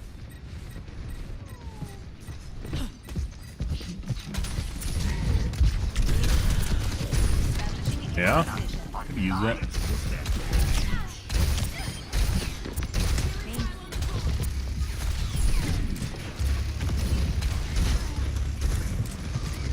In.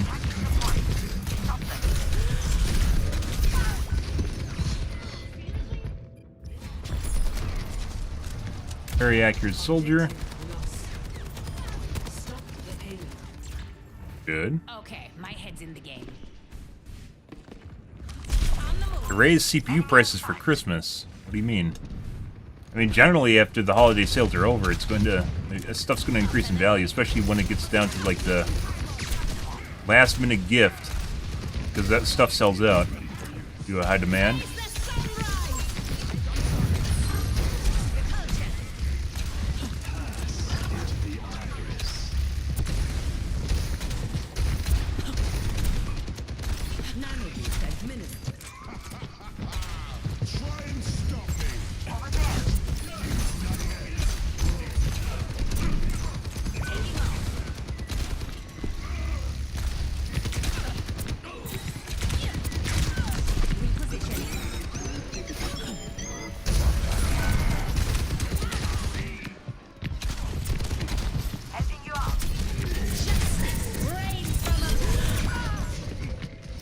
Good.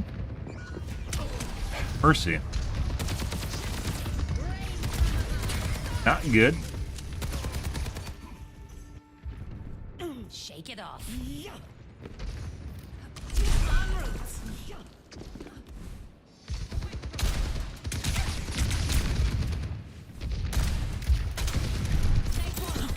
Excellent teamwork.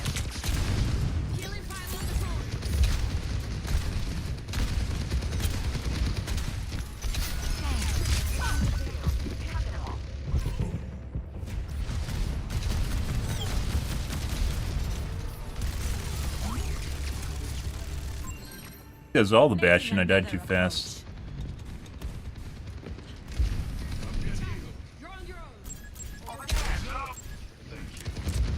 Aerial positioning underway. Extremely accurate soldier.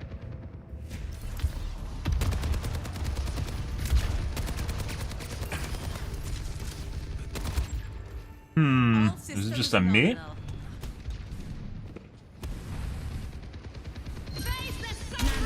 Administered.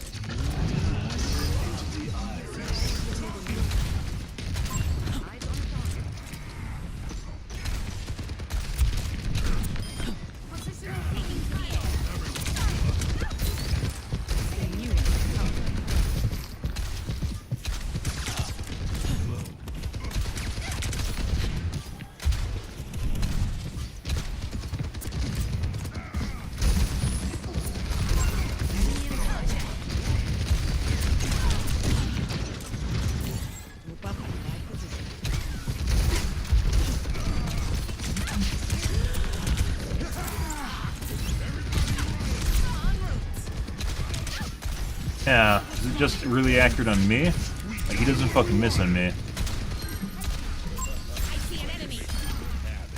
Yep.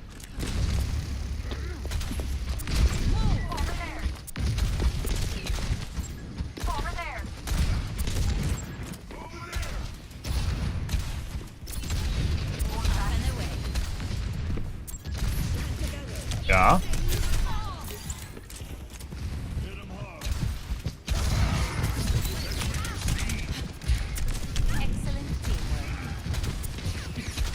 Trying to line of sight behind the Maga. Use him as cover. Or any of the teammates, actually. He's the only thing that's exposed is like my head. He's still fucking shooting it.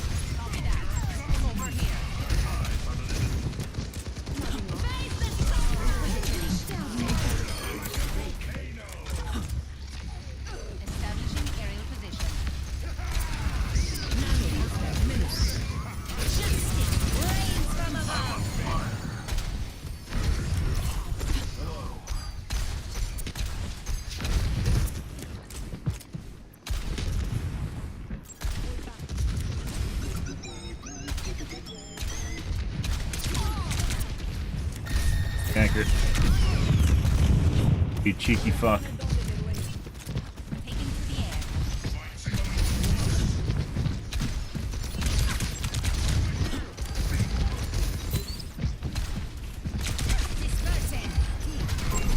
I don't know, he didn't pop off the edge. Definitely felt like he should have just now.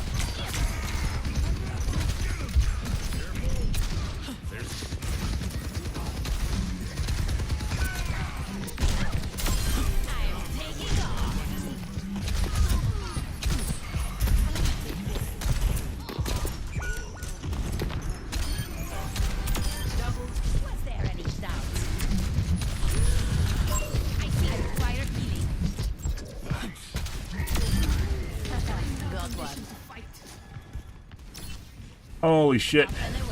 Oh. Thank you.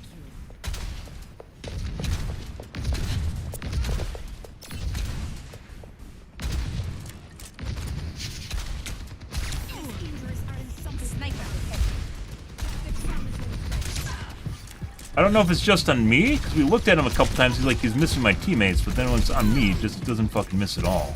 It doesn't matter how much I move. Fucking meant for my brain, like, see the bullets come over the edge, just fucking aim for my brain. More news.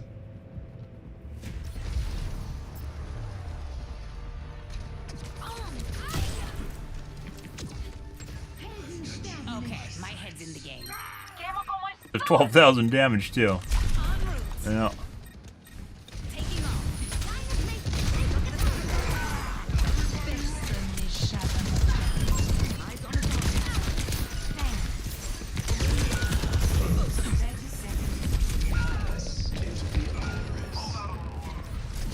Beam pistol?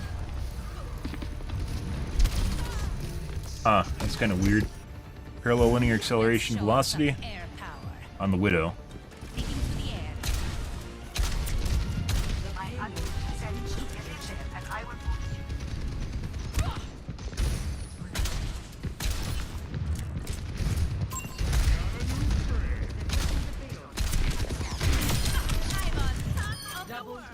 Dodge for revenge kill. Prevent revenge kill. Yeah.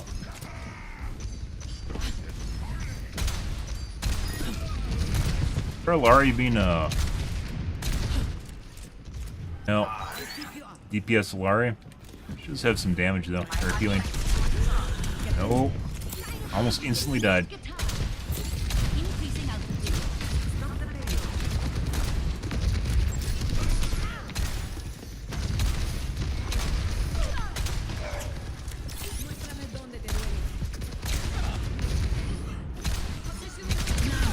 Tactical visor activated. Damn it.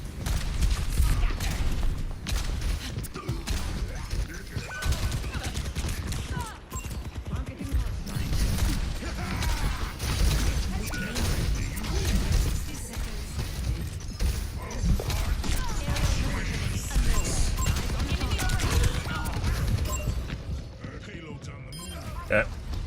I've got you in my sight. I forgot you could actually go through there. There's a back way you can go through and on the side now. I didn't remember that existed. And he got res.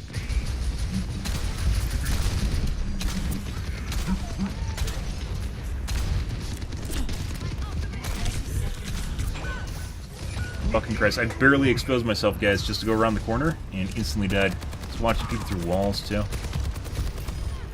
Bone mesh.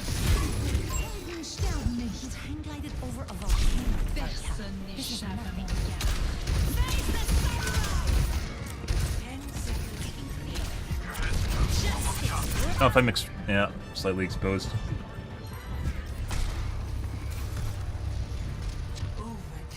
Too far out, guys. I thought I had a good pillar line of sight, and I didn't. I don't want to talk. So fine. Good for us. Extremely heavy suppression. That soldier is 100% cheating. I don't know about the Widow. Widow's getting kind of weird at the end there. Shit. Ah, this is probably where I died. No.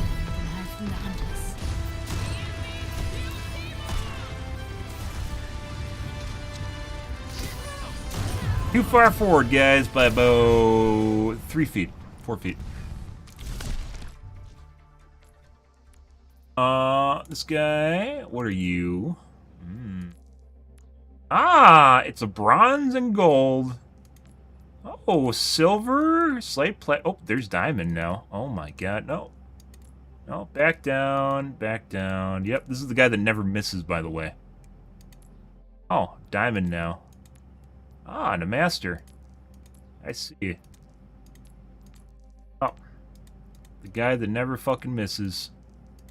Right?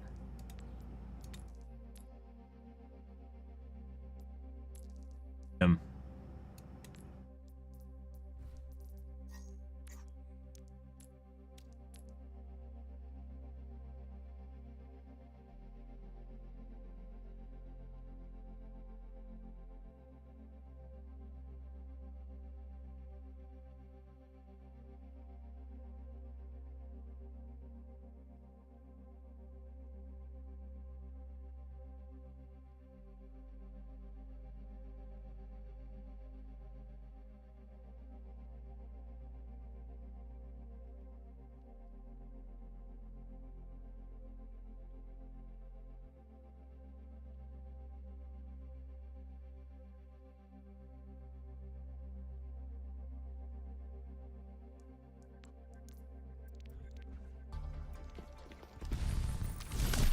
Yeah.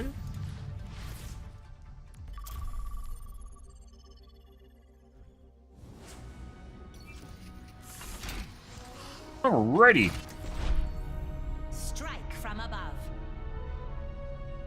Widow was getting kind of weird at the end there, but yeah. Much throughout that game. What was she before, an Ashe? Remember what she was playing before Widow? Spent that entire match trying to line of sight that fucking soldier that literally would just like hardlock my, well, not hardlock, he'd fucking instantly just snap to my body and then I'd just die. Like, didn't miss a single bullet on me. Good shit. Ah, he's on my team now? Wow, good for him.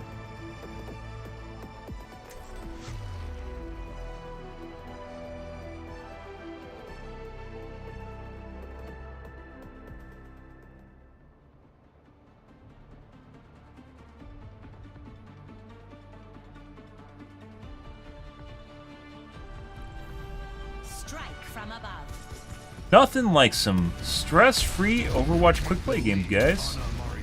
Took up with mercenaries like Helix. Oh, as opposed to whatever you are.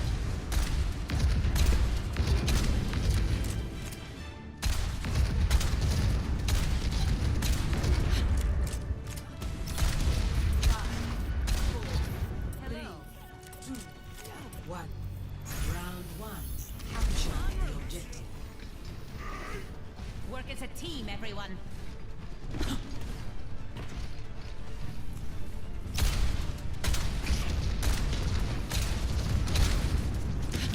Increasing altitude.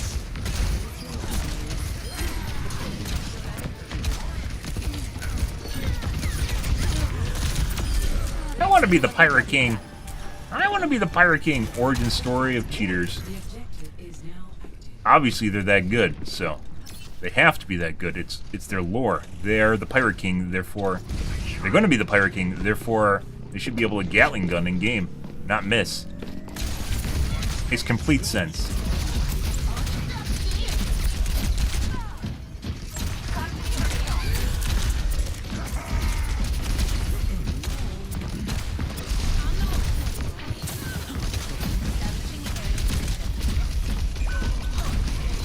Tracer's killing people.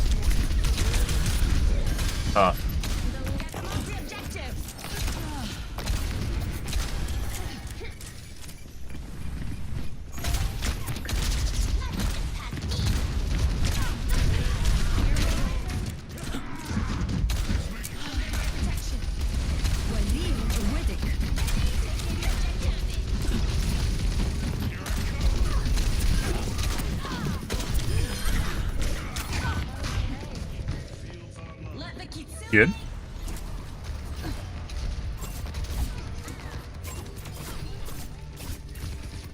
Objective smart. Always more to learn. Repositioning.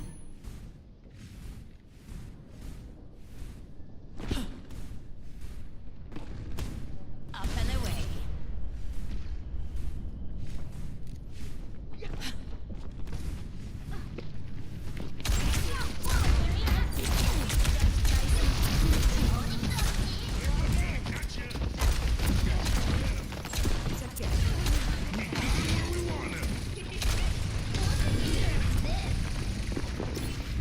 You fucking...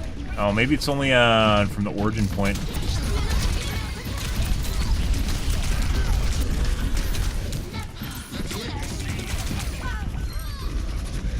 Yeah.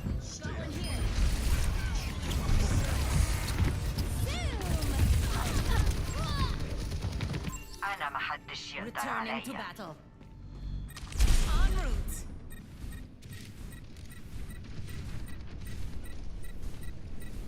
Aerial positioning underway.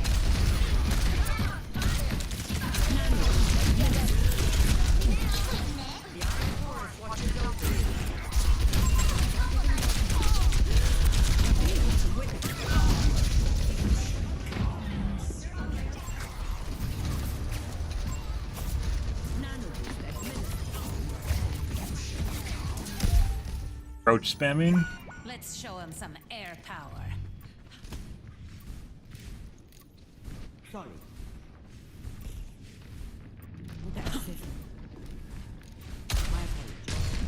Eyes here. Is null. Enemy killed. Taking off.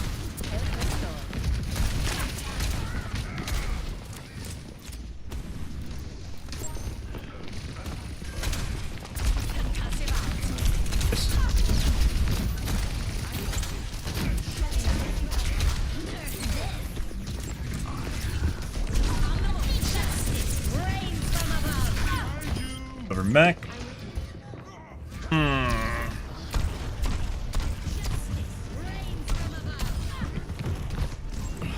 You mean playing around what you're doing? Yeah. What? So I didn't just use it and die? I'll wait entire matches and only ult once per match. There's nothing to do with what's going on there.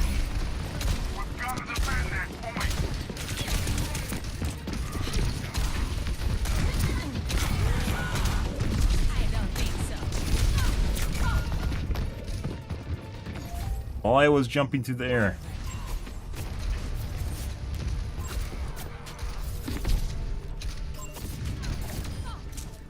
Feels like selling.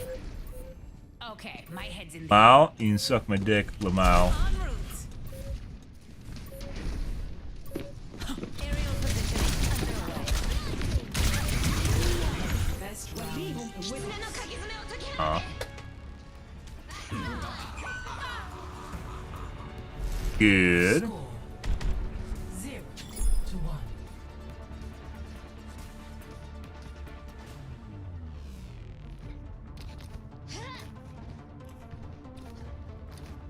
Stick with me and you'll climb straight to the top.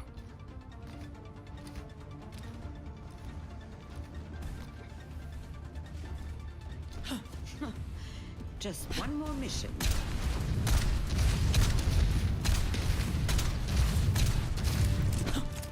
4, 3, 2, 1. Round 2. Capture the objective. Well, we might get out alive.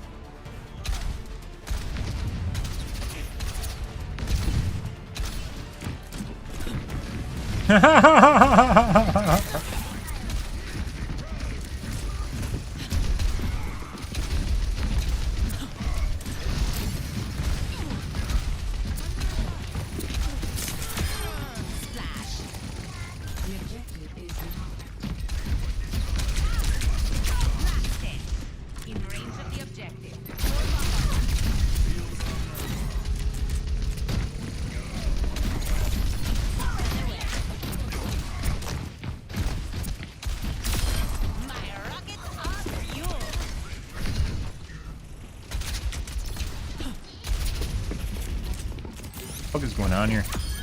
Well deserved.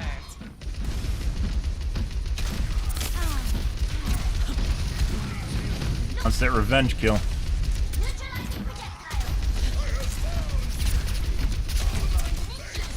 Aerial positioning underway.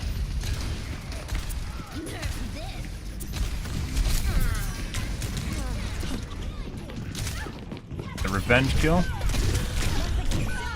Oh.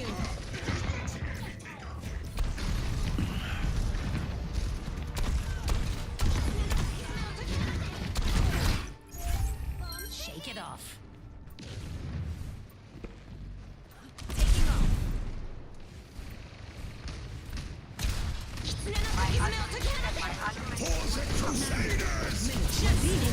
Super long range.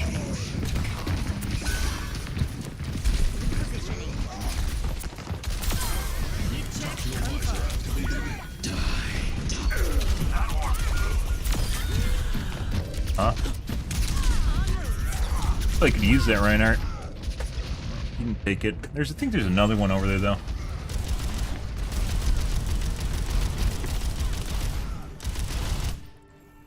Always more to learn. Hmm. Taking to the air.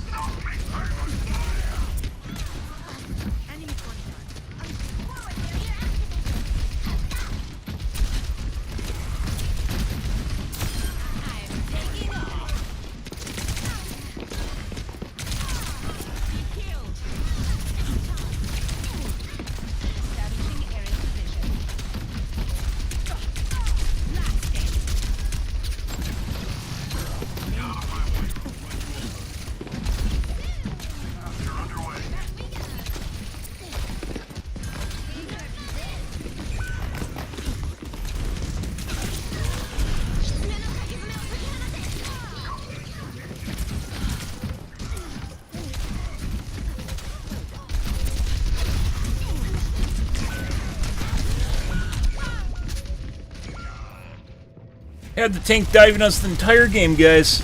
Good, not just a tank.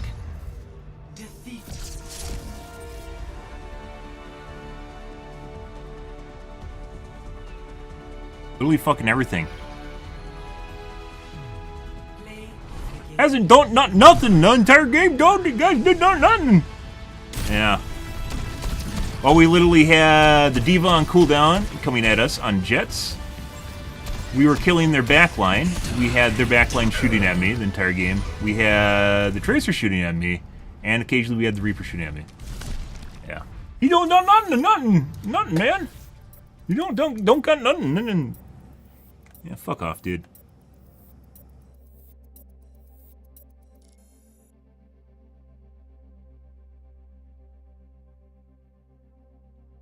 Next game.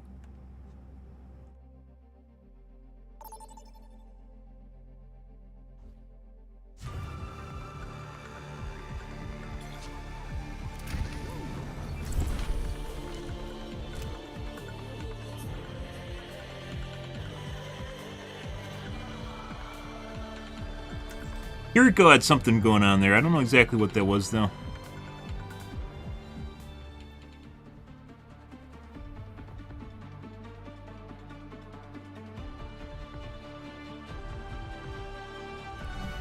Strike from above. Stay close. Some lucky shots. We're getting shot at by a lot of different shit all at the same time.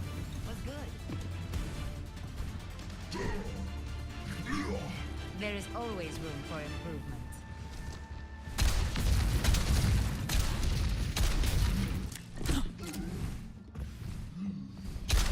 They have this coming, so let's give it to them.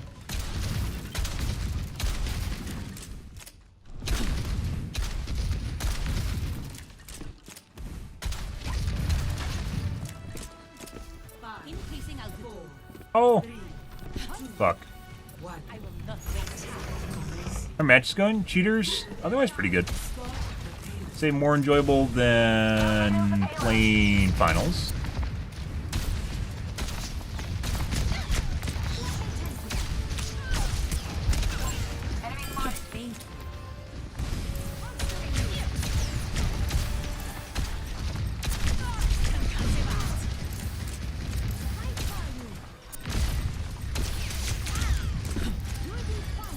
Aerial positioning underway.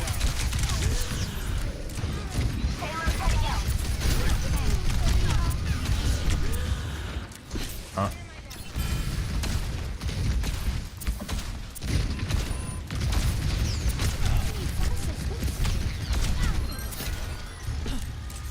I knew I could come. Dispersing.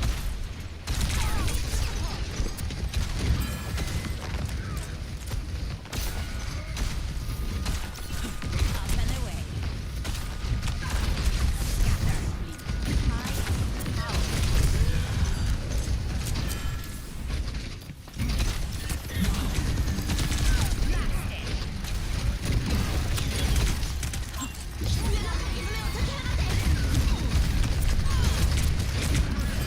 Excellent teamwork. Protecting. Too much. Too much, guys.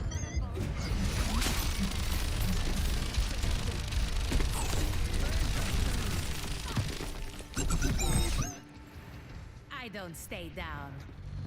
Okay. Establishing aerial position. Enemy over here. I see an enemy. Sorry. Justice. Gotta be fucking kidding me. I still got her.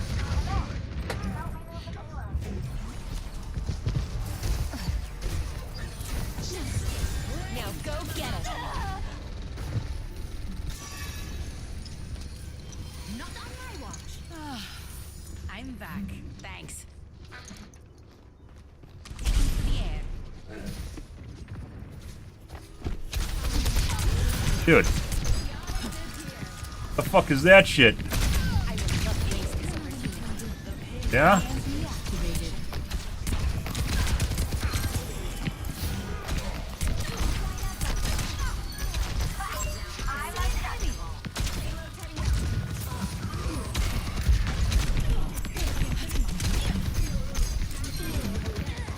Say.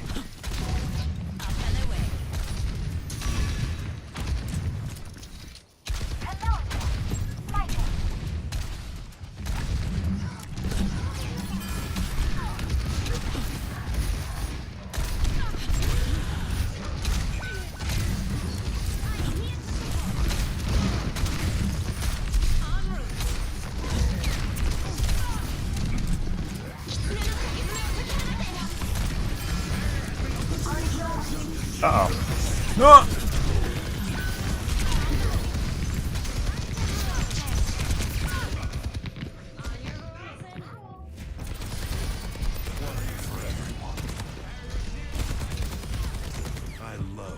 You don't play, guys, Overwatch for like a week, and I swear to God, like, just your reaction time, just like...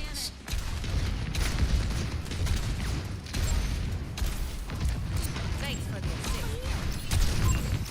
Increasing altitude.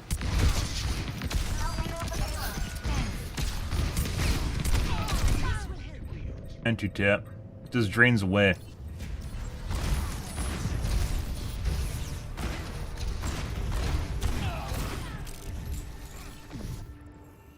Shake it off. Greetings. Let the kids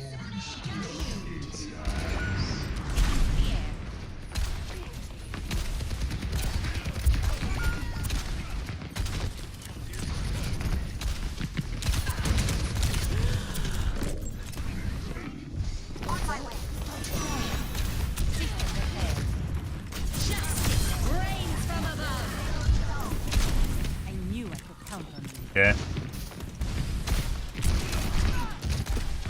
If he knows they're tankless now.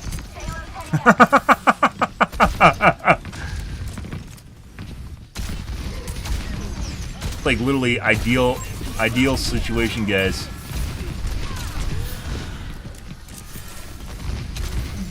Notice how we're getting the fucking orb instead of the tank too.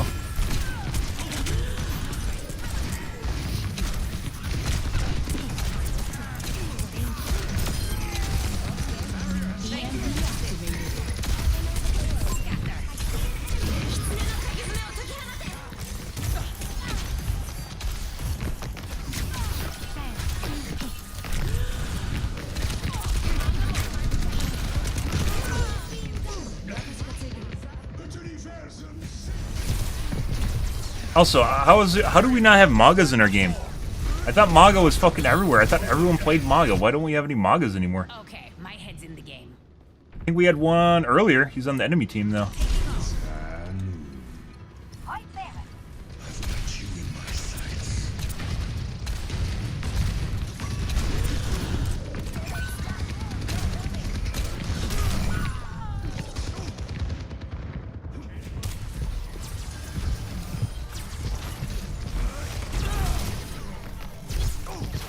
For me.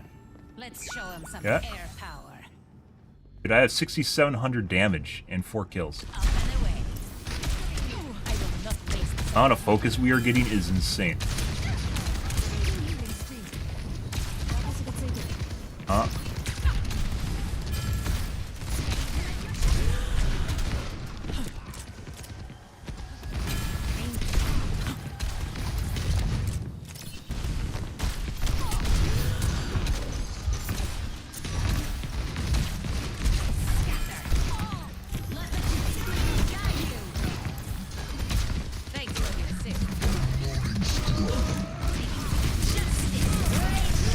Oh my god, someone fed his shield.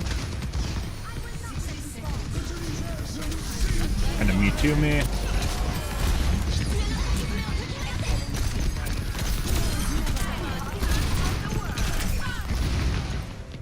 Extremely accurate, McCree. McCree. Also very weird. Was that the fucking Kiriko from last game? No.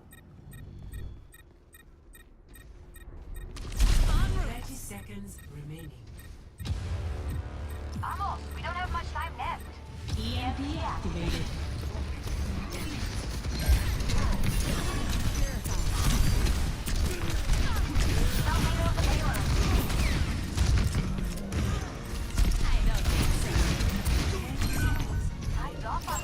Literally one shot.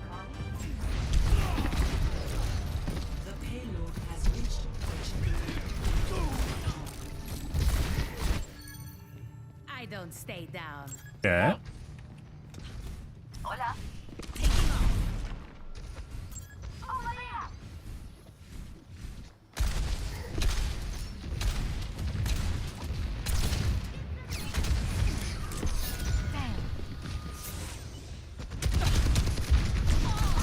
There.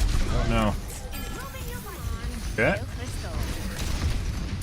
Way to get over there. He's just trapped on that side. Dave. Dangle him. Oh, there must be a way. I don't know how to get back there.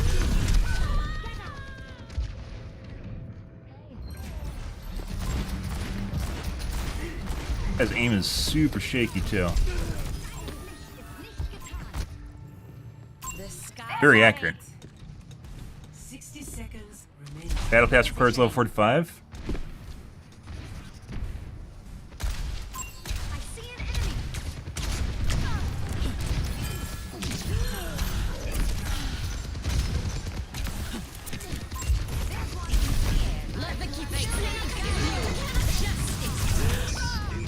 Topped him. I think she teleported out. I saw her go down. She must have teleported out. Let the kitsune guide you.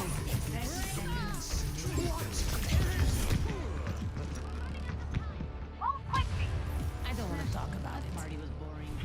That one went under. I don't know who went under.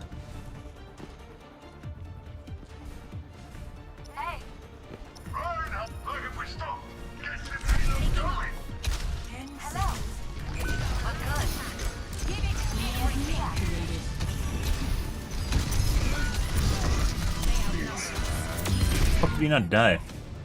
I don't know.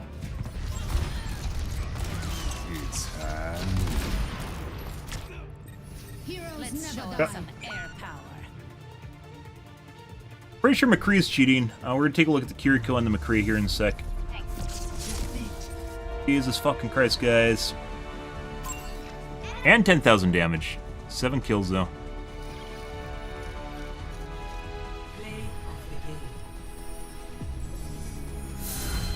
15,000 damage, or 15,000 healing.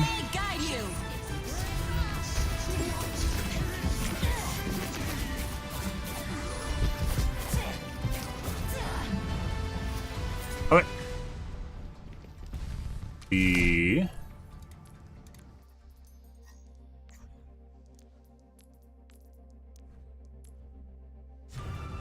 Good stuff.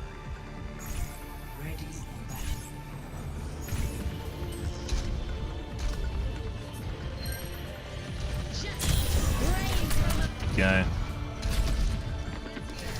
Cracking through walls. Tapping between players. Like a bone mesh.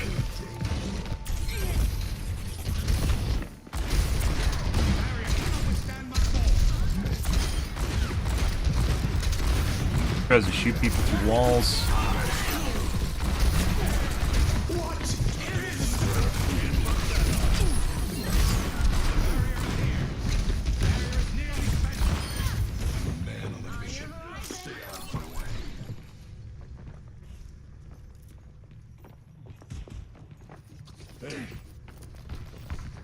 How's it going? A hog. Yeah, the casual peekaboo double headshot on the hog. I see. And sighting himself. Gave him a mercy.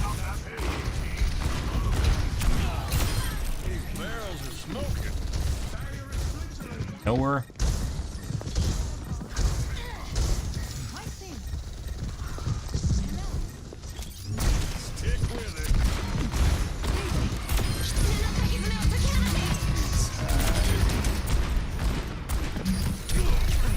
His aim vibrating.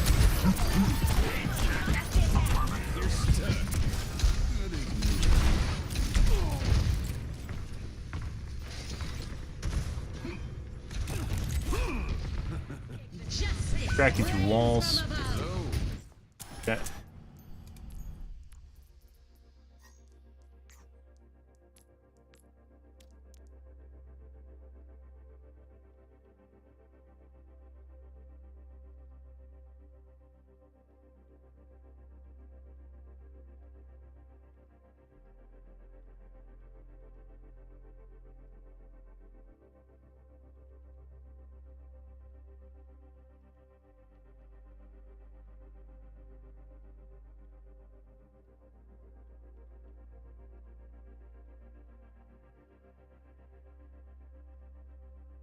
Okay, let's take a look at Kiriko. Kiriko might have just got some cheeky bullshit going on there. Let's see, though. Fun! That's what... We got some pretty good heals in the entire match, too, guys. Like, it was just a lot of shit fucking gunning for me. Specifically the McCree, and also the Kiriko.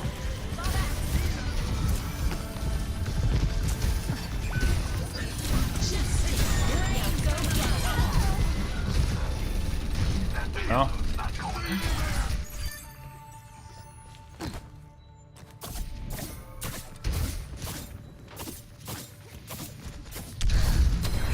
Feels like sunlight, huh?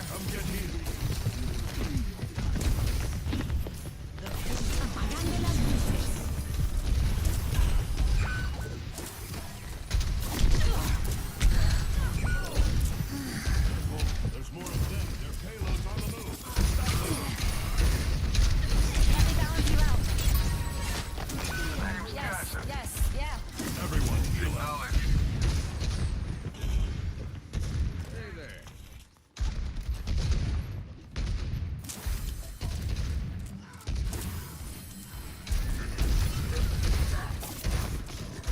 Your day just got made.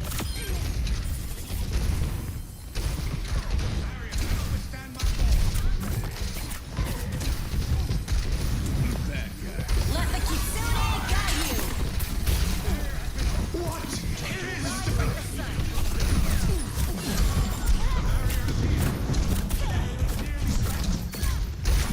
On your horizon. Oh.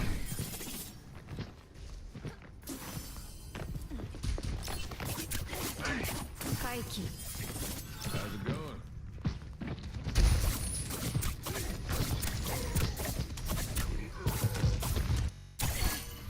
Kaiki.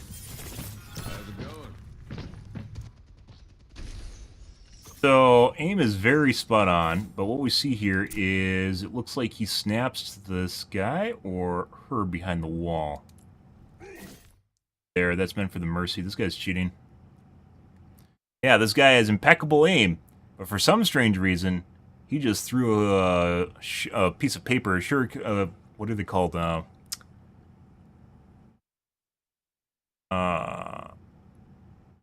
I don't remember. There's a special name for the paper tickets for Japanese mythology. At the Mercy, behind the wall. Despite him obviously trying to fucking kill the hog. Yeah, which means his mouse deviated too far from the hog to the Mercy, and it thought it was trying to shoot at the Mercy when he's trying to kill the hog. And clearly he's trying to kill the hog because he's back to killing the hog again. Pretty sure this guy's cheating, and he tries to throw one at the guy through the wall.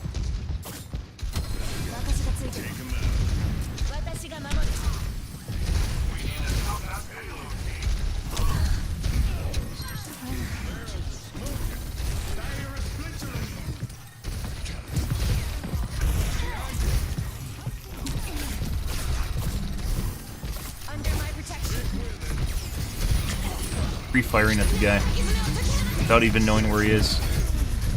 Waiting for him to jump or move around a corner.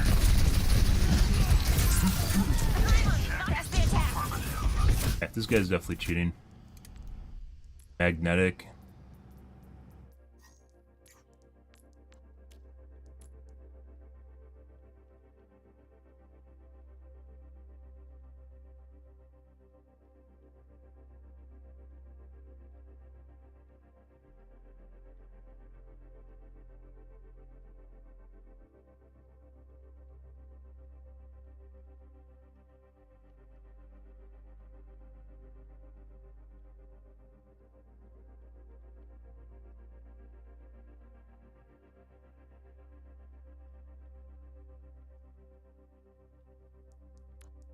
Next game.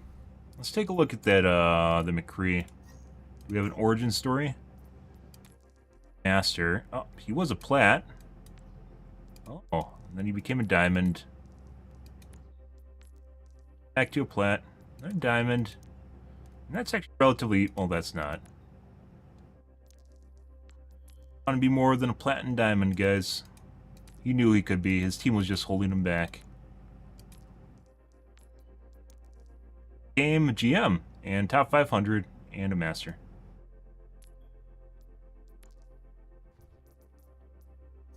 Nothing super amazing. We had that one guy earlier that was pretty straightforward. He's like a... What, he's like... There's one guy that was a bronze at one point. Bronze and silver. Yeah. So, next game.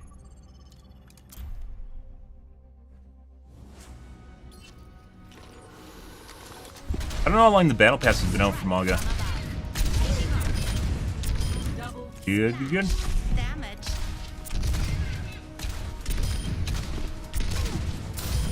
Heat check confirmed.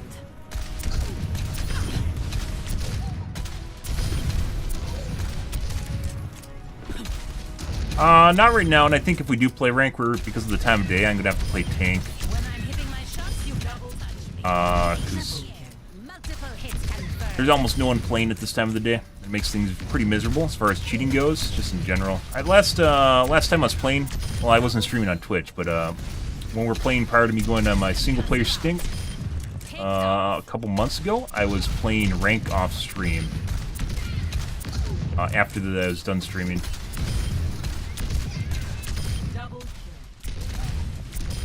I was also streaming at a different time of day, too. I was streaming till 5 in the morning, and then from like 12 to 5. Now I'm streaming from like 4 to 10.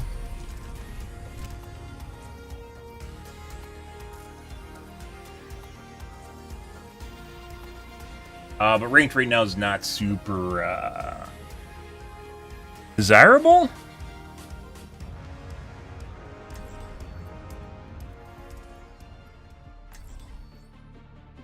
Tend to get a lot of sus players late night. There's not that many people queuing to begin with. So I think we're going to do a tank arc at some point here. I'm just going to play tank and queue rank tank, and then maybe play Pharah a quick play.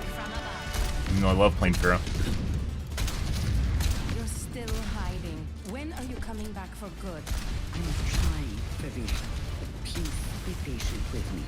I've been patient for years. What's a little while longer? 5, 4, 3, 2, 1. Move that robot. Objective lost in 30 seconds. Where are your big boots? Hello, Mercy on call.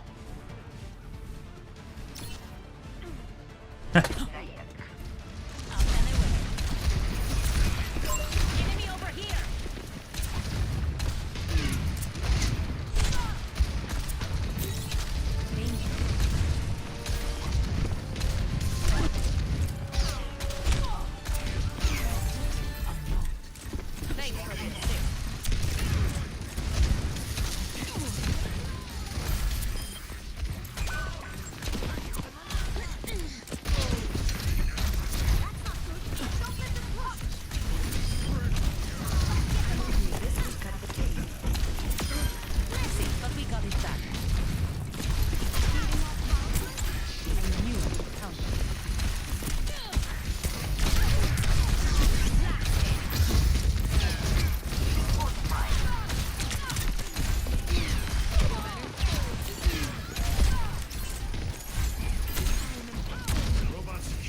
For line of sighting her, in case you missed that. Attempting to, at least. So she overextends and does stupid shit trying to get line of sight. Missed. That's not good. And over here.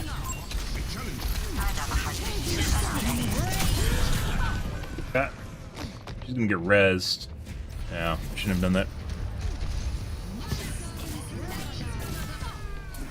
Didn't get rezzed. Shake it off. Repositioning. Tremble before me.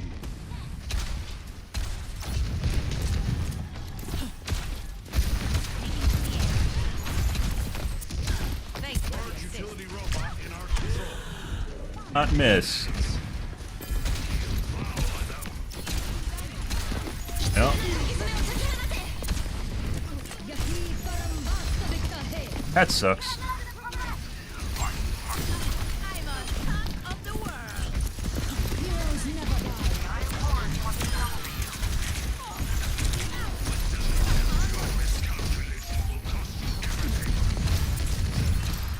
Prez on the Ash. Yep.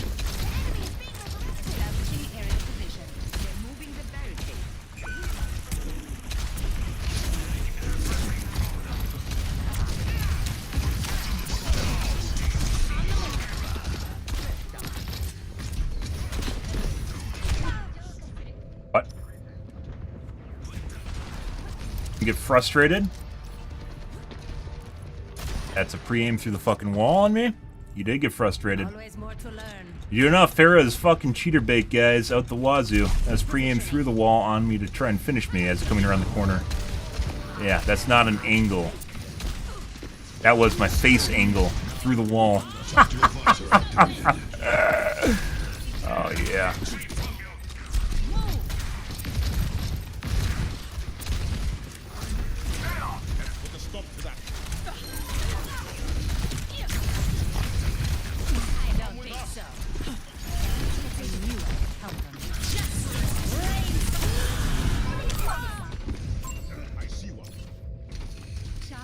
Good.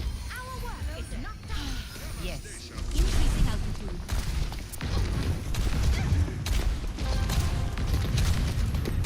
Why are you going the wrong way? Who fucking flies into me? It doesn't. This is like, hey, excuse me, pardon me, I'm coming through. Excuse me, pardon me, pardon me.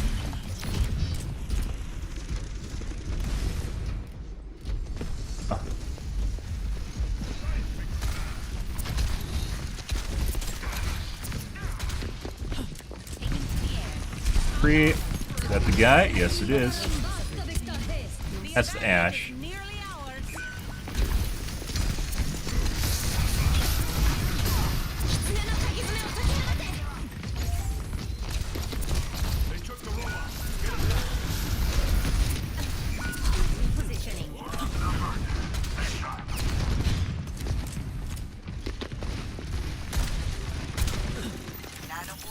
System repaired.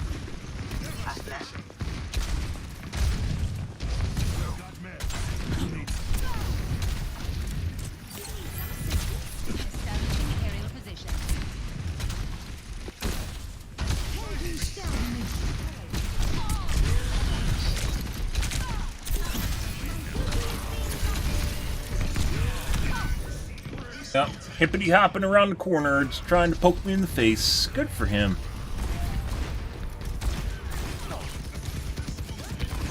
Don't let them push any further. Returning to battle. My ultimate is ready. En route.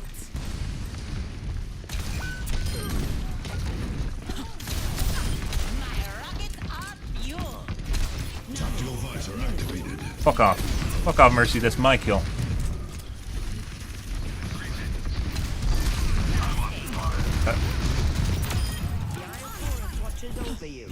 The robot has been secured. I will not waste this opportunity. Enemy taking off.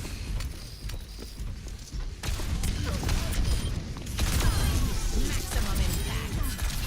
I knew it would come. Walk out and try and contest this. Okay. Okay. I guess he thought he was safe behind a shield. Yeah, no. No, Farah's ult does like 4,800 damage or some insane amount like that. It seems like it doesn't because the missile travel time, there's a little delay before everything hits you and you just die.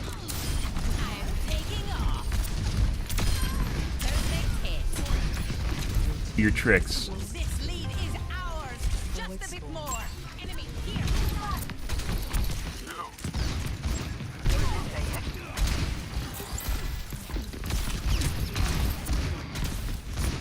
Thanks for the assist.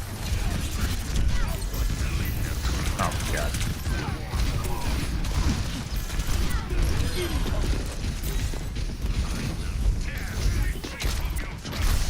But it... I don't think so.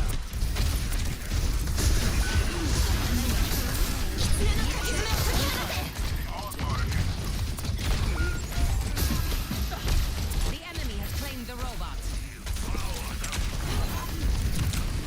Uh-huh. Turret detected.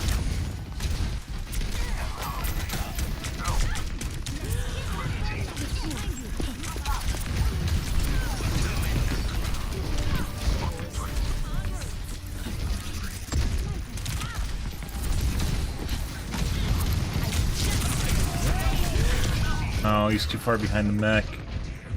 If I was closer, we could have killed him.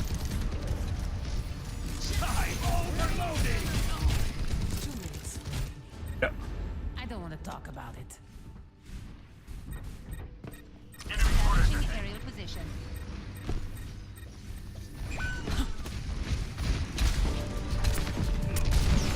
I see an enemy.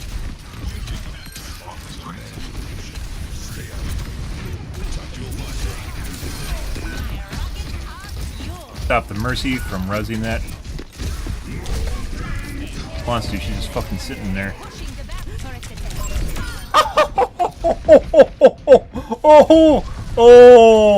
Oh, that was good. Oh, we booped her out and fucking faced her with a missile. Oh, that's good. Nice.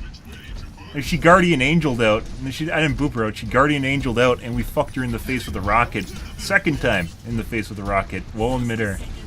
Nice.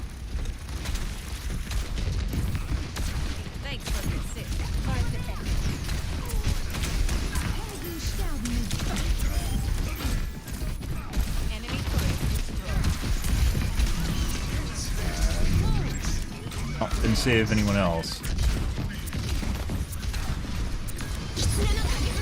God.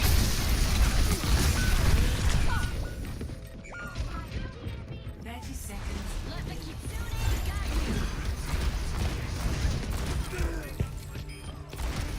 See, did my thing. Ooh, I'm gonna shove them in a locker.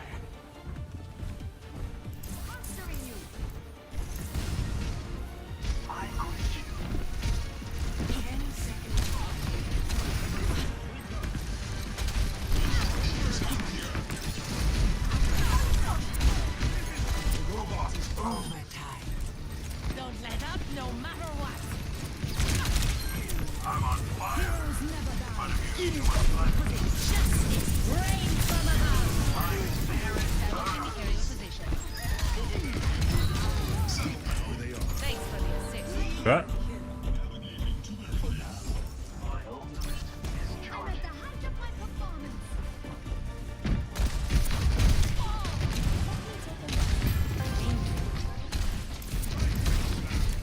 Stay with the robot. We're almost there.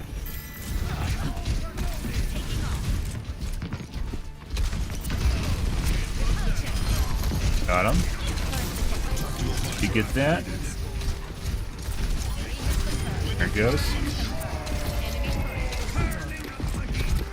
You kill the Mercy. Done. Now the other healer. Oh, I can't fucking point her out because I killed myself. We're on voice comms, we could. If we killed the other healer, it would be guaranteed win. Eyes open. Always more to learn. Thanks. Spotted a turret. On the move. Taking to the air. Enemy turret destroyed.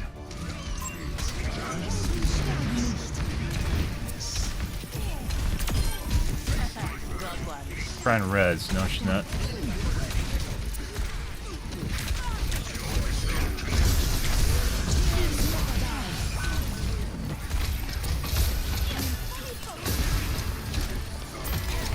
Gotta go after the healers again. No.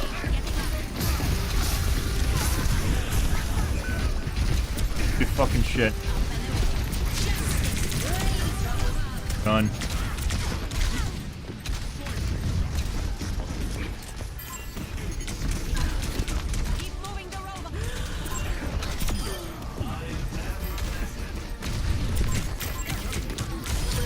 Dude!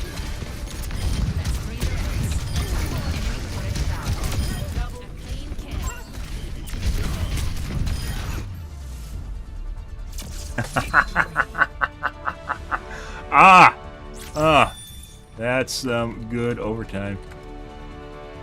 Oh, that's beautiful. Terrible. Okay.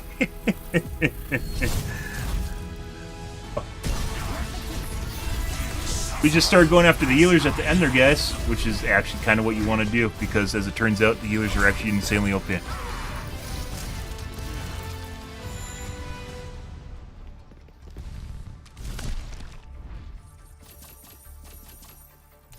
Get some good heals too. You're gonna Mercy was doing.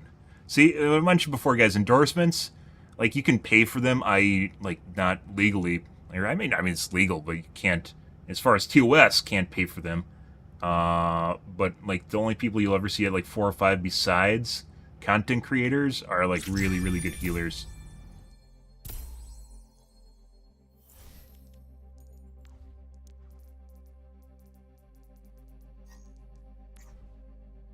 Beaches. Sure. Very difficult to climb without someone being in a group. Pretty good mercy. All right, so we're gonna report the McCree. Bot wasn't super audacious, but there was that pick. Look right through the wall when he came around that corner. That was a dead giveaway. It's like a giant red flag.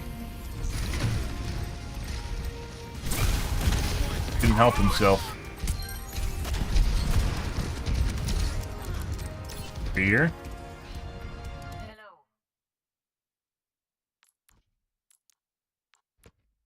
That is right. Almost. Exactly where it's going to be. Do you just RNG?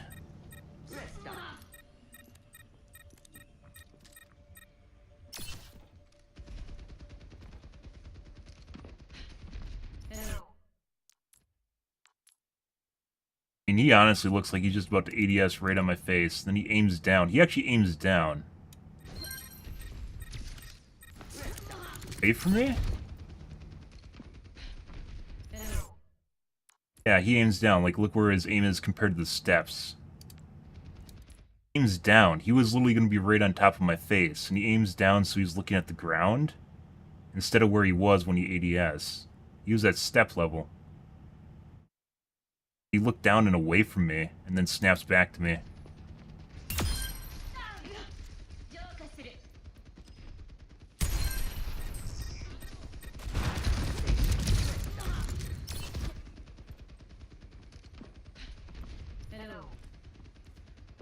That's something, guys. Okay, well, let's watch a little bit more here. That's really fucking weird.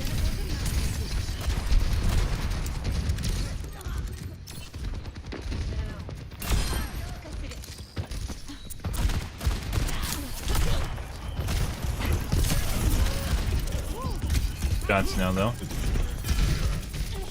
Like, his aim wasn't, like, super... He just tried to shoot the Anna through the wall.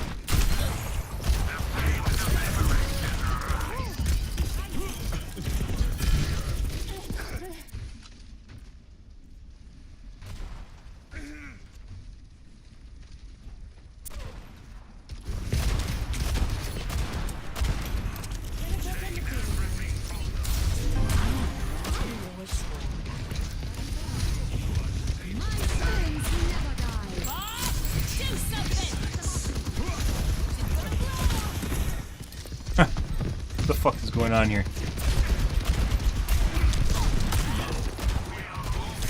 Ridge misses. He's snapping away from the player. When he fires, he actually snaps away. On target. I'm here.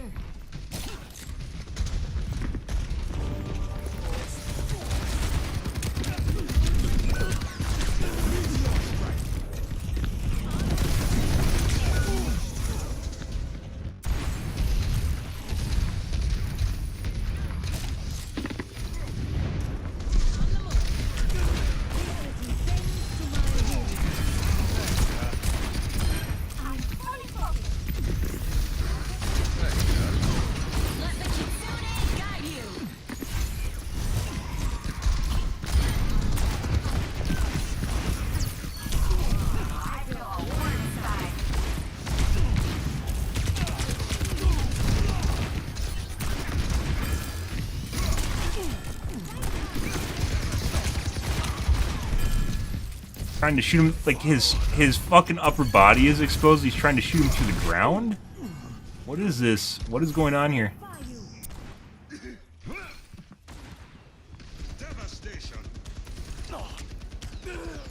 Look, his upper torso is exposed.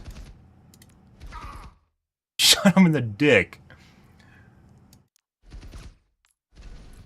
He's still trying to shoot him in the dick. What? Like, look where his aim is. What is this? He did shoot him in the dick again. Like, it's his BM. I don't know what's exactly there that he decides to shoot his dick more so than his actual exposed upper. Like, it's not like his head's exposed. Like, we had that one guy that shooted me in, like, the brain when I was, like, exposed over a ledge earlier tonight. But he's trying to shoot this guy in the dick instead of, like, his torso.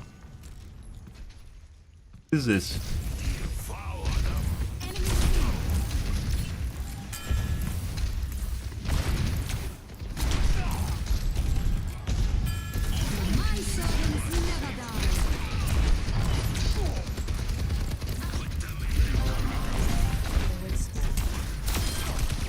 Chan apparently protecting us.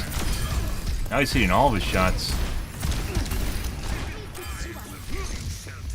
The same guy that couldn't fucking shoot us like a minute ago could not shoot us while I was running away in the air just in front of him.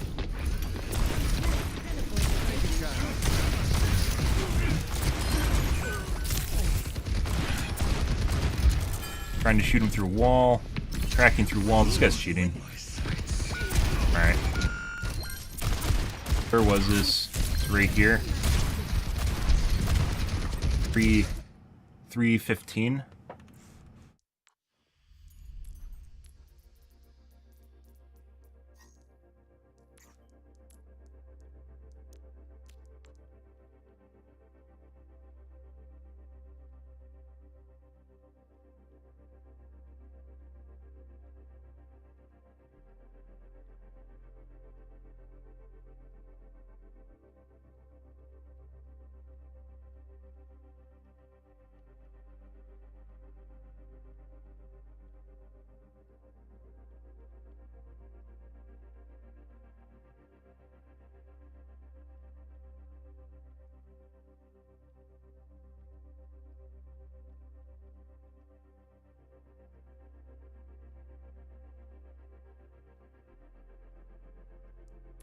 Yeah, that's a pretty extreme juxtaposition, guys, there between, hey, I can't shoot shit, no, I'm just going to shoot this guy in the dick, to, hey, I'm hitting every single shot. Very weird.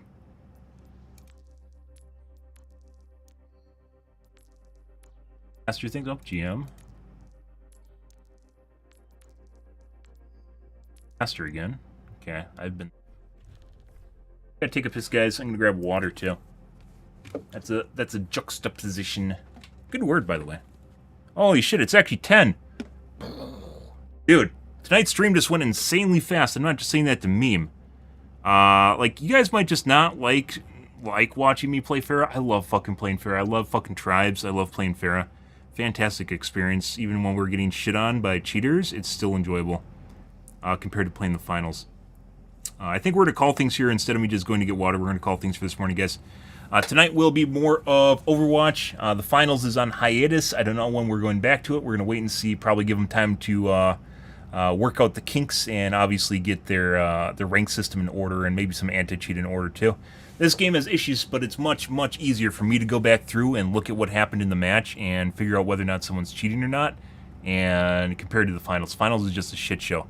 And even at the end of the day, like, the best you can do is, like, you can look at where the person's aiming. Like, I think the best case scenario I saw in the game was where you can see the outline of the person that killed you while they're tracking someone else through walls. So you get, like, a teammate, and I remember on a construction site, a teammate down here walking, and I can see the guy that just killed me, like, looking at the guy through the wall as he's going around the corner because I have it.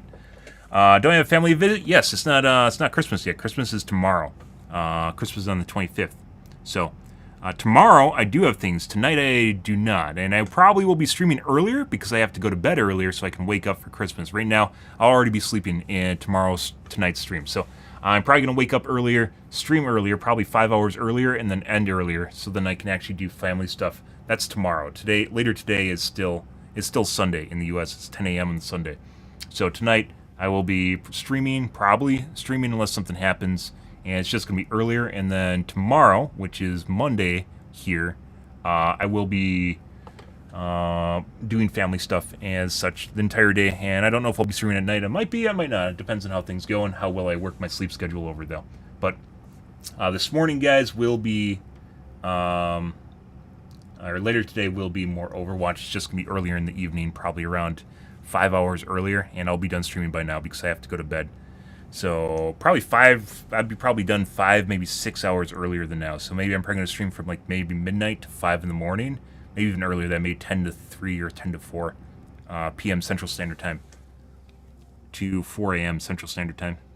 We'll see. It depends on how things go. Sometimes it just won't stream at all. It depends. Holidays are kind of up in the air. It really depends on how the days go and how I'm feeling when I rotate my sleep schedule a bit. So, but otherwise, I actually really enjoy playing Overwatch, guys. This is actually a lot of fun. Just getting shit on here. And even though it's quick play, it's still very competitive because there's SPMM in the game. And as you can see, we're definitely going against some people that actually know what they're doing. And then some people that apparently can't hit shit, and then all of a sudden they hit every single one of their shots. Very weird, right? It's just mine is just like a switch, just an internal switch in their mind, guys. They toggle the DPI switch on their mouse, and all of a sudden they can just hit all their shots. They're at slightly the wrong DPI, and then for some strange reason their DPI changes again in the match, and then they can't hit anything anymore. It's fucking weird, very weird stuff, right? Just crazy, absolute crazy. Yeah. It's almost like they push a button on their keyboard and something happens. They push a switch and something happens. I don't get it. It's like an F key somewhere or something. I don't know. But alright, guys. Tonight will be more of Overwatch. Just gonna be earlier stream, and tomorrow I don't know what's gonna happen.